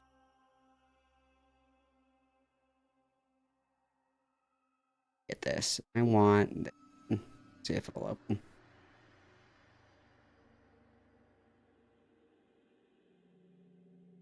Hang on, I have to verify that I'm human. Because it's undeniably true that violent video games increase aggressive behavior. That's undeniable. Okay. A meta-analysis performed on studies pertaining to the effects of television, violence on aggressive behavior, partitioning by research design, viewer attributes, treatment and exposure variables, and type of antisocial behavior allows one to interpret computed effects for each of the variables in the partition. We find a positive and significant correlation between television violence and aggressive behavior, albeit to varying degrees depending on the particular research question. According to each design, we find values ranging from 0.19 to 0.40 for laboratory experiments. Erotica emerges as a strong factor even when it's not accompanied by the portrayal of violence. Additionally, the effect of television violence on the antisocial behavior of boys and girls is found to be marginally equal. In a survey, a host of tests are performed to solidify these, and further results interpretations are provided as well. Interesting. Sounds like that was a fucking lie. It's much more dangerous than inspiring crazy people to do something they're already going to do anyway. Jaws is famous for inspiring a great deal of fear about sharks. Sharks at the time were widely misunderstood creatures, but this film, while not the first movie to make sharks a source of fear, did inspire people to interfere in the shark's natural habitat. They set up nets, hunted, damaged the ecosystem, and this resulted in mass shark fatalities, despite the fact that sharks rarely, if ever, attack people, let alone kill them. One of the great sources of gratification that I get out of Jaws is that I receive over 1,000 letters a year from kids who weren't born when the book was published or the movie released, and they are now discovering Jaws, and their attitude is not that sharks are scary or horrible or this, that, and the other. Sharks are cool. Not helping matters is false Sharks information are about cool. shark attacks. Before Jaws, there was Shark, a 1969 film that supposedly had Burt Reynolds' stunt double getting torn apart by a rogue shark. Life magazine reported on the controversy, but it's a lie. There's no evidence the accident ever happened, or the stunt double even existed. We made it up. We made this one up. It's a made-up tale. It's a total fabrication. It was made up to inspire controversy about a frankly mid film to get butts in seats. All of this fed into enough anti-shark sentiment that Jaws author Peter Benchley became an avid shark advocate until his dying day, working to undo the public damage his book provided. I am also receiving manuscripts from people who are either they're writing novels now having to do with the ocean, or they're becoming PhDs in marine science, or they are shark scientists. I have heard from a bunch of marine biologists that the number of people interested in the study of elasmobranchs, sharks, skates, and rays has doubled or tripled since Jaws was released. And they, to my gratitude, again, give some credit to Jaws for... I'm sure there's studies about that. I think that a lot of the research, like regarding gore, specifically, like real depictions of gore, like, you know, ISIS beheading videos, like shit like that. I think the massive correlative is just desensitization. Obviously, that can factor into, like, if you don't see this as something that is, like, serious or, like, scary or, like, a big deal, then you're pretty numb to the effects of it and therefore, like, more likely to engage in it, right? Because you don't consider it to be a big deal. But a lot of they've done a lot of research on that in the United Kingdom in particular. And a lot of the effects are more that it just, like, totally mind rapes people, but not that they have, like, an increase in violence. So there was a recent interview that was done by this guy who's on NHS disability, and this guy, when he was 15 years old, saw like a video of somebody getting run over by a train or something like that. And he's like so disturbed by it even till today. He's like 19 years old today. He can't work, he can't go outside, he can't hold a job. Like he has like crazy PTSD from seeing this video. And obviously this is like a pretty extreme example of this, of course, but it's mostly like it just like turbo mind fucks people. It's not necessarily that they emulate it, because like if you think about a lot of the extreme gore that people circulate online, it's usually like how the fuck do you even emulate that? Like some dude getting like decapitated by an RPG. Where the fuck are you going to find an RPG? Or like somebody getting squished by a train. It's like, okay, what are you going to do? Like tie him up like an old Western? You know, like a lot of the violence and the gore is usually simulated from like media representations of violence and depictions of gore, because it's like not as aggressive and like traumatizing. Because like if you watch like, for example, Saw, you're like, oh, this is like gory and fucked up and gross, but wow, how cool, you know? Because it's not real, and the reflexive like holy fuck to gore that is actually real, like that reflexive Jesus fucking Christ, oh my god, what is that, doesn't really exist for like movies and shit. It's more so seen as like cool or awesome because, you know, they cheat the shots or they don't show the whole thing. But like anything that is like a real depiction of gore almost always just like scrambles people's brains. The only other thing that I know that they've done research on is who was the guy that live streamed the shooting? I think it was the Christchurch shooter, right, in New Zealand, that live streamed that. That was an instance where people would emulate that behavior. Because, you know, it's like, it's essentially a replica of like an FPS video game is what that ended up being.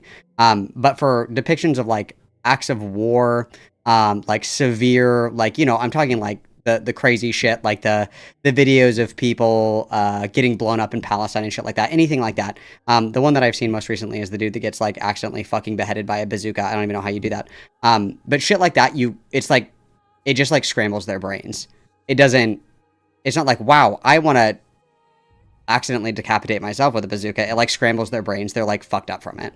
increasing the interest in those people. But there's also other ways it influences as well. Ways that alter our perception in unexpected manners. In 1933, a Scottish couple driving near Loch Ness claimed they saw a gigantic aquatic reptile slinking into the inky depths of the water. This sighting sparked mass hysteria that continues this very day. People insist there's a large creature, maybe a plesiosaur, surviving from the Mesozoic era, lurking under the water. But what is not often reported, when this story is told, that shortly before this couple saw this aquatic monster, they'd gone to the cinemas and were in awe of a movie that came out that same year, King Kong. A movie full of dinosaurs, many of which lurk in the water. What's more likely, really, be honest, that there's an extinct reptile that no one has ever been able to capture in a century, in a thoroughly explored body of water? Or a couple saw a movie, and when they were half looking out at the road, their imaginations filled in the blanks of what they saw. And as a result, we now have a cryptid icon that we now talk about. You know, they look... Is he really going to deny the existence of Nessie? Really? That's crazy. Okay, this is boring. I don't care. Propaganda. What's this one? Don't care. What's this one? Birth of a Nation. I bet we have interesting takes on that. We have Birth of the Nation. We're definitely watching Cannibal Holocaust. Yeah. Let's go. Let's jump ahead to Birth of a Nation. Let's go. But what about when it's not? What about when it is compelling? What about when these documentary films do inspire real thoughts, do influence how we see the world in ways we don't expect? We know Triumph of the Will is bad, it's the Hitler movie, but what about films that are other? There are several old films responsible for spreading misinformation. The Second Uprising of the KKK is credited in part to the popularity of Birth of a Nation. The film by D.W. Griffith credits white supremacist movements with shaping the history of America. Okay, but again, when was this movie made? Like, we also, again, I just want to, like, eat my fingers every time this becomes a painful topic of contention. Like, you have to analyze movies in the context, in media, and all this other shit, in the context of when they were made. Yes, okay, one of the 3 movies that exists had a pretty profound impact on people who watched it, correct? Because they had only ever seen 0 other movies, correct, okay? And obviously, this romanticized a lot of this behavior, blah, blah, blah, blah, blah. Like, I totally understand, sure, whatever. But, like, to be like, oh my god, like, movies will brainwash you and make you racist. It's like, Birth of the Nation, there was, like, one other movie. Defending white Southerners from, well, cartoonishly evil white men in blackface, apparently. We know Birth of a Nation's a bad film now, but it also undeniably had an impact on society at the time. When President Woodrow Wilson saw D.W. Griffith's film, he claimed it was like writing history with lightning. And my only regret is that it is all so terribly true. He screened it in the White House and presented it as an authentic depiction of American history. How many people watched Birth of a Nation with this new interpretation of American history and acted accordingly? But it's also not the only incredible racist film of the era that had influence. Aesthetics of the minstrel show are ever present in old cinema, from Blackface and the Jazz Singer, the first major talkie film, to the aesthetics of gloves on various animated characters. Many historians believe that Mickey Mouse was indirectly inspired visually by the costume choices made popular in minstrel shows. Does this mean Mickey Mouse is blackface? No, of course not. Mickey Mouse wearing blackface is what makes him racist. But these aesthetics are so far removed from their source. Mickey Mouse is racist, confirmed. They're ingrained in that society. But it's also disingenuous to say simply drawing a character with white gloves is inherently racist. You didn't know that. Most people don't, especially when we've had more direct causes of bigotry spread that have caused more direct harm. Like Ingagi. Ingagi is a historical documentary that examines African... Oh, what did he say? What? Is he allowed to say that?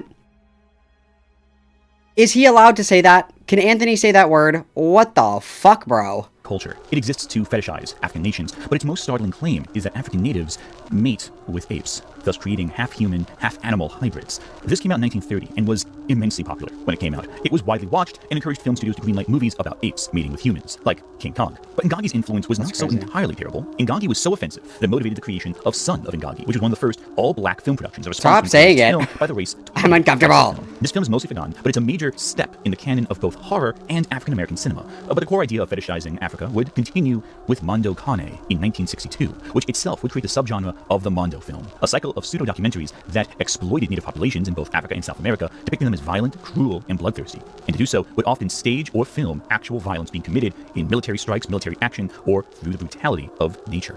Hurry, hurry, hurry! You're just in time, friends, to see the most sensational, the most colossal attraction ever witnessed by the human eye. In fairness, filming these movies was also immensely dangerous to the cast and crew. The filmmakers of Africa Adito were almost shot down multiple times because they were filming in the sub-Saharan region during the 60s, during multiple military conflicts and coups, and they thought it was okay. In fact, they thought it was great to just film actual massacres as they were happening, and didn't think anyone would stop them because they're white. Not to spread news of events. No, they wanted to exploit the bloodshed for profit. These weren't journalists, they were sleazebags. This culminated in 2 subgenres of films moving forward from the Mondo film. The grindhouse carnage documentaries like Faces of Death, which alleged to show real death on screen, which only sometimes was a lie. Sometimes. The other genre was a pastiche of the Mondo documentaries gone wrong, the cannibal exploitation film, which means it's time I need to talk about the most infamous of these films in this era. We need to talk about Cannibal Holocaust. Let's go. I wonder who the real cannibals are. Cannibal Holocaust was the poster child of the video nasties list, a list of several films banned in England until, well, remarkably recently, like some in the last 10 years recently. Cannibal Holocaust focuses on a group of documentarians who go to a remote region of South America. the infamous Green Inferno, where they speak to real tribes that live in the area, and during their journey. See, you can see obviously that this is why Eli Roth called his movie Green Inferno. Eli Roth saw this movie when he was a little bit too young, and it changed his life forever.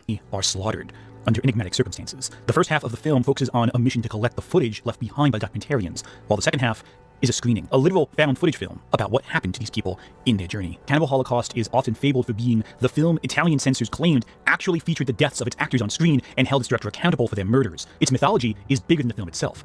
But Cannibal Holocaust's problems are twofold, and they are real beyond the myth around the film. Despite trying to show the relation between exploitative documentarians and violence, much like how Natural Born Killers tried to run a correlation between violence and violent media, the film exploited two different native tribes in the region, not paying them, forced them into uncomfortable compromising positions, lying about their culture, and more, with the actors from the tribes not necessarily knowing what they were agreeing to, and doing so for remarkably little money. The director chose not to explain clearly what the film was about to them. Beyond just the tribes, there's also the infamous way he mistreated his actors and animals on set. Several real animals were killed, and their deaths are explicitly shown in the final product. What is not as often stated is that the director, Ruggero Deodato, forced the actors to enact these kills, and quite frankly, none of them wanted to, and many begged not to.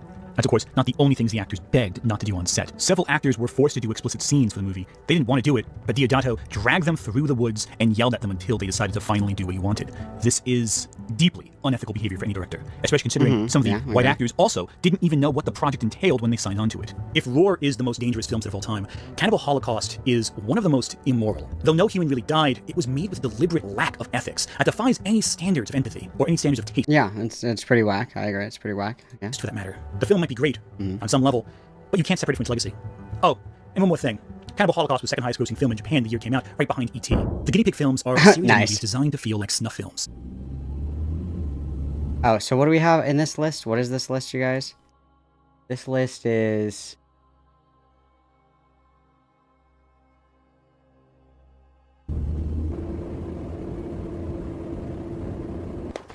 Famously, actor Charlie Sheen saw the second Guinea Pig film and reported to the FBI, believing he had uncovered an authentic snuff film.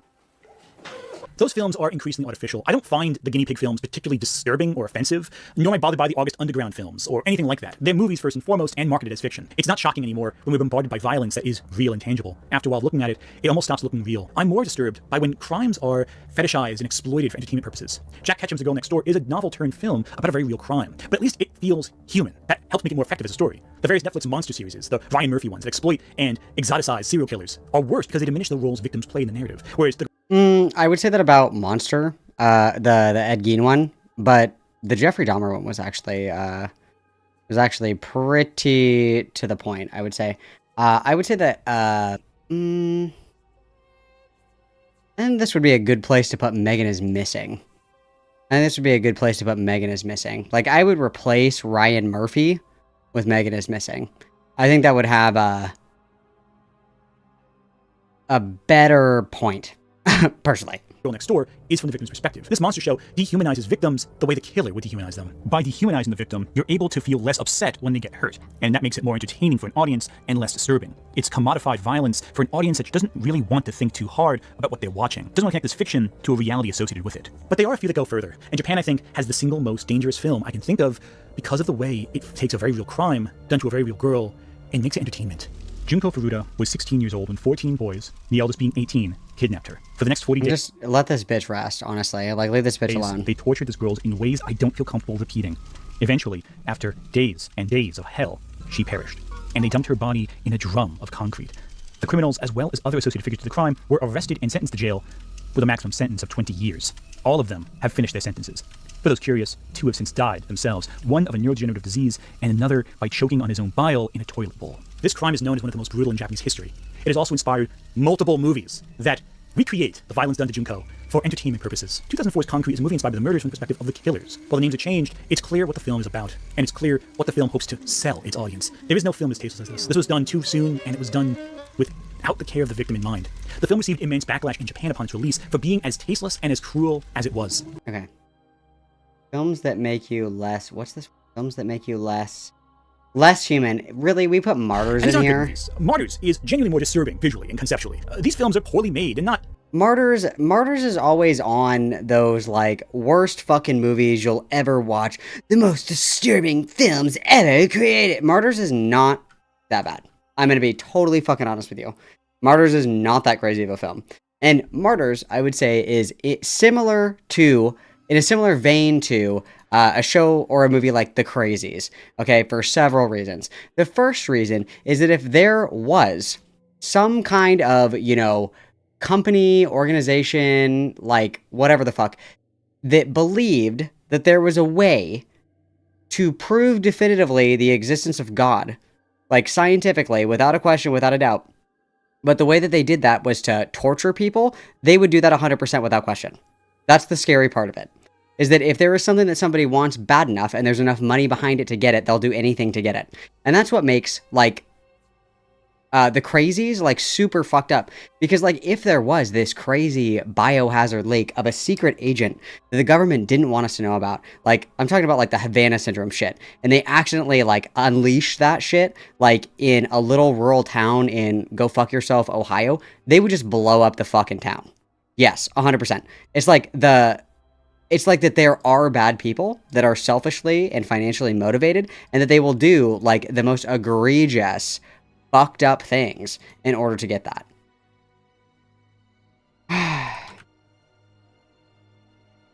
Like, this just is like, no. It's not like Irreversible or Martyrs or Sallow or even a Serbian film in terms of quality. These are not films with wide appeals, and they're so obscure I had to dig into them to find them. But I think that's what makes them feel so foul. You have to go looking for these, and by the time you find... You have to go looking for Serbian film and Martyrs as well. Or not Martyrs, excuse me, Sallow.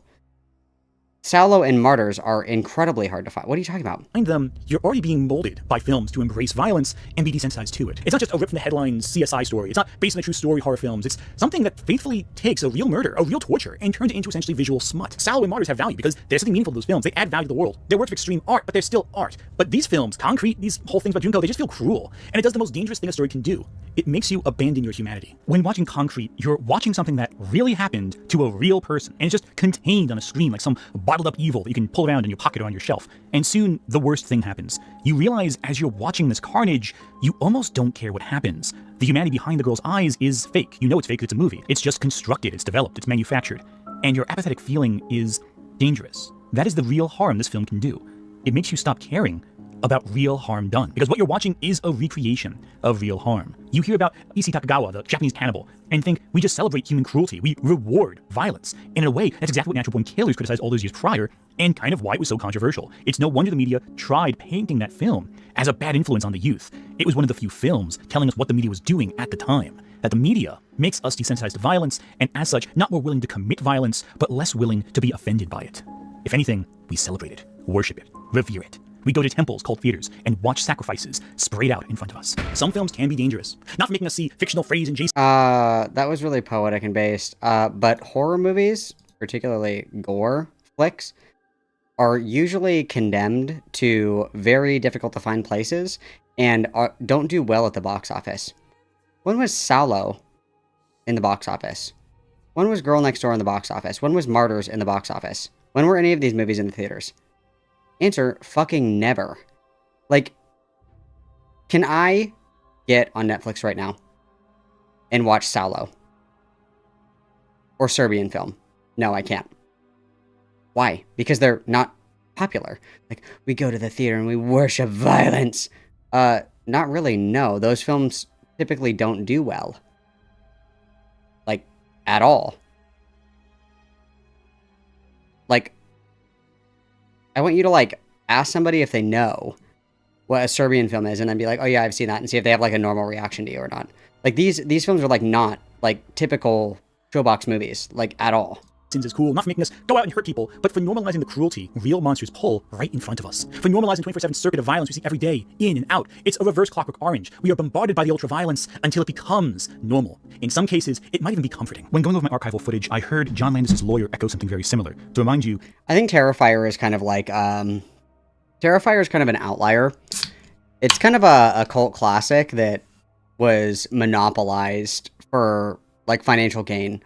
Like, typically gore movies don't do well at all. Just the last one that did really well, I think, was like Saw 3. The rest of them, no one really gives a fuck about. Like, they just don't do well. Even if you just look at the award shows that are coming up, like, what's the thing that everybody bitches about? Oh, nobody's winning any Oscars or anything for horror movies.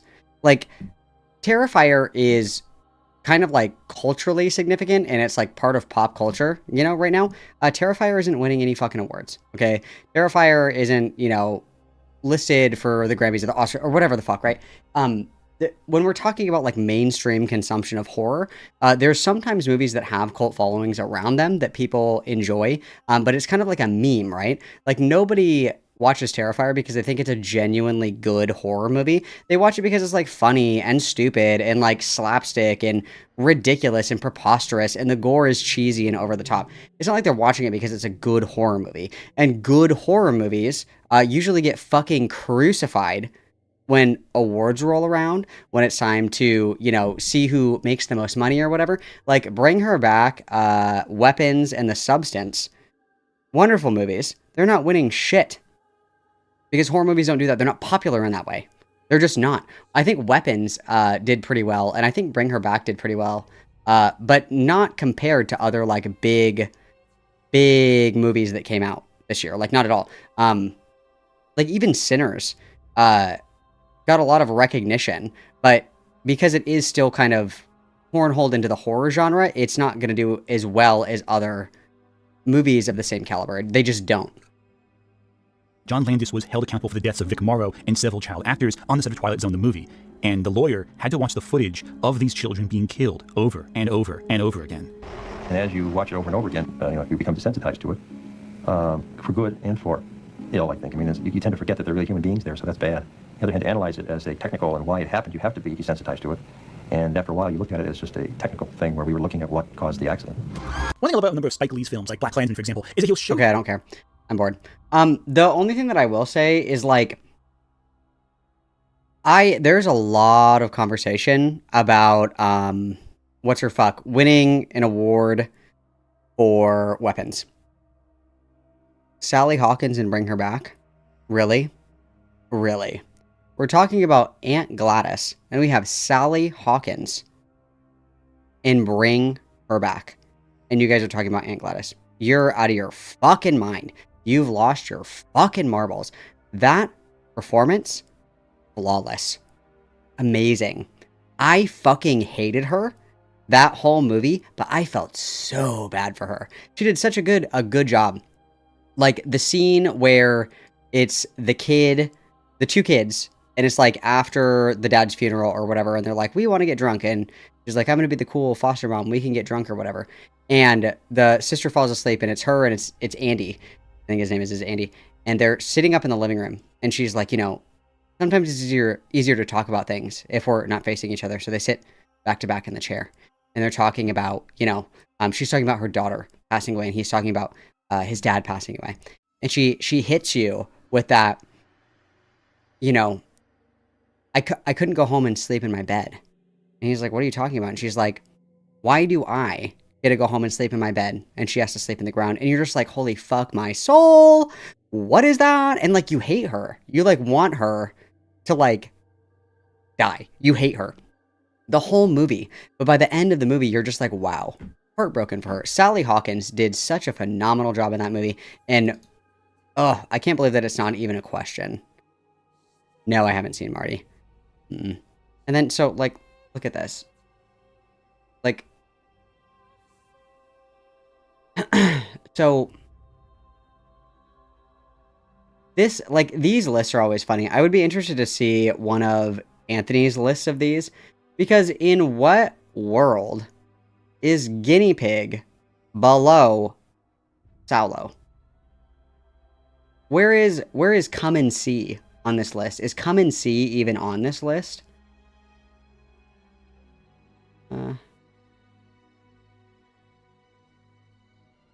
Pink Flamingos, is that, like, this is just so stupid. I don't even see Come and See on this list. I don't see Begotten on this list either. It's like Begotten, like the top ones that everybody always says are like Saulo, Serbian Film, Come and See, Megan is Missing, Begotten, the other one, I think it's Vivo la Muerte, I think is the other one, but there's another one that's always on there. But like, this sucks. This This sucks. This sucks. It's like, it's so boring. It's so boring. It's so boring. It's like, ugh. I thought Weapons was cool. I liked it. It was fun. Definitely interesting. But I think that Bring Her Back is probably the best horror movie that I've seen. Probably, I want to say like the last, not even kidding, but probably the last 5 years. I would say 5-10 years. When did... because Midsommar came out in 2019. And did Hereditary. And then yeah, so probably in like the last 5 or so years, Bring Her Back is the best movie I've fucking seen. That movie was fucking awesome, dude. That movie fucked so hard. I love that movie. Love that movie. And I was so impressed because I didn't love Talk to Me. And then I heard that those guys were, the brothers that made Talk to Me were making another movie. And I was like, oh god, I hope this doesn't fucking suck. And surprise, it was actually straight fucking gas. Surprise. What's up, Prest? I hope that you're well, dude. Congratulations. You're catching me right at the tail end, my friend, because I have a lot of editing to do that I was going to do the other day, but didn't because I am a bad noodle. I am a bad noodle. Alright, guys. Here is the dealios. I got some editing to do. And it's late. And it's Friday. Gonna go be a social butterfly for a little bit, okay? I'm gonna come back on Monday, okay? Monday we're gonna have some girl time together. We'll find something delicious, show-stopping, incredible, brilliant, and spectacular to go over. Unless something fucking insane happens, then I'll come back early, okay? Then I'll come back early. If something fucking insane happens, okay? But nonetheless, thank you guys for hanging out with me. I appreciate it. As always. It means the world to me, okay? Love you guys lots. I will see you on Monday at the very latest. If crazy shit happens, I'll come back earlier, okay? But either way, thanks for spending time with me, guys. Love you lots. I'm sending you out into the void. Hug, hug, kiss, kiss. XOXO. Gossip Girl.